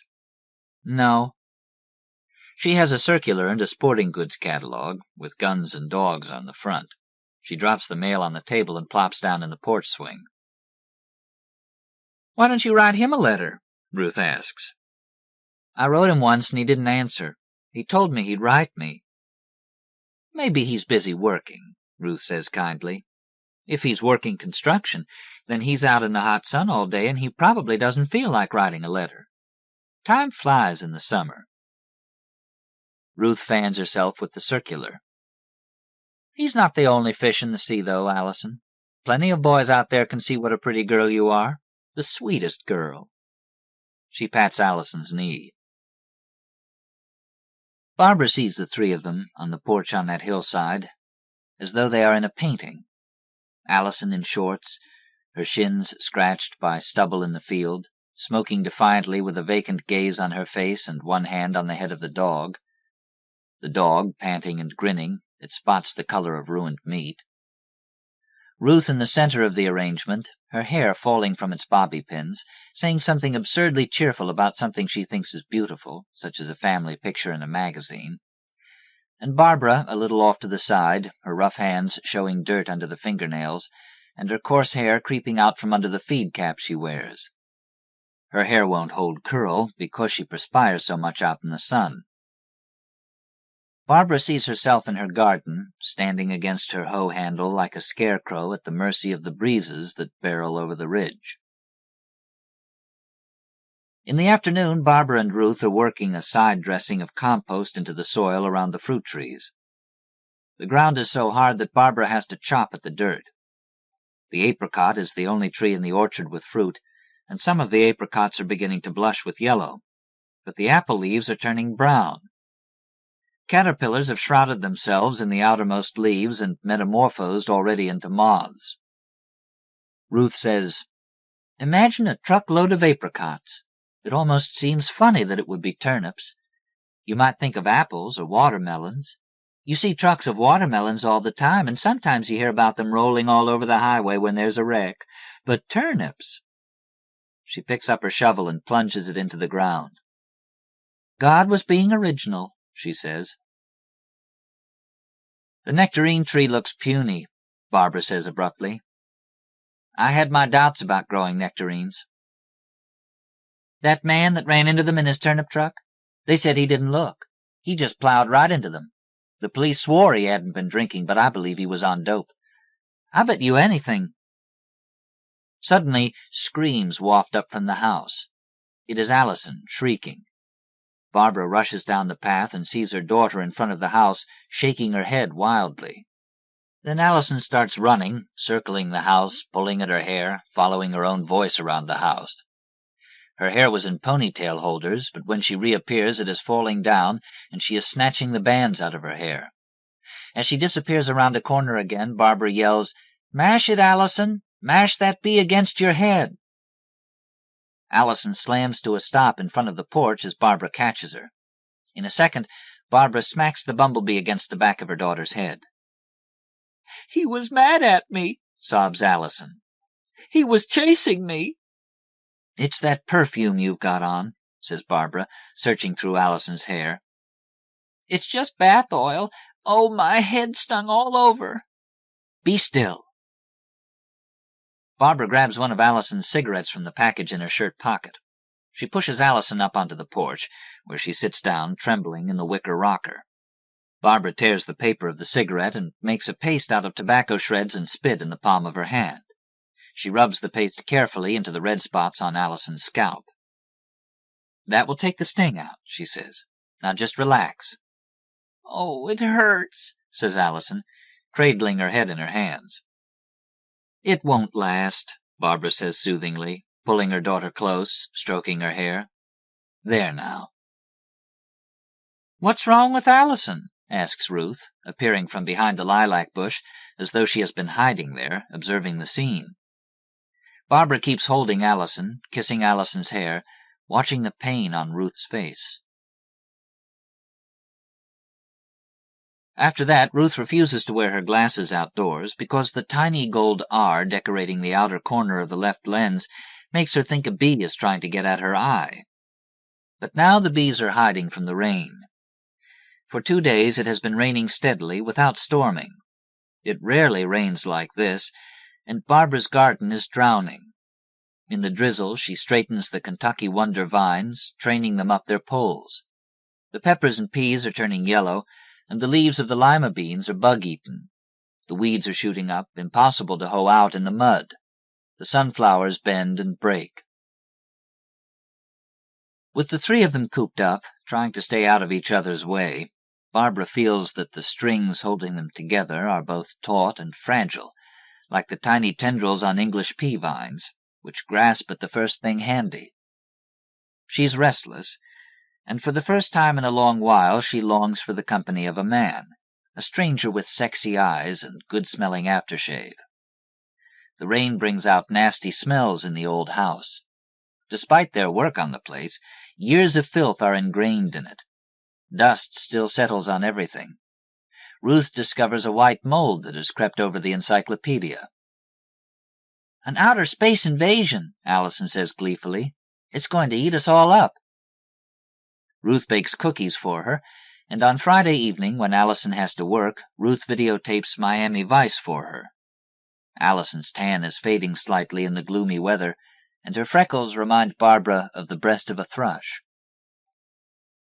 The creek is rising, and the dog whines under the front porch. Allison brings him onto the enclosed back porch. His bandage is muddy and shredded. She has the mail with her, including a letter from her father, who lives in Mobile. "Daddy wants me to come down this fall and live," she tells Barbara. "Are you going?" "No. I've made a decision," Allison says in the tone of an announcement. "What, honey?" Ruth asks. She is mixing applesauce cake from a recipe of her grandmother's she promised to make for Allison. "I'm going to quit school for a year and get a job in an apartment in Lexington." "Lexington?" Barbara and Ruth say simultaneously. Lexington is more than 200 miles away. Allison explains that her friend Cindy and she are going to share an apartment. "It'll be good for us to get out in the real world," she says. "School's a drag right now." "You'll be sorry if you don't finish school, honey," Ruth says. "It doesn't fit my needs right now." Allison picks up her music and heads for the piano. "Look, think of this as junior year abroad, okay? Except I won't be speaking French." Barbara jerks on her rain slicker and galoshes. In the light drizzle, she starts digging a trench along the upper side of the garden to divert the water away from it. The peppers are dying. The cabbages are packed with fat slugs. She works quickly, fighting the rivulets of water that seep through the garden. The task seems useless, but belligerently she goes on, doing what she can. Ruth comes slogging up the muddy path in her galoshes, blinking at the rain. She's not wearing her glasses. "Are you going to let her go to Lexington?" Ruth asks. "She's grown," Barbara says. "How can you let her go?" "What can I do about it?" Ruth wipes the raindrops from her face. "Don't you think she's making a mistake?" "Of course, goddammit, but that's what children are. People with a special mission in life to hurt their parents." You don't have to tell me about hurt, Barbara. Do you think you know anything about that? Furiously, Barbara slaps the mud with her hoe. Next year she will relocate the garden above the house, where the drainage will be better. The next day the rain lets up, but it is still humid and dark, and a breeze is stirring over the ridge, as though a storm is on its way. Allison is off from work, and she has been playing the piano, picking out nonsense compositions of her own. Barbara is reading. Suddenly, through the picture window, Barbara sees Ruth in the orchard pumping spray onto a peach tree. Barbara rushes outside, crying, "Ruth, are you crazy?" The cloud of spray envelops Ruth. Barbara yells, "No, Ruth, not on a windy evening. Don't spray against the wind." "The boars were going to eat up the peach tree," Ruth cries, letting the sprayer dangle from her hand. She grabs a blob of peach tree gum from the bark and shows it to Barbara. "Look!" "The wind's blowing the spray all over you, not the tree," Barbara says sharply. "Did I do wrong?" "Let's go inside. The storm is coming." "I wanted to help," Ruth says in tears. "I wanted to save the tree." Later, when Barbara and Allison are preparing supper and Ruth is in the shower washing off the insecticide, Allison says, "Mom, when did you realize you weren't in love with Daddy anymore?" "The exact moment?" "Yeah, was there one?" "I guess so. It might have been when I asked him to go have a picnic with us over at the lake one day. It was the summer you were a lifeguard there, and I thought we could go over there and be together, go on one of those outdoor trails, and he made some excuse. I realized I'd been married to the wrong man all those years." "I think I know what you mean. I don't think I'm in love with Gerald anymore." Studiously, Allison chops peppers with the paring knife. Barbara smiles. "You don't have to be in a hurry. That was my trouble. I was in a hurry. I married too young." Hastily, she adds, "But that's okay. I got you in the bargain." Allison nods thoughtfully. "What if you wanted to get married again? What would you do about Ruth?" "I don't know." "You'd have to get a divorce from her this time," Allison says teasingly. "It would be hard to sell this place and divide it up." Barbara is not sure she could give it up. "What's going on with Ruth anyway?" Allison is asking. "She's so weird." "She used to be worse," Barbara says reassuringly. "You remember how she was at first. She couldn't even finish the school year." "I didn't want to tell you this, but I think Ruth's been pilfering," Allison says. "I can't find my purple beret and that scarf Grandma gave me. I bet Ruth took them." Allison looks straight out the window at the water washing down the runoff stream, and a slight curl of satisfaction is on her lips. Barbara stares at the dish of bread and butter pickles she is holding, and for a moment cannot identify them. Images rush through her mind. Chocolate chips, leftover squash, persimmons. That night, Allison has gone out to a movie, and Barbara cannot sleep. The rain is still falling lightly, with brief spurts of heavy rain. It is past midnight when Allison's car drives up. The dog barks, and Ruth's light switches off, as if this were all some musical sequence. Earlier in the evening, Barbara glimpsed Ruth in her room, shuffling and spreading her pictures on the bed like cards in a game of solitaire. She keeps them in a box, with other mementos of Kimberly and Richard. Barbara wanted to go to her with some consolation, but she resisted, as she resisted mothering Allison too closely. She had the feeling that she was tending too many gardens. Everything around her was growing in some sick or stunted way, and it made her feel cramped. As she hears Allison tiptoeing down the hall, Barbara closes her eyes and sees contorted black motorcycles, shiny in the rain. Early the next morning, Allison calls them outdoors. "Look how the creek's up!" she cries in a shrill voice. The creek has flooded its banks, and the bridge is under water, its iron railing still visible. "Oh, wow," Allison says. "Look at all that water. I wish I was a duck." "It's a flood," Barbara says matter-of-factly. Her garden is already ruined, and she has decided not to care what happens next. At breakfast, a thunderous crack and a roar send them out to the porch. As they watch, the bridge over the creek tears loose and tumbles over, the railing black against the brown, muddy stream. The violence of it is shocking, like something one sees in the movies. "Oh, my God," Ruth says quietly, her fingers working at her shirt. "We're stranded," says Allison. "Oh, wow." "Oh, Lord, what will we do?" Ruth cries. "We'll just have to wait till the water goes down," Barbara says, but they don't hear her. "I won't have to work," Allison says. "I'll tell McDonald's I can't get there unless they want to send a rescue helicopter for me. Or they could send the McDonald's blimp. That would be neat." "Isn't this sort of thrilling?" Barbara says. "I've got goosebumps." She turns, but Ruth has gone indoors, and then Allison wanders off with the dog. Barbara heads out through the field. From the edge of the woods, she looks out over the valley at the mist rising. In the 2 years Barbara and Ruth have lived here, it has become so familiar that Barbara can close her eyes and see clearly any place on the farm. The paths, the stand of willows by the runoff stream that courses down the hill to feed the creek. But sometimes it suddenly all seems strange, like something she has never seen before.